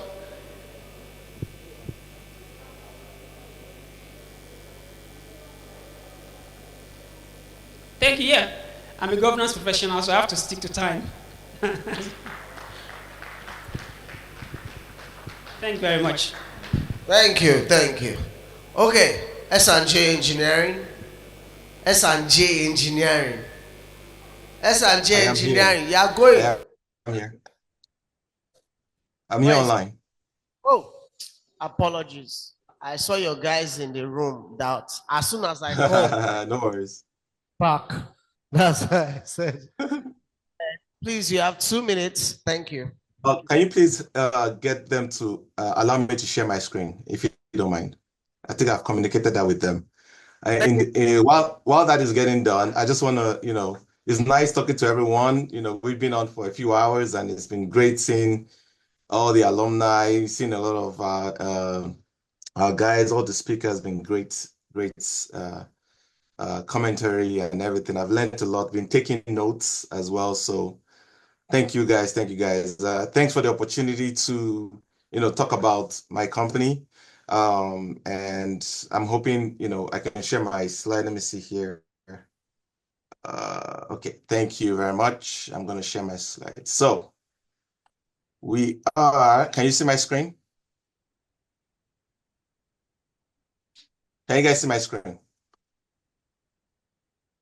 Okay, thank you. I can see you, Chuka. You can see my screen. Okay, thank you. So we are S&J Engineering and Construction Company. My name is Shego Fagbemi. I'm a professional engineer, and I also have my MBA, including other qualifications. I'm the CEO and Director of Engineering of the company. So today, basically, just talk a little bit about us. I created this company basically to be able to provide professional engineering services, to the society. We started over 10 years ago, and we've grown into not just engineering, but construction and project management. And we've done this, by including our experience, our qualifications, and also partnering with other people. As a company, the services we provide in several industries. So we have expertise in the oil and gas industry, where we provide consultation and engineering services. In the commercial and residential building designs, we have a team of architects, civil engineers, structural engineers we work with, and also MEP, which is mechanical, electrical, and plumbing services that we provide to our clients, from conception, new buildings to remodeling work. And we can also provide other engineering solutions, including FEED, which is front-end engineering design, design analysis, or code reviews for compliance analysis and whatnot, in whichever industry that one needs such services. But because of the crowd of people, my group here that I'm talking to in Nigeria, specifically in the oil and gas sector, we have over 17 years experience, in the design of pressure vessels, to store stuff like liquefied petroleum gas like propane, ethane, methane, the design and construction of flat bottom tanks for storing it could be water, wastewater, it could be just crude oil in different types of tanks, external floating roof tank, cone roof tanks, dome roof tanks, or whatnot as needed. The design of the structures and platforms that, to access the instrumentations that go on the vessels. That's what you see down here. And then for speccing out instrumentation, so it could be the pressure relief valves, it could be, level instruments, it could be thermal instruments, whatever instrumentations. We have experience in speccing all those as well. So what makes our team successful is that we have a lot of experience. I said 17 years in oil and gas, but when it comes to the commercial and residential builds, we have over 20, 30 years with the team that we work with. We have people that have been architects and civil engineers for decades. And we are professionals in what we do. We all have our licenses to work as architects, civil engineers, mechanical engineers, or whatnot. And as a firm, we have an engineering firm license based out of currently in the state of Texas. And one thing we pride ourselves as a company is that we always put our clients first. And one of the ways we do that is to ensure that we deliver our projects, on time and on budget, which is very important for any client, to be on schedule and to be at cost or thereabout. So as a company, what drives us, our mission is to take ideas from concepts to reality. Okay, and to do that, one of our main values is that we have a passion for excellence and a dedication to deliver quality to our clients. And so our value proposition is that, we can be your trusted engineering and construction company in the oil and gas industry, in commercial industry, and also in residential building industry.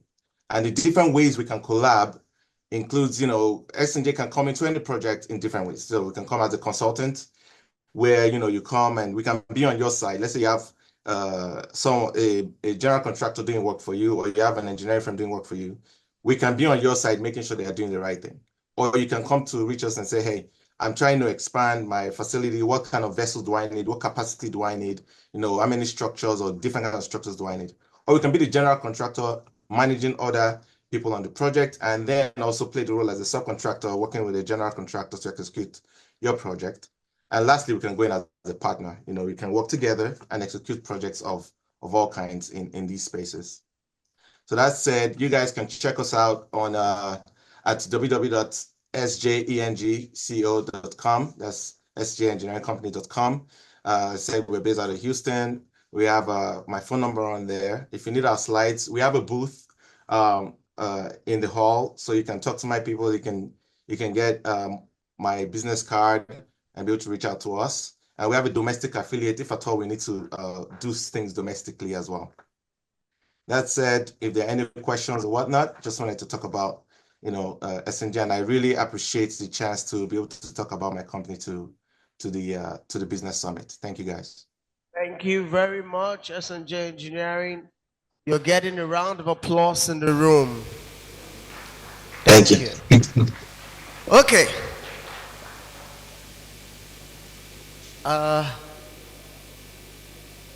While we wait for the video to come up, I'd like to call for Irede Foundation. 2 minutes, Irede Foundation. I feel like adding extra time to your time because you ran down, but... Thank you very much. So my colleague is there. I'm sure he will just play the video. But before he plays the video... My name is Princess. I'm one of the Radio Foundation champ. Every day, millions of children face the challenges no child should ever have to endure. For some, it's the struggle to live without a limb, but with your help, they don't have to face it alone. Although you might not see them every day, they exist amongst us. Many are from low-income families who struggle to provide daily meals, shelter, clothing, and everyday necessities. But we can give them hope. A future where they can be independent and truly thrive.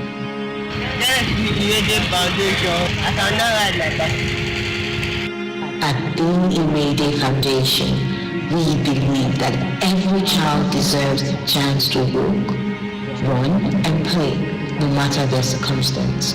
With the right support, these children can live full and independent lives. Donate today. Okay, I think the video basically shares with you the work that we do. We give artificial limbs to children that cannot afford it so that they can go back to school. The reason we're here today is because an ex-Navy boy, Edwin Igodala, got amputated, after his master's program. And, he basically started supporting us, ensuring that these children can go back to school. So I'm going to ask 3 things of you today. The first one that I want to ask you to do is to continue to support us to refer children that need the artificial limb across Nigeria. Your referral goes a long way to help these children live a full life. The second thing that you can do is you can volunteer your time. You can volunteer your skills to us, because that helps us also to reach more children. And thirdly, you can actually give us your funds because we will use that to give more children limbs so that they can go back to school. With as low as 3,000 naira, you can join our crowdfunding program that continues to ensure that these children go back to school. It's a privilege to be here, and I look forward to getting your funds, to seeing you contribute your time, and to seeing you refer a child. God bless you. I will certainly contribute my time and funds to Irede because I know two people that are connected to them and they do good stuff. Thank you very much, Irede. Okay, we have a 5-minute video that will come up now. Are we ready? Technical team. Sticking slick designs. Audio. Designs in, but it was too random, so we decided to do something totally different. So I came up with the acronyms of my names and my family's names. So TT, that's my name, Temlade Tudulokwe. Then D, my mom's name, Tolakwo. A, my little brother, Adewale. Then L, my elder brother, Ladapo. Then K, Kendi, my dad. Mr. Temlade is creative, artistic, and a man that understands style and is ready to show it to the world. Totally different. So we looked into the market and found out there weren't any brands for shoes. Then there were so many brands for clothing here and there, and they wanted to do something. So we said, okay, let's have slippers, branded slippers. Let's put a name to it, let's brand it there.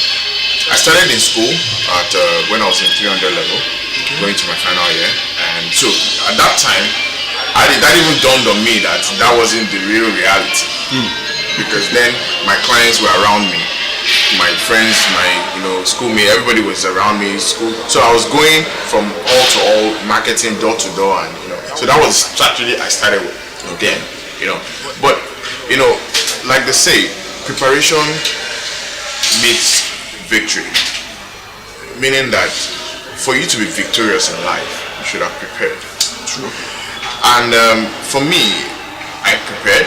I saw it coming because when I was on 100 level, I used to do summer job and all that, and it was a lot of work, transport, trying to get a job. I was fortunate because then it was summer, so I was working with one of my uncles, so I learned a lot, I experienced a lot.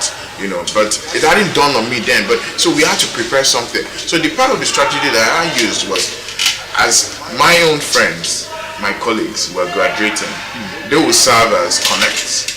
They will serve as marketers wherever they are. Network company, network exactly.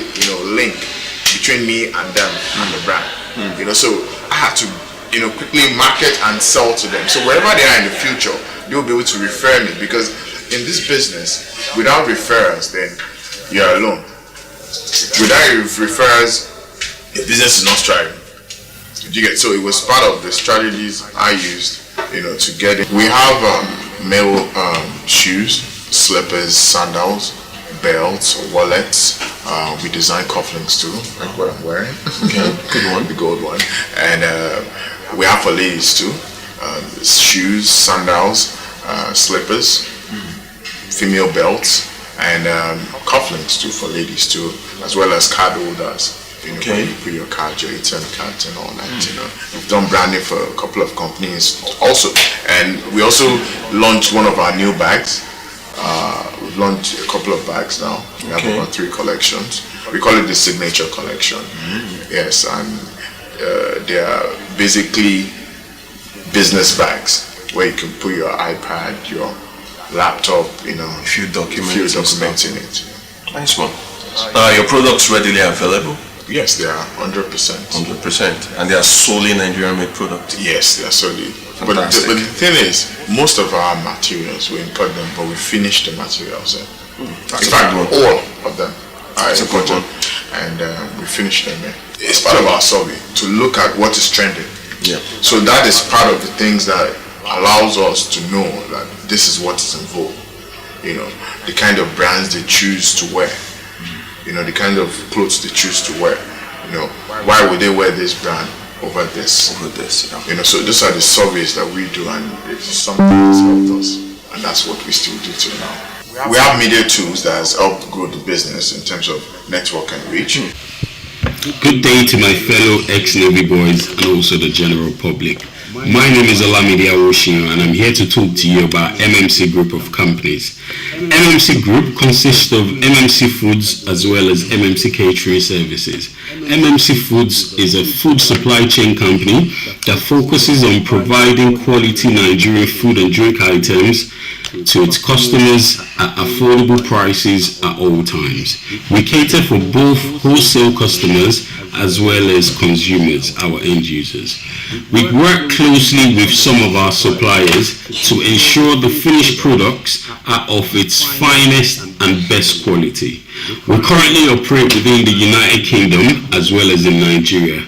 We would like to use this opportunity to connect with potential clienteles such as farmers, manufacturers, distributors, investors, and even our customers.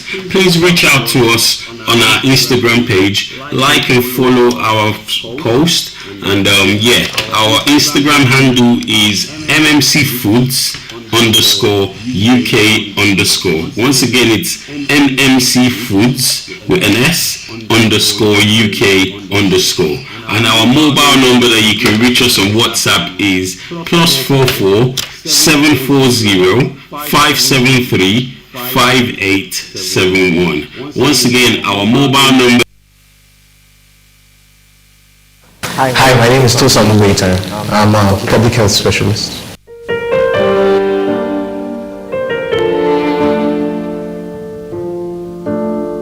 I and my colleagues are tasked with vaccination programs in Nigeria. I myself in personal have experienced a lot of rejection from parents who didn't quite understand how necessary vaccines and vaccination programs are. So we built the software platform called Immunize that allows querying what set of vaccines a particular child has had, and then what next, or when next, the next date of the vaccine appointment should take place. As long as parents are willing to bring their children to be vaccinated on account of our program, we will continue to take photographs of their children and develop it for them. Many thanks to Immunize. I will even tell my neighbors about it so that they can bring their children. This is my picture. Not too long ago, the Federal Ministry of Health and the National Primary Healthcare Development Agency announced that there have been no wild polio viruses in Nigeria for 3 years now. This is an important milestone for Immunize as a program.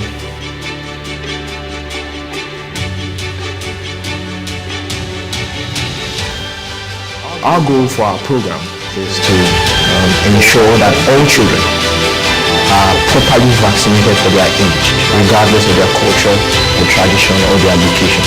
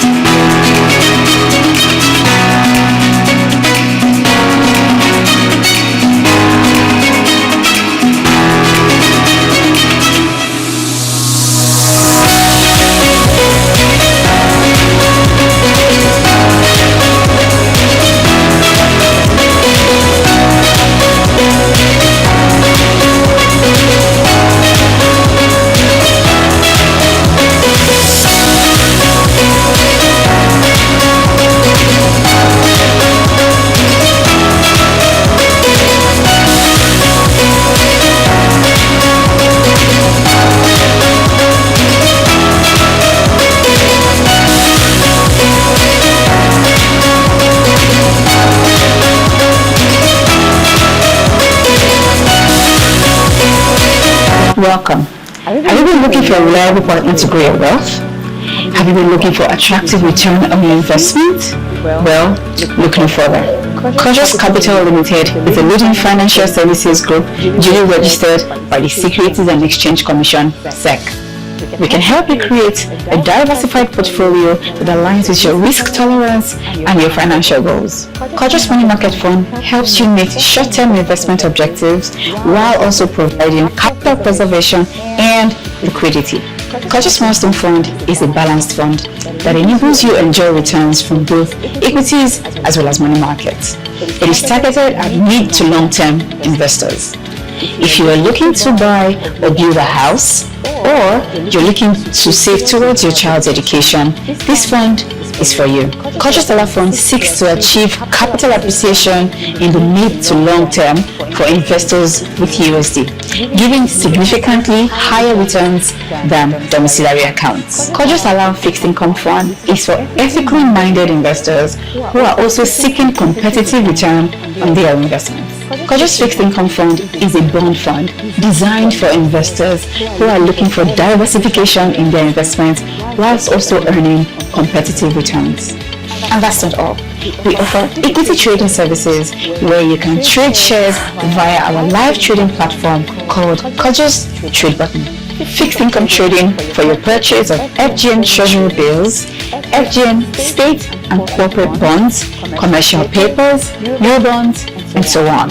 We can also help you track lost shares and claim unpaid dividend via our Cautious Chase service. Contact us today and let's get you started on your financial journey.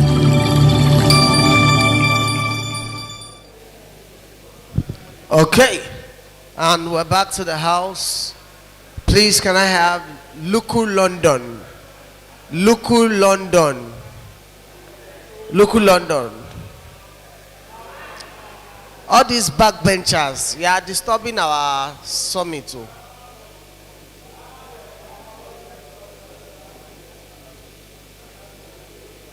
Now they are hostel that they make noise for scuba.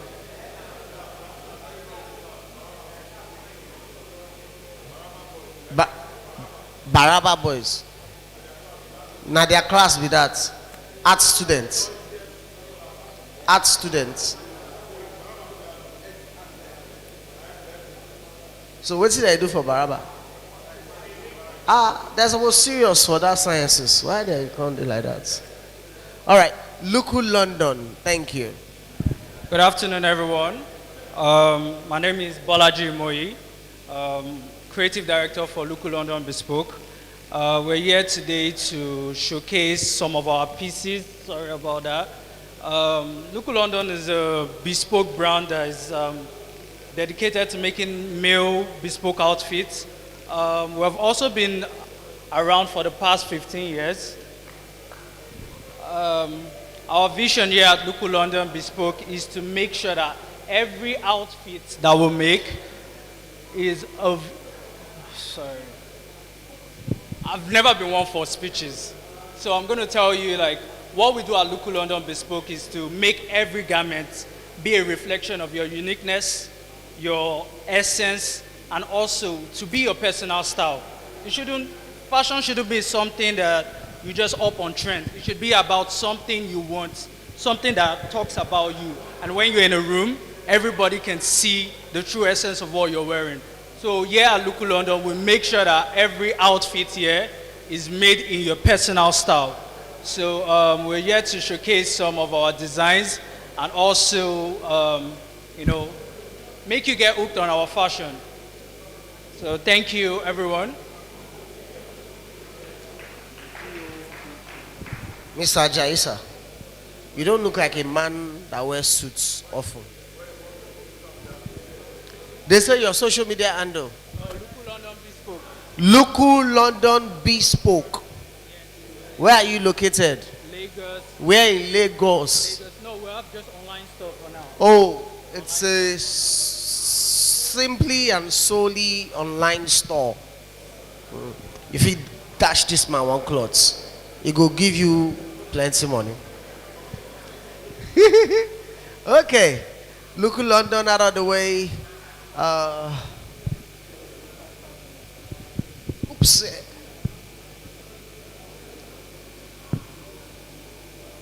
Can I have Oluwafewa Oredugba?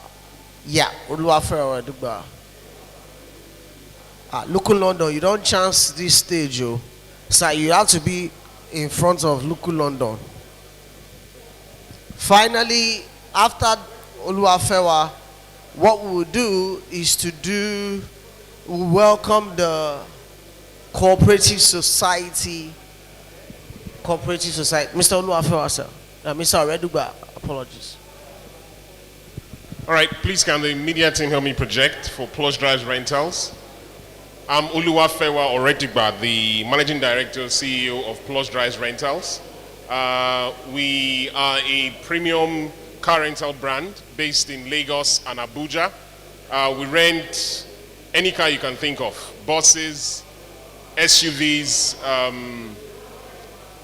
Rolls Royce, just name it, in any of these locations. We also provide services in Port Harcourt as well.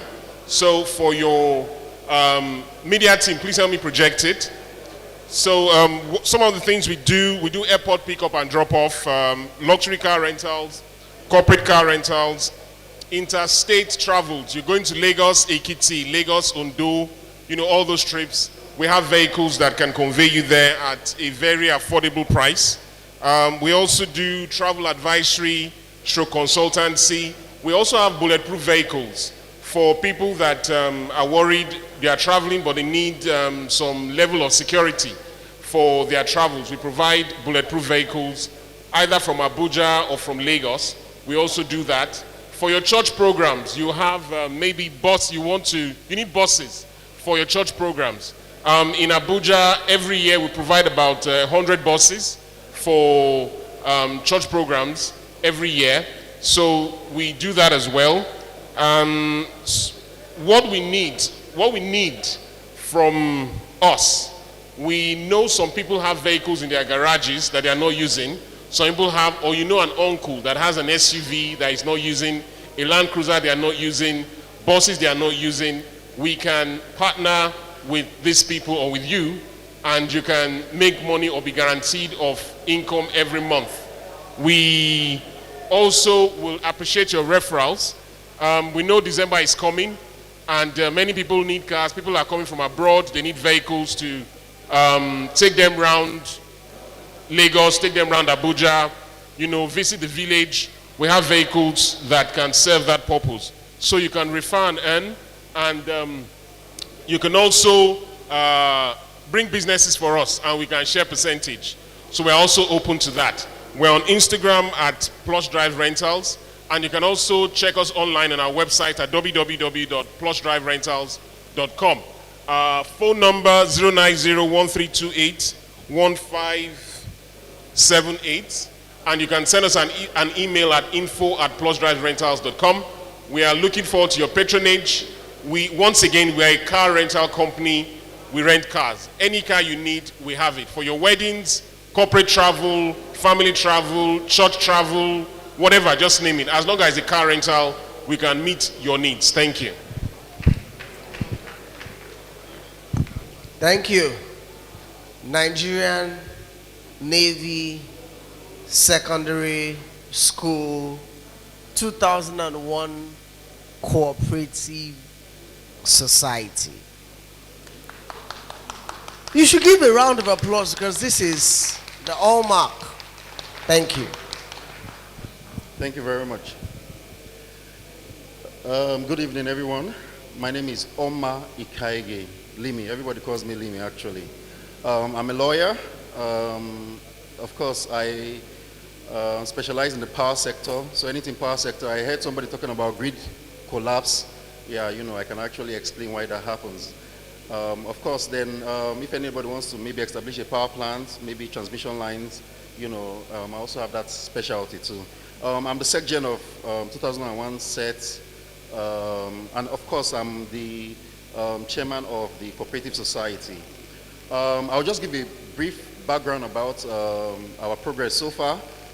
We were established this year, and of course, it took, great people coming together, putting monies together, and then, studying in depth, business plans. And then after we studied in-depth business plans, we, came up with a palm oil business and then a logistics business. So what the palm oil business does is that it picks products from one place and then delivers it to off-takers in another location. And then, of course, the logistics business, movement of goods from one place to the other. So we started, let's say, barely 3 months ago. We were able to raise, I think, 20 million or thereabouts. And then we are thinking, because a lot of speakers have come here, talked about how their businesses have actually worked, and we are even thinking of doing a lot of partnerships. Maybe get like 200 million or 2 billion from here or there, just to make sure that we can scale up, our operations. So looking at the way the cooperative came about, members coming together, it was important, or it's important for us to, talk as, set mates. Aside what we are doing as a cooperative, we're also trying to encourage other sets too. Life is about leading by example. So with the example that we've actually, set on ground, and, we're actually hoping that more people will actually key in from our set. All right, so to buttress, okay, so my name is Olushayo Oyenuga. So to buttress point, the logistics aspect, our goal or our objective is to bridge the gap between agricultural produce and then the marketplace. So one of the things we've been doing is take agricultural produce from Jos to the southern region, like Port Harcourt, like the eastern states. And like you mentioned, we are trying to get more funds, to get more vehicles, and the goal is to scale up over time. And then in return, this also not just brings a business, not just as a business, it also helps us to cater for our brothers who are not able, or who are not financially, or might have different needs at different points in time. So, and this was one of the reasons why we decided to pool funds together, a group of 13 individuals, to start this with the consent of the president. And I can guarantee you that the next 5 years is going to be an interesting one, because the next 5 years we are looking at having a minimum of about 30 to 50 vehicles rolling around Nigeria, doing different aspects of logistics, not just the farm produce, but different aspects of logistics. Thank you. All right, and then just to add a little to what he just said, when you look at what we're doing at the moment, we are just a part of the value chain of the palm oil business. So we're also looking at being members of all the value chain, from the production itself, that's the palm fronts, and then even to the retail. So we're starting like this at the moment. Imagine that it's a cooperative, a group of people that just came together, and then, after studying business plans, we're able to, come up with this particular plan and say, okay, all right, this is the plan we're going to go with. So definitely we're also going to work on our implementation, organization, having the best model, so that at the end of the day, for people that are coming in, you can be rest assured that your funds are actually kept safe. It's a cooperative society, so we know that, as Shayo said, the next 4 or 5 years, great things will happen. And another thing we are looking at to do is to ensure that the business runs automatically without our input, which means that in the nearest future, we'll have to employ people that would run the day-to-day operations. We currently have a few people working with us on these businesses, and we are looking to expand the work base, or the work base, let me just put it that way. And in addition, we're also looking out for people that are interested in partnering with us, or being part of this project or this ideology. And we are hoping that we would have more people to come, more people to key into this, and then we can have like a greater number of Navy boys that are successful. And another thing we are planning towards is, most of us have an average of 20 years to work. So we are looking at planning for retirement early. This is part of the reason why we have decided to set this up. So we are hoping that we'll have more people buy into this idea and then partner with us on this project. So if you're looking to partner with us, you can either reach me or reach Limi, and then we would be happy to share business plans or goals and objectives with you. Thank you.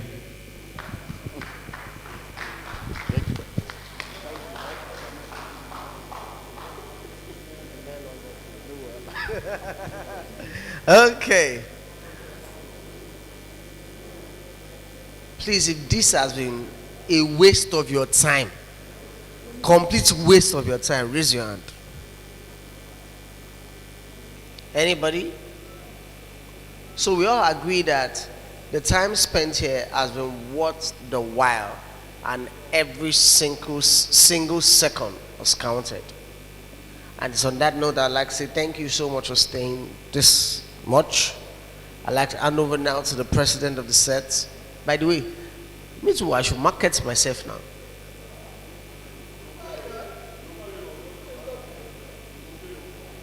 Who will I pay? My name is Omo.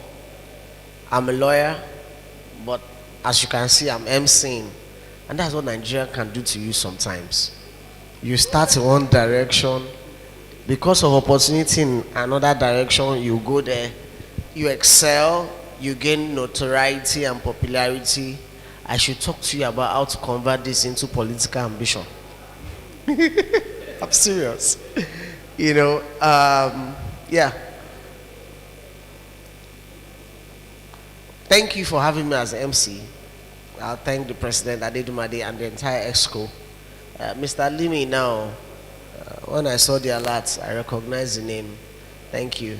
I particularly want to encourage you guys, and that's 2019, 2020, 2021 set.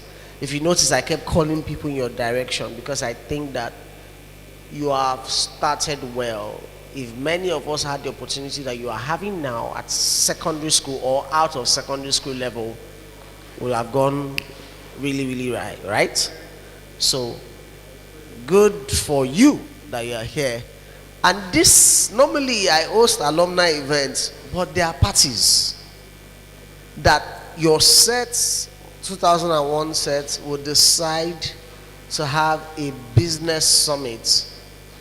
Plus, you have a cooperative society already running. I think that the future is bright and bright. And thank you for sponsoring, for the pledge to us next year, sir. So thank you for everything you do next year to make sure that the MC is not shout. Okay, once again, please welcome with me the president of this set, Mr. Adedumade Oniboko. Brothers, thank you very, very much.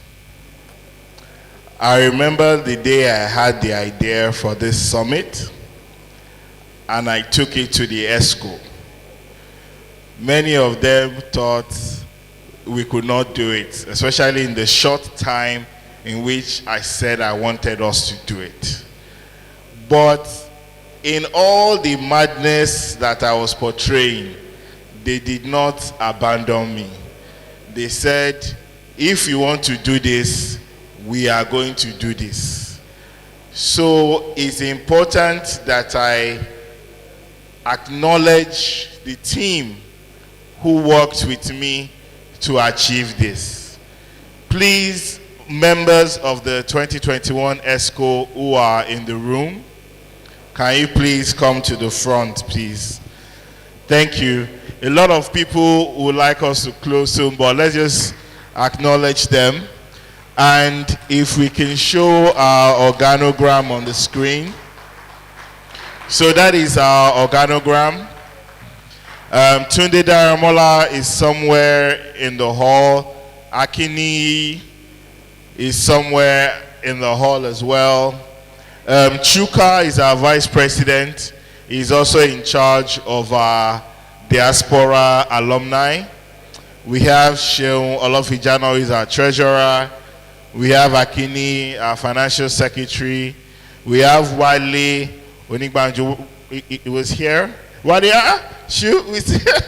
Shola. So yeah, we have him as well. He's our assistant general secretary. We have my brother here, Limi. my professional colleague as well. He's our General Secretary. Tunde Daramola is around. Osezwa is around somewhere. And Shegun Fagbemi, our ex-official. These guys have been solid, beyond solid. So please thank them for me. Please, a round of applause for the ESCOs, please.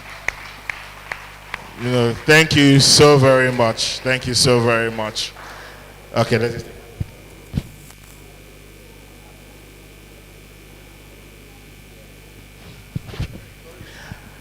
No, you don't late, Ross. So yeah, it's also important that I say our final thank yous to everybody who has been a part of this.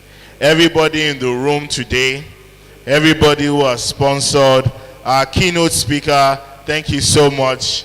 Thank you so much. Your support has been amazing. Jojo, our own major, you too much. You know, thank you so much for coming. Everybody, all the sets that are here, the younger ones, the eldest ones, the 95 sets, and there's two people I would just like to specifically thank, because I feel three people, guys, I'm finished. Just these three people and I'm finished. Because I feel I am building on the legacy that they started with. The first person is not here. His name is Captain Osubeni. He is one of the people we look up to as our national president. He doesn't like to be called that, but he plays that role. You know, so I appreciate him personally for the work he has done. The second person is who I like to call my president emeritus, Collins Aigbe. Please, a round of applause for Collins. You know, Collins, you too much. You too much, bro. You too much. Then the second person, the last person, is the president before me. That is Olanrewaju Oshifeso. A round of applause for him too. Yes, guys. So, all the Navy boys in the room, thank you so much. Our sponsors, thank you so much. Codros, STL, Nord, Irede Foundation, Iluna Candles. I'm just calling them as they come to my head. Iluna Candles, Luku London, S&J Construction. You know, thank you so much to everybody. I hope before you go home, we take the opportunity to visit the exhibition stand. If you use an iPhone, please go to Deuces. They are inside here, this bag. They are going to give you a free screen protector. Go and collect it, please, and also check out all the services they have to offer. Ladies and gentlemen, we are going to do this again next year, but once again, I am most grateful. Thank you so much. Thank you so much.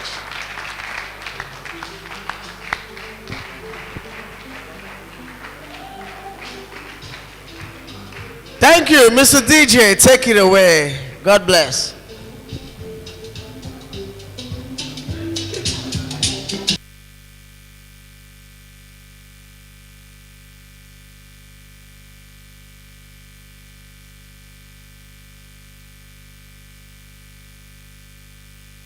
My music travel no visa. Oh yeah, ask your sister.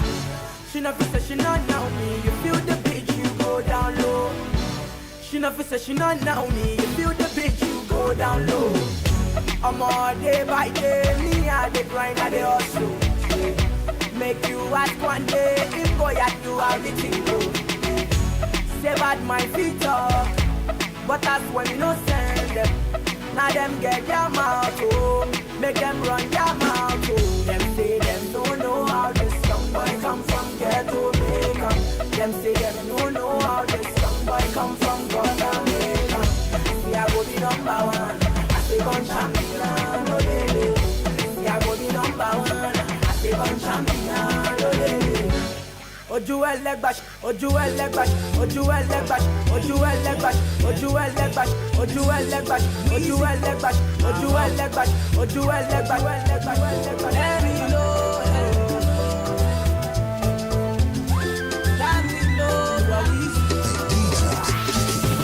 Ní ojú ẹlẹ́gbàṣ, they know my story. From old dog studio, I be hustle to work. Say, ní ojú ẹlẹ́gbàṣ.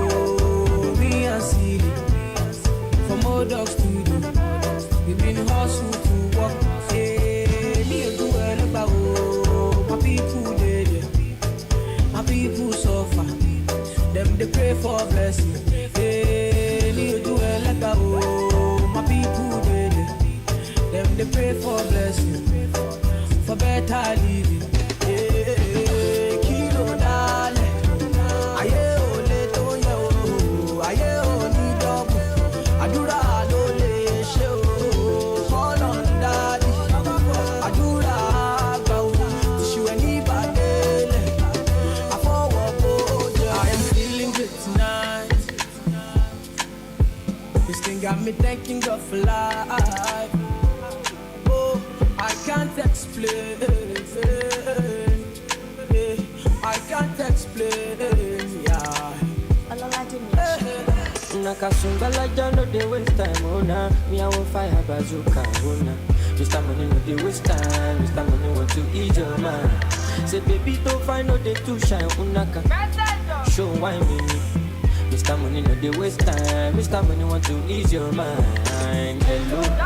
You carry back a lot of filo. I'ma take a phone, no go the ghost to. Ready to pay what 10 kilo. Kumatingaza. She nasa in your falapa. Agata from Osapa Funibulala. Nishe lo japa. Omo ajekota no be me gapa. I no like nonsense, so ya go bota. Bota. Nishe lo japa. Omo ajekota no be me gapa. I no like nonsense, so ya go bota. Bota. Sunga la ja sunga. Sunga la ja sunga. Olo sunga sunga. Sunga la ja sunga. Sunga. Olo sunga